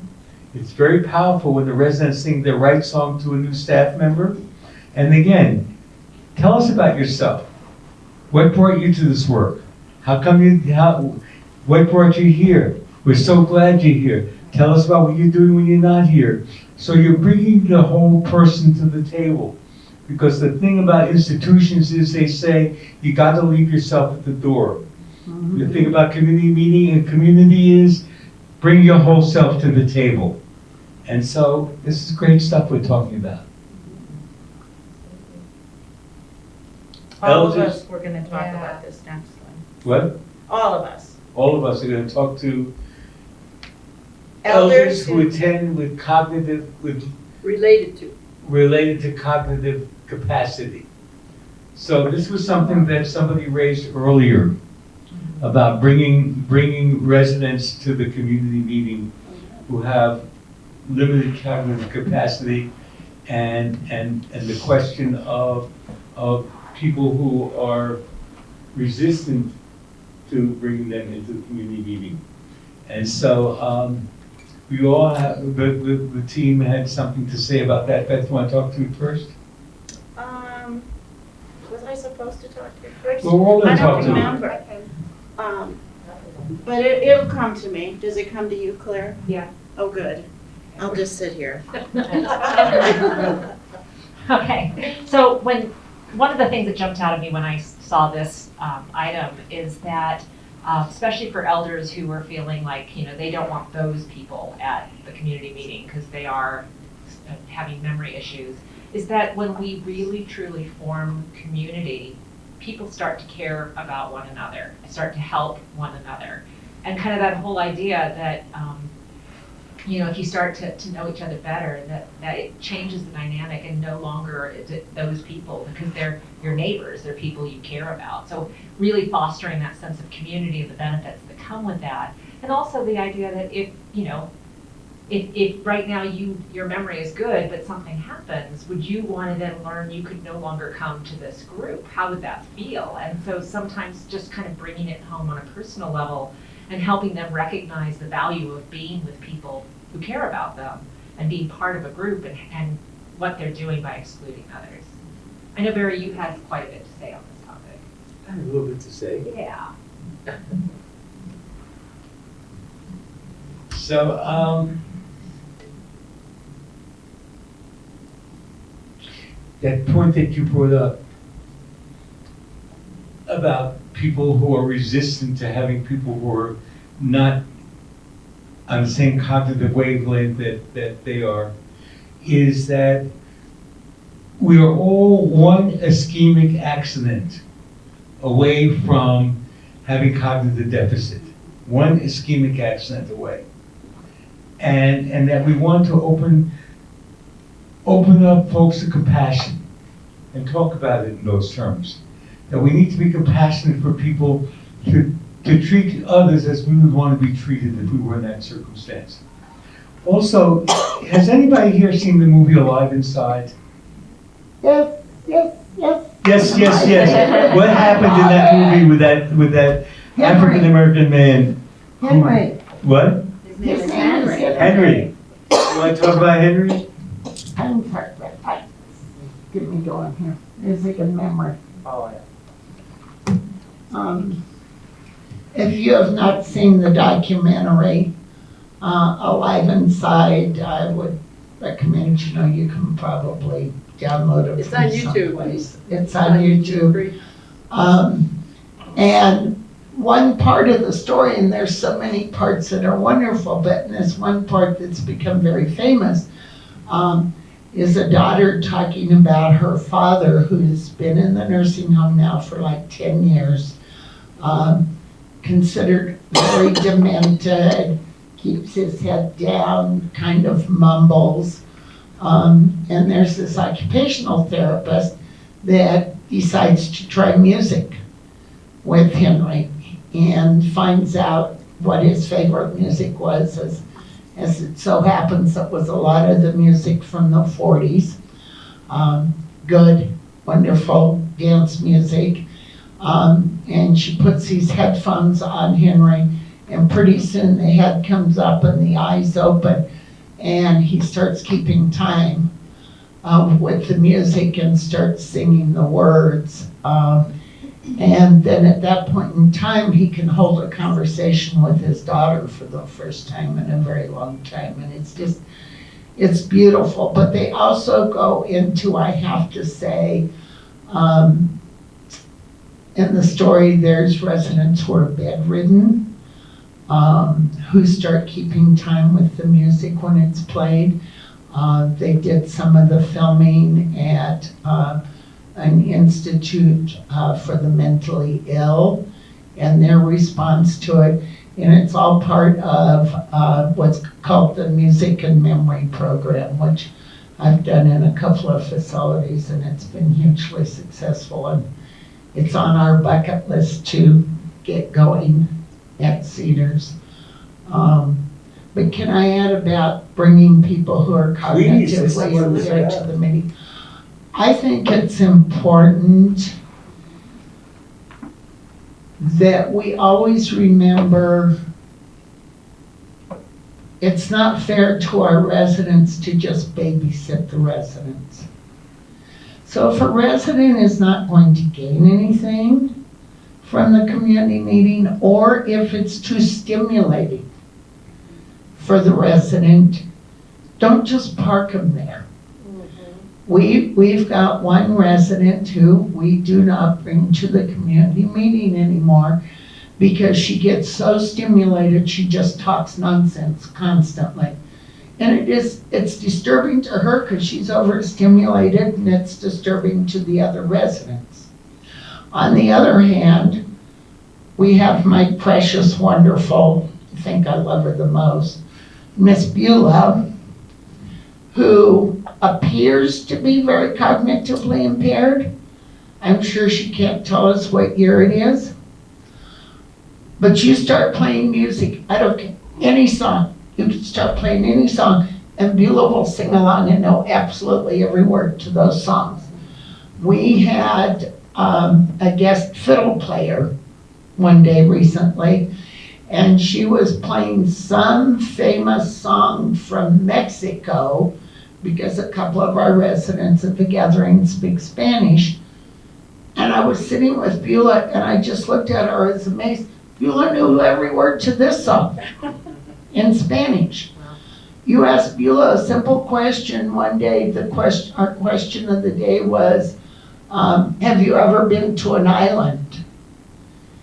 And before anybody could answer, Beulah was sitting next to Jake, and she goes, well, sure, Hawaii, I lived there. Clear as a bell. So make sure the resident's going to benefit from the community meeting and not become distressed by it. That's kind of my rule of thumb. Can I say something too along those lines? Yes. We don't have any opinions. That's great. Another thing is to you can also prepare your resident with dementia for the meeting. If you massage their left hand or their left shoulder, it activates their right brain. They become more cognitively intact. Those who have advanced dementia, giving them a texturized ball that they can sit and fiddle with during the meeting. Playing music from their decade as they're entering the meeting to stimulate. So there's multiple things you can do to activate the residents' brain so they can participate. And Barry, when we were talking about this, you said that you should also give the resident who's new to the community meeting an opportunity to get used to it. And they might.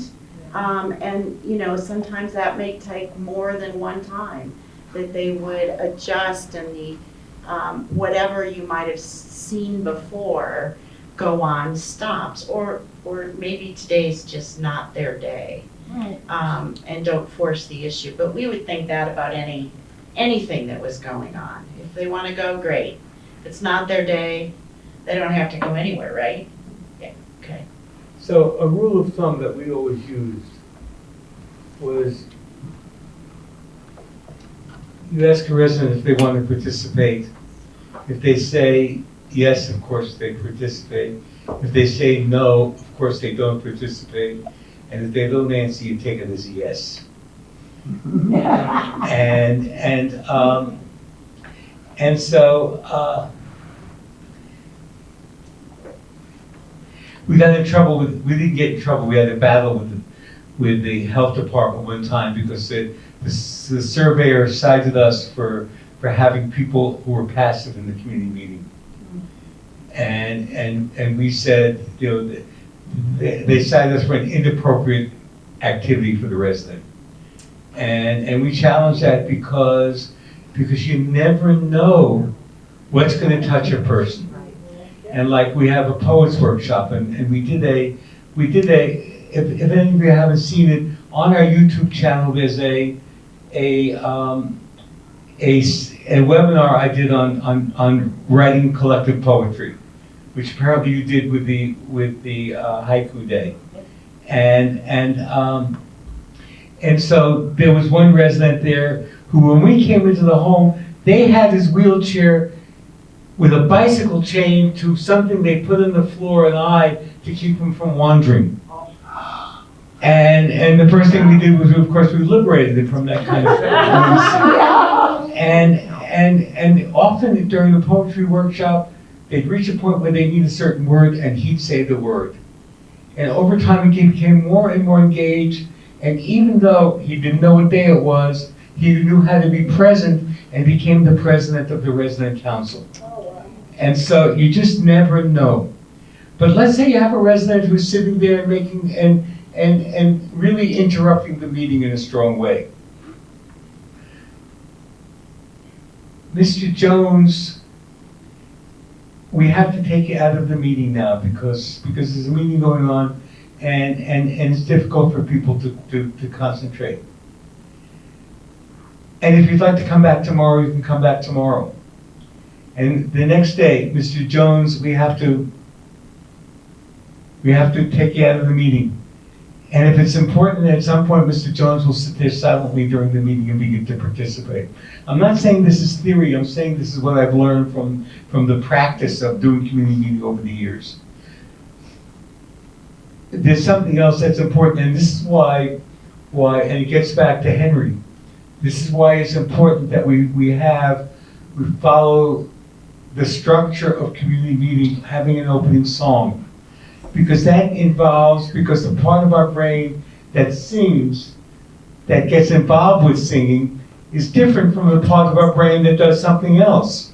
And so we want to have a little bit of something for everybody in the meeting, so that we can engage everybody within the meeting.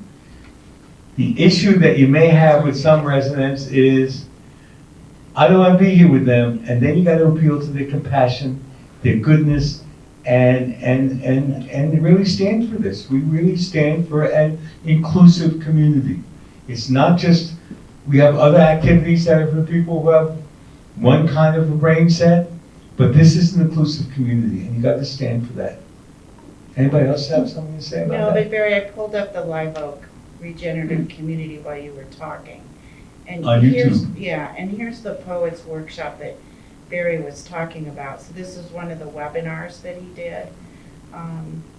It's not my computer, and I keep trying to get it to act like it's mine, and it's not. It's Hope's, but I thought it was mine. So You better watch her, Hope. She may take it home with her. Yeah. So You can Yay. see the webinar here if you want to go back and look at it. Yeah. Plus everything else that Brian has videoed for us is here, and the webinars that we've done. So if you missed the original retreat, you can go here and, there's 16 hours or thereabouts, probably not quite that long, but almost 2 days. But you could watch them. You could watch them in 1 hour segments, like a podcast or something like that. Or, maybe there's some more telling parts. Now, this must, Just, go in the top left, go back. what did I do? Maybe, I don't know. There you are. Yeah. Yeah. I remember. And there's Marissa. Yeah. And the director of nursing at Hover was on this webinar because she also does poetry with the residents. Isn't that cool that we have 2 directors of nursing, that somehow that opened up their heart to make that part of theirs at a community meeting. So, and there's Jake, do you see him? And Marissa. Yep. Yeah. So go here, and so every time we do video, have a webinar, the peer group meetings that you attended, we did not record. And for good reason, the health department wanted to see them. But there were probably things about the health department that might have been, questions about a survey or how do you respond to a surveyor that might have been on there. So, but there were things that directors of nursing shared among one another, or activities directors or the nursing home administrator that was private information at the time. No reason for it to be shared. But everything else that we've done is sitting on the channel. So go there and save it. And Can I say something about that post workshop? yes. When we started the Live Oak Living Center, we did 2 things right off the bat. After we freed Mr. Allen from his wheelchair, Chains that bound him. What? The chains that bound him. The chains that bound him. And we started a community meeting the very first day, and it was an all-home meeting for staff and residents. And the second thing we did is we launched a poets workshop. And the idea was to write a collectively written poem. And we started, the poems were really primitive when we started. And they got more and more sophisticated. And so there was a poem about war when the first Iraq war happened. This was ancient history for us today. There was a poem about, and it didn't matter that one person said one thing and then somebody else would say something that was completely different. It all seemed to weave together into the poem. There was a poem that I delivered in Sacramento when they were trying to get a wage pass-through for CNAs. And so the elders wrote a poem called Elders for a Wage That's True. They take care of us when we need them, they pay us, they do this, they do that. They need a wage that's true. And so it becomes, I can't say enough about how important that webinar was and how important that process of developing a poets workshop is. So, but we're talking about. Hold on just a minute. Number 4, not yet, we haven't done. Oh, we're not done with 4. Oh, sorry. We haven't started 4. Oh, okay. I'm just trying to, I know we didn't want to look at the intestines, but we did. I'm so sorry. But Jake, why does he keep doing this to me? Just give it to Jake. It's personal, Beck. Yes. The computer's picking on you. Can we, let's see this. We'll just let you do it, Jake. Well, do we want to play this? Yeah, just play it. All right, and we have sound. This is one that Brian did for us that he calls a sizzler.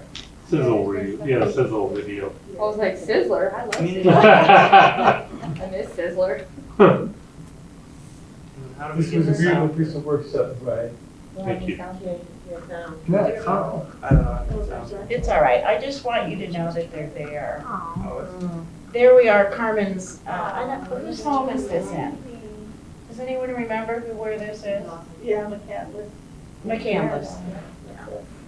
So if you want to pull them and use them about your own community, feel free.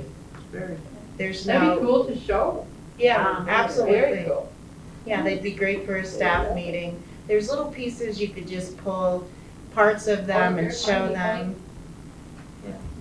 Oh, that's Regina. Yeah. Singing, We Are Family. Wasn't that Regina? Wasn't That was Regina. We are. She I just wanted to make sure you knew that it was all here. Oh, that's There was right one of there.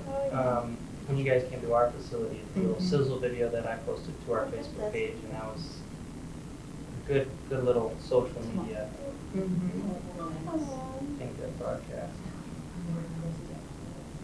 I think those feel-good videos, we need a ton of them out there. Yeah. Just. We need to become Thank you, Jake. the future. We need to become the future. We need to make the nursing home as an institution obsolete by showing that it's not what people think it ought to be, or it is, but it's what it ought to be and needs to be. So the next question is, how structured should community meetings be? And Claire is going to speak to that one. So yeah, the question came up, do we, use the structure that's been given to us, or do we free flow, right? So I would say both. I mean, it's really, the structure is the design to ritualize the community meeting.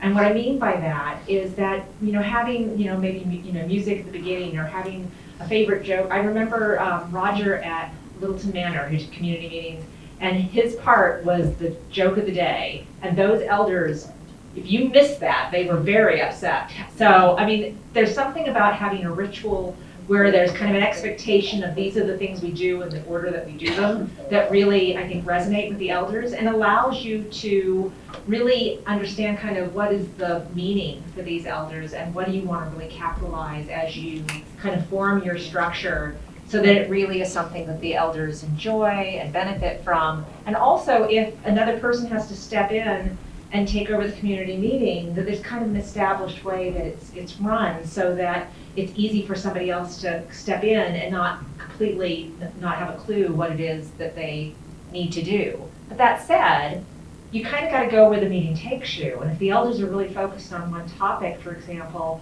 you maybe never get to the other parts of that structure that day, and that's okay. Don't try to force it either. If you're really finding that something is resonating, or a song has 2, 3, 4, times around because everybody's just really getting into it, don't worry that it's just cut into something else, because that's what had meaning for the elders that day, and you really want to honor that. Barry, I think you were making the comment at the Veterans Home that the elders have kind of conveyed that they don't really want to hear on current events about anything like school shootings or what's going on in Ukraine, and because it kind of brings back all those very horrible memories for them. And so honoring that and knowing that you're going to be picking current event stories that maybe weren't the headline of the day, but are going to be something that's not upsetting to the elders yet still holds interest. So the structure, I think, holds a lot of value in giving you guidance, especially when you're getting started, but it doesn't mean that you have to, there's also some opportunity for free flow. Does that make, anybody else want to say anything? Claire, I just want to add one thing to what you're saying.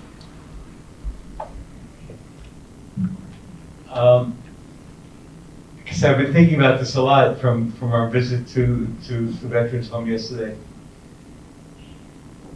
They don't want to do news of the world, do good news of the world, happy news of the world. And yet, and that gentleman, Art, then did that later in the day. So just change it slightly to happy news. The Nuggets, for example. Right. Yes. Not the Avalanche. Okay. Maybe do that. This became such a big thing at the Live Oak Living Center. I don't know if some of you are maybe too young to know this, but we had a president, his name was Bill Clinton. And he was carrying on with an intern, her name was Monica Lewinsky. And every day in the community meeting, they talked about Monica and Bill. And when it finally came out that Bill confessed that indeed he was having an affair with Monica, the residents cried. you know, but it wasn't a bad crying. It was real. Yeah. They were engaged in the reality, and that's what we want to do is, you know, we came up with this back when reality orientation was, do you recognize this color, this smell? And we said, that's not reality. We need to be able to bring people into harmony with reality.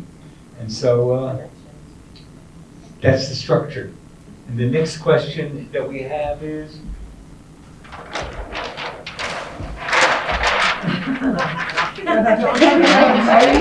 is there a difference between the community meeting and the resident council? And so I just want to report that what we did at the Live Oak Living Center. The community meeting became a place where we discussed the issues that were alive with the residents. And the beauty of it is that over time, no one person dominated that discussion. And then once a month, there was a resident council meeting. And the resident council then would build on the discussion of the community meeting and turn it into a resolution. And that resolution, I can't tell you how many times it was that the state would come in and say, you shouldn't have done that. And we'd pull out a resident council resolution that said, the resident council voted for, I don't remember the details, but the resident council approved this, and as far as we're concerned, resident council trumps regulation. And so it gave us a leg to stand on very often. So it's not either or, it's one feeding the other is the way that we're recommending that you do that. The next thing is, Barry, while you're going to number 6, I would say Barry and I guess I could include Claire and Ruth. We're pretty big risk takers. So it'd really be easy for us to say, we don't care if we get a deficiency. But if you don't feel that way, we get it. So understand that some things that you might want to change that, you know, not everyone will agree with you about. So. And I would add to that, I'm taking infection control on the bottom, so we're going to talk about that. But most regulations you can work with from an elder perspective. And if there's a phrase that I hope grates on your brain, it's, oh, we can't do that, that's a reg. And regulations are there and they're important, but you can work with them just to, and I'm taking 8, and I'm not saying we can just take our masks off, so. But I really, from elder perspective, many regulations you can work with. Most of them you can. I was going to say, I think it's important to look at what the intent of the regulation is and really kind of start with that. And really the intent of our resident council is that they want to make sure that there's a forum where elders can bring forward issues and concerns and get resolution. And I would say we far exceed that with the community meeting, and the benefit of talking on a more regular basis and addressing issues in real time versus waiting for things to mount up and get worse over a month, I think is so much more beneficial. So I think it's easy to make some arguments in favor of. It is. Carmen reminded me though during one of the breaks that the state of Colorado in Chapter 5, the state regulations for long-term care, says that we must have a resident council. The federal regulations give you the option if the residents don't want to meet. So I don't want to be misquoted that I said there was no regulation. There is. I would say that the state rarely looks at Chapter 5 when they're in your nursing home. But the minute I say that, yeah, absolutely, yeah. So it looks like Carmen is trying to raise her hand. Carmen, hello, Carmen. So guys, may I add a few comments about regulation? Please, Carmen, for those of you who don't know, Carmen was a state regulator, was an activity professional, and is one of the leaders in the culture change movement, particularly around the idea of changing language in a way that's culture change appropriate. Bye, Marissa. So, bye. Thank you for joining us. I have to pick up my son from after school club. It's okay. She's gonna go be a parent. See you guys. So aside from COVID regs, let's ignore them for a moment. You know, it's kind of puzzling me and a lot of leaders in our movement that apparently many people don't realize that when the Nursing Home Reform Act was passed as part of the over 87, it was culture change, okay? It was respect and dignity and choice and highest practicable well-being and quality of life. So then the culture change leaders, this was happening all at the same time. They realized that, wow, what we're doing, the Barry Barkins and the Rosemary Fagans of the world, Jeff Director, that's what we do. We are embodying the regs. And so I need you all to know that the regs equal culture change equals regs. And it's weird to me that most of us somehow don't know that. Now, I do believe sometimes what a surveyor might say might feel different, but keep that separate. A surveyor's opinion is separate from what regulations say. And think of this, you guys. Think of quality of life. I've been thinking about this all day today. What regs do the community meetings support? Help you meet better than ever before. And quality of life is one of them, don't you think? Tag 675, nobody talks about quality of life. Do you know that? Like, think about this. All the nursing regs go to nursing. Activity regs go to activities. Social services, dining. Who's in charge of quality of life? And I wonder if that's not part of the problem.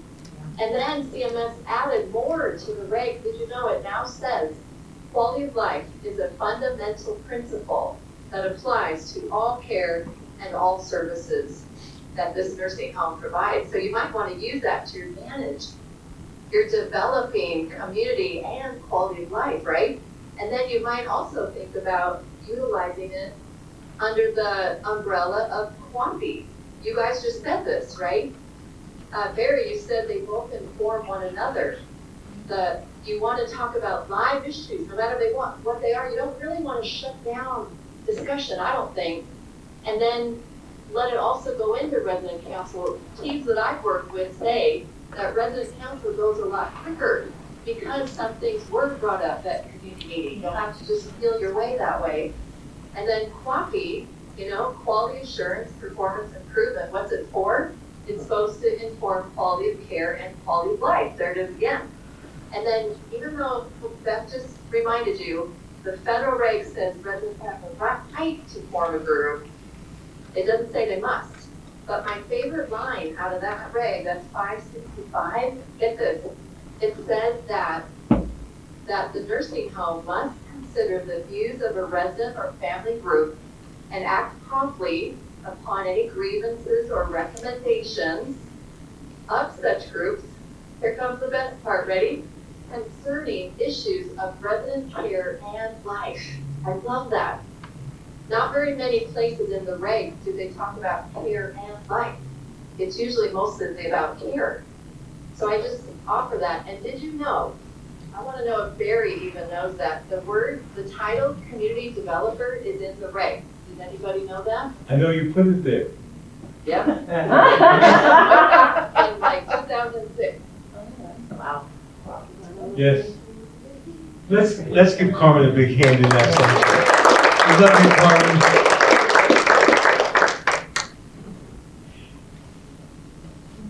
So, how to move from activity to community meeting as sacred space, as the heart of the home, the heart of the culture. And Hope, you want to talk to that? She's looking at Claire, but Hope, I'm sorry. It's okay. Beth was calling me Claire today, and I said, I'll take it. It's such an honor. I'm sorry. No apologies. It's okay. No apologies. I mean, It's okay. again, that's an honor. Great compliment.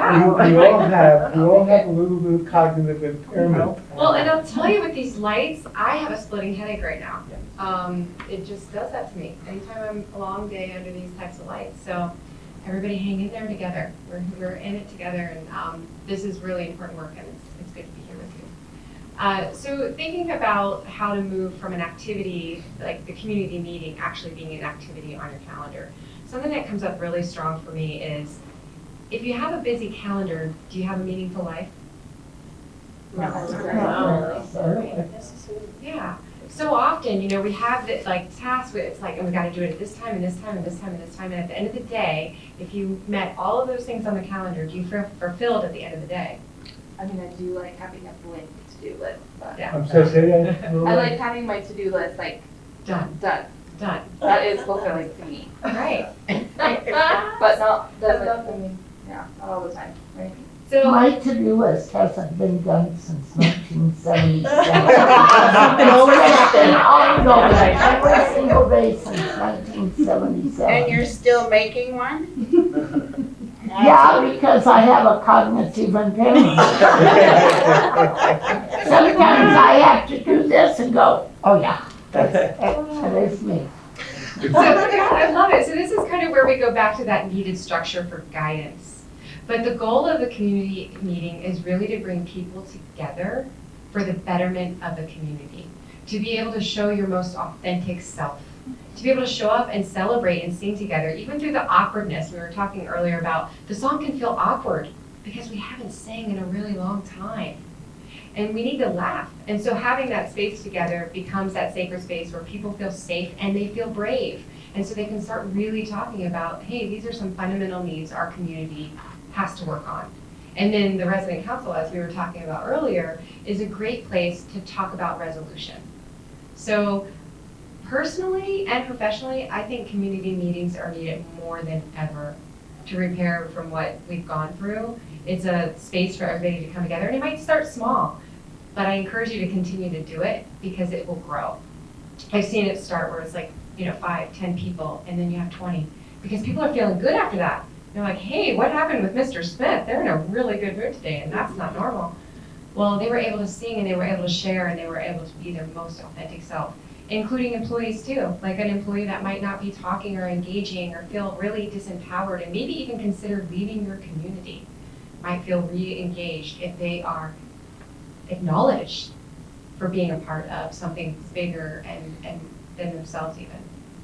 So is that helpful to kind of understand how to change that from an activity that's on your calendar to a community gathering that you're changing the culture collectively?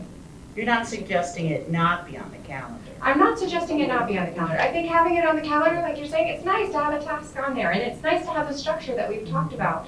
It's really great, especially, for example, I have a headache. I'm gonna need some structure. I'm gonna need to look and be like, okay, this is the flow, and really gauge what the community is sharing with me so that we can continue on with the direction that they wanna take. And I'm still learning and growing, because this whole concept is somewhat new to me, but I'm really passionate about it, because I've seen just what it does for individuals. We're all learning and growing. Every day. Every day. Till we take our last breath, and maybe even beyond that. That opens up the door to a whole other discussion of death in the nursing home, which is very important that we address. We started out with a that's in the book here, an ethos where elders' life is good, and we added quickly afterwards, we added to it that death is part of life. Because unless you, and it was wonderful, you talked about the memorial service yesterday at the community meeting. I remember the first time we talked about death in the community meeting, and we said, we walked in the door and people said, what goes on? And people said, did you hear the news? Mr. Marcus died last night. We got into the community meeting and said, what do you do here when somebody dies? And they said, oh, they wheel them out the back door and they take the name off the door and they don't tell us because they don't want to upset the old people. And someone else said, if they don't acknowledge us after we're gone, then our being here doesn't matter. And so we said, what should we do? And someone said, we'll have a memorial service. And then someone said, who will lead it? And someone said, let's get a rabbi. And someone said, a rabbi's like a cop. There's never one around when you need one. This was before they had before they had rabbis in Jewish homes. And so then we laid out the memorial service, and there was one prayer that I didn't even know. Beautiful prayer, God, merciful God in heaven, open the doors of paradise to the soul of this person. And beautiful prayer. And someone said, who will lead this prayer? And this guy who never said anything said, I will lead the prayer. And someone else said, that's good, but you won't be able to remember to do it. He said, I'll do it. And he did it at the memorial service, and it cracked my heart open. I never heard something so beautiful in all my life. And so it's all good, it's all beautiful. And to keep us on schedule, you want to talk about infection control barriers, Ruth? This may not seem like a very inspirational way to end our day, but Well, it's not the end of the day, we have one more. oh, okay, good. But I want us to really think about this. And I'm gonna suggest we go back to, and I just double checked the date. I knew it was 2014, but I wasn't sure of the date. And the date was July 1, 2014 in the state of Colorado. Does anybody know what happened then? Isn't it like Ebola or something? No. What was that? So that, no. 2014. So that is, I don't know and what this, happened, but like, didn't Ebola this happen? is when mandatory elder abuse reporting went into the state of Colorado, and our lives changed. And I'm gonna just work with me a minute. Our lives changed from we got to investigate every complaint to every allegation, no matter how crazy, needs to be reported before you investigate it. And it turned our lives upside down. If you remember how outraged we were and how threatened we felt, especially the direct care partners, because anybody could say anything and they got reported. And that really changed our world upside down. And we lost care partners over it. It was too threatening. I don't know if that happened in your community. It happened at Shalom Park. And one of the things, and so what I think about the intensity, and I'm not saying COVID's not worse than that, but the intensity of our stress. There's a thread here. And then how do we learn to live with that? Because today, it's annoying, but it's not driving our lives with the intensity of distress the way it did in 2014, 2015. It took us years to adjust to that.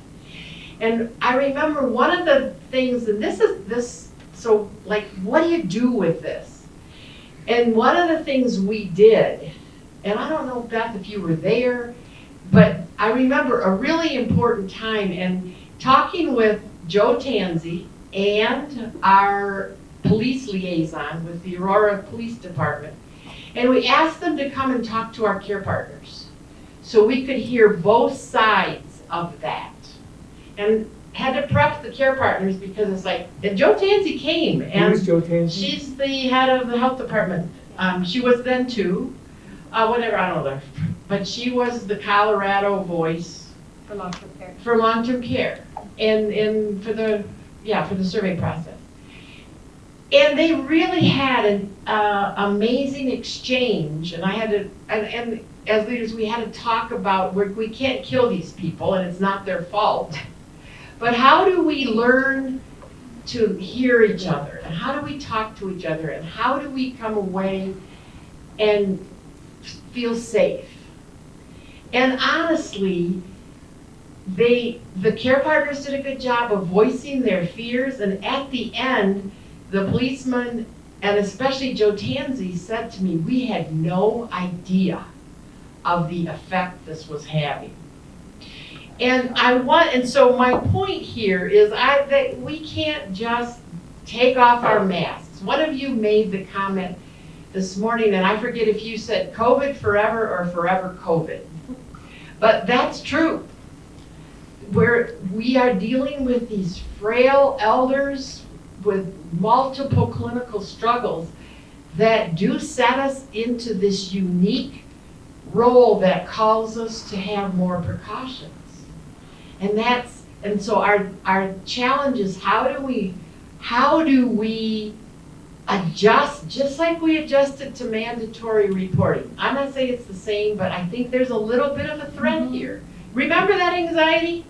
And yeah, oh my goodness.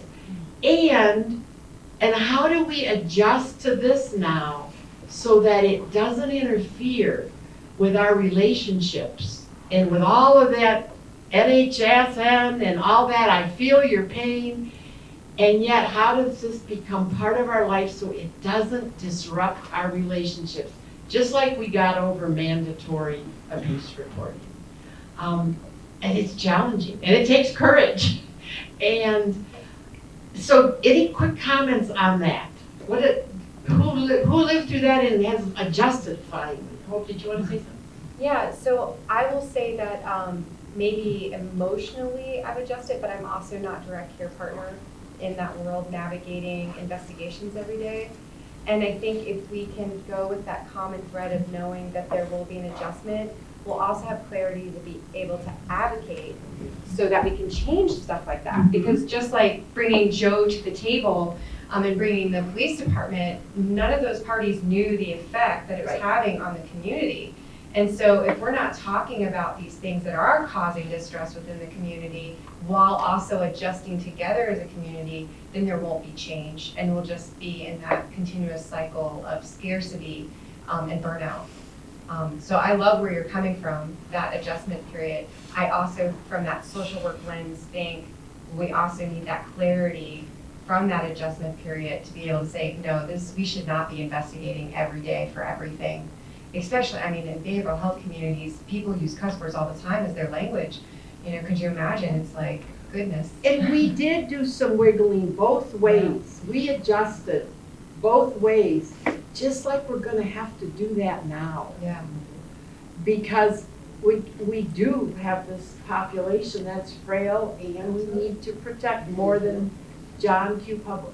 Yeah, and I agree, Ruth, and I hope I don't come across this on the opposing side because you and I work very closely together. I will say during the pandemic, there was several elders that said, I would rather have been exposed and have an early death than the life that I experienced.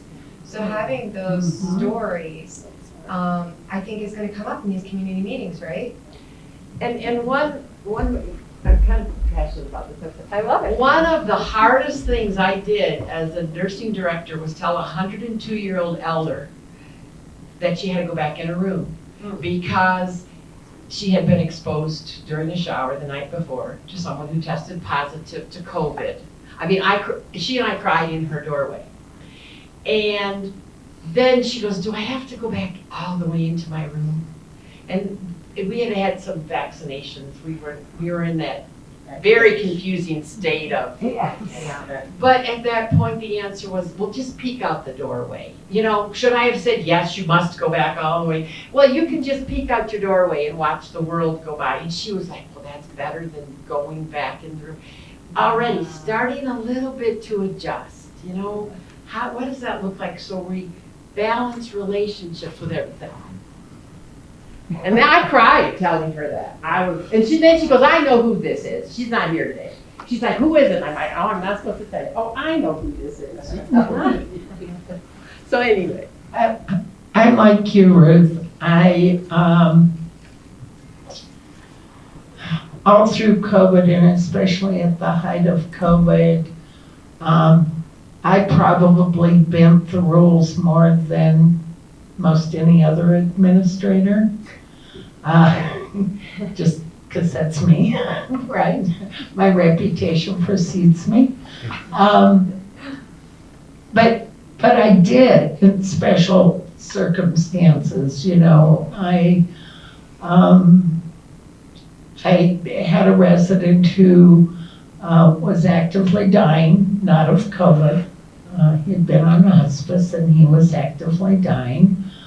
And his daughter was watching her father die through the window.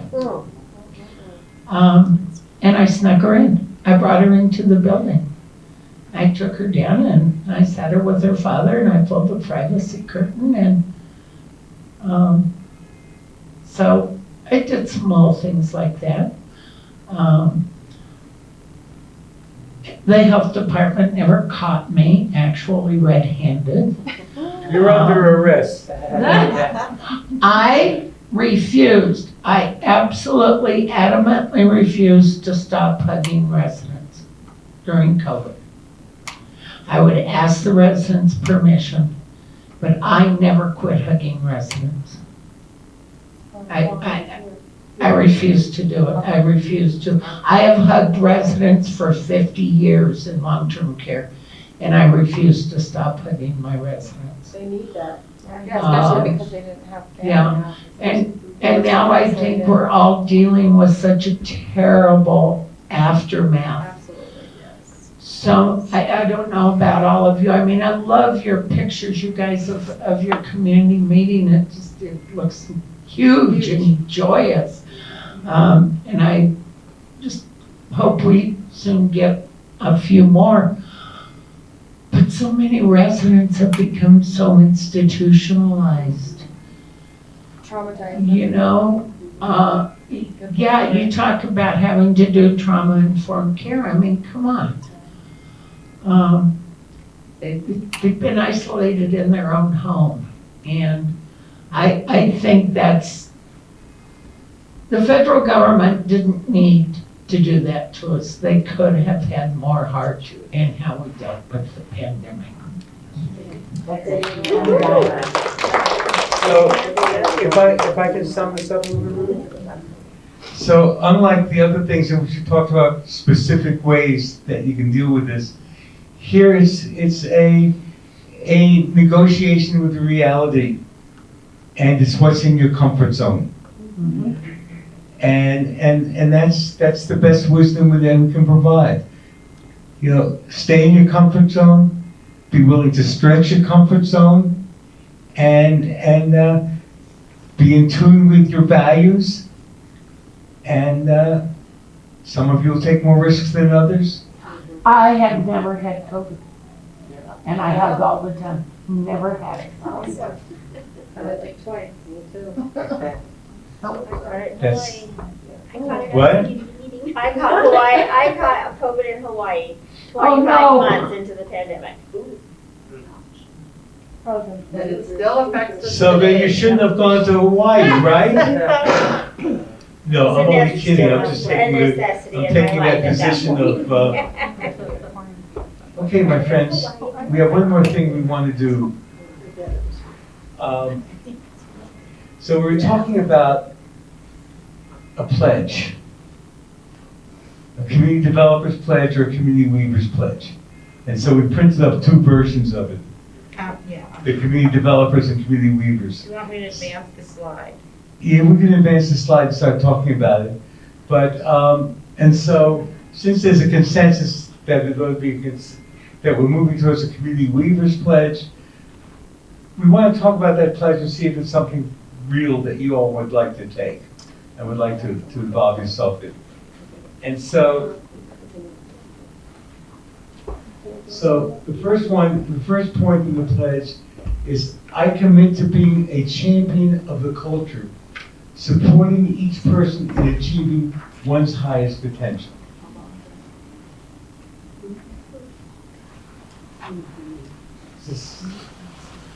So I'll just read these in and stop me if there's something you want to address. Okay. The second is, I will consistently work to build bridges, to build a bridge between people, to create harmony and consensus within our community. I will support the resident-centered community meeting as the cultural hub of our home, and will serve elders that as they learn and grow together, empower their voices, and make the big and small decisions that give meaning to their lives.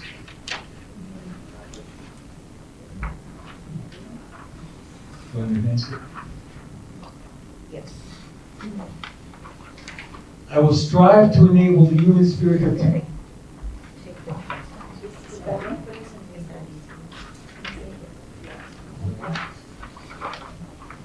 I will strive to enable the human spirit to thrive in each encounter, and will work to eliminate policies and practices that weaken the human spirit.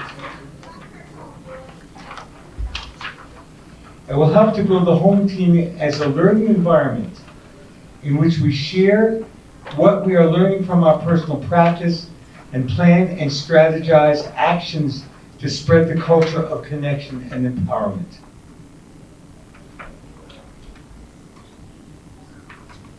I will take my own learning, growth, and development seriously as I work the realms of practice.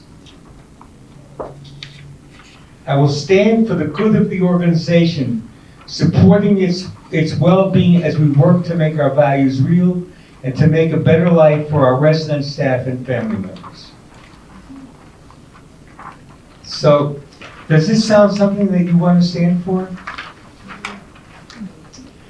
They got two. What? They got two. You got two.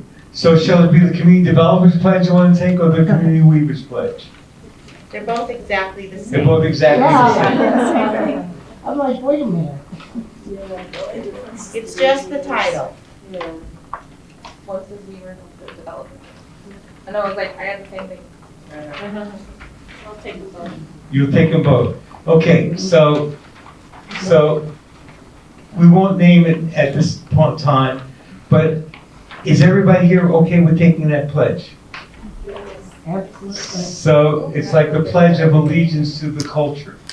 The Girl Scouts. Great. Great. So y'all repeat after me. Raise your right hand, or your left hand if you're left-handed, and say, "Hallelujah, brothers and sisters. I'm ready to take the pledge." Hallelujah, brothers and sisters. I'm ready to take the pledge. Okay, well, that's our work for the day. And so, so let me just. Oh, sorry. Barry called me, I don't know, a week or two ago and said, "Beth, what do you think about a pledge? What do you think about a pledge?" And he said, "Is it too," I think you used the word hokey. "Is it too hokey?" And I said, "No, I don't think it's too hokey. I think it's a good idea. People know what they're committing to." And I think this is what we've talked about for 3 days now. So we decided, we just couldn't decide which word. And so Barry said, "Well, let them decide." And so, my dear friends, it's been wonderful being with you. We have a little gift for you to take back to your homes. Oh, yes. Can I help with that? Now, this is a little controversial for greenhouse, because I understand that within the greenhouse, you know, you don't want to hang anything on the wall that's like a poster. Except, I believe in stretching the rules in our home, the home I live in, my house. We have some posters on the wall of things we believe in. And so this is, in our home, we aspire to make real the prime directive of the Live Oak Regenerative community. And then the first directive, and then the second directive, and our prime directives are our North Star. And here is the North Star up here. Barbie, they have it over here. Sorry. We'd like to give you one to take back to each home. Just take one for them. Those are pretty. I like the North. I mean, we got it. They're really well done. Very pretty. Barry's brother designed it. My brother Alan designed it. My brother Alan. Isn't it cool? He's been out of the hospital 3 times since the beginning of the year. And I was beginning to worry about whether he was slipping mentally, and this was really, really good for him to do as well as for us. And so enjoy this, and thank you all so very much for being with us. It means, I can't tell you how much it means, because right here in Colorado, we want to spark something that will spread throughout the whole country, and bring it into conjunction with Greenhouse, and bring it in conjunction with the Eden Alternative, because it's all the same stuff we're talking about, and this is just another aspect of that whole reality. And so I would like to give you all a blessing, because in my spiritual life, my teacher gave me a special ordination as a master of blessings. Now, I say this to you because I'd like to encourage each of us to give our blessings promiscuously. Wherever we are, to give over our highest intention for people, to begin to see one another with the eyes of prophets, to see not the worst in one another, but the best in one another, and to encourage that with our good wishes for them. And so I want to bless each of us here, that we go forth back to our homes, back to our lives, rejuvenated, energized, to bring the best we have within us, and to be filled with joy and happiness, and never to be down on ourselves. We all screw up. If we don't, we're not human. If we don't make a mistake, we're not doing what we're supposed to do in this lifetime. And so to be kind, I want to bless us all to be kind to ourselves, to be kind with one another. I have one more thing I'd like to bless us with. I'd like to bless us with porosity, that we be porous, so that any negativity that's sent out to us, it goes through us. And if that doesn't work, I want to bless us with Teflon, so that any negativity that's sent out to us, it just rolls off of our bodies, so that we don't take any negativity in and only take in the good stuff. And so we love you all, and we thank you for being here, and give yourselves a big hand.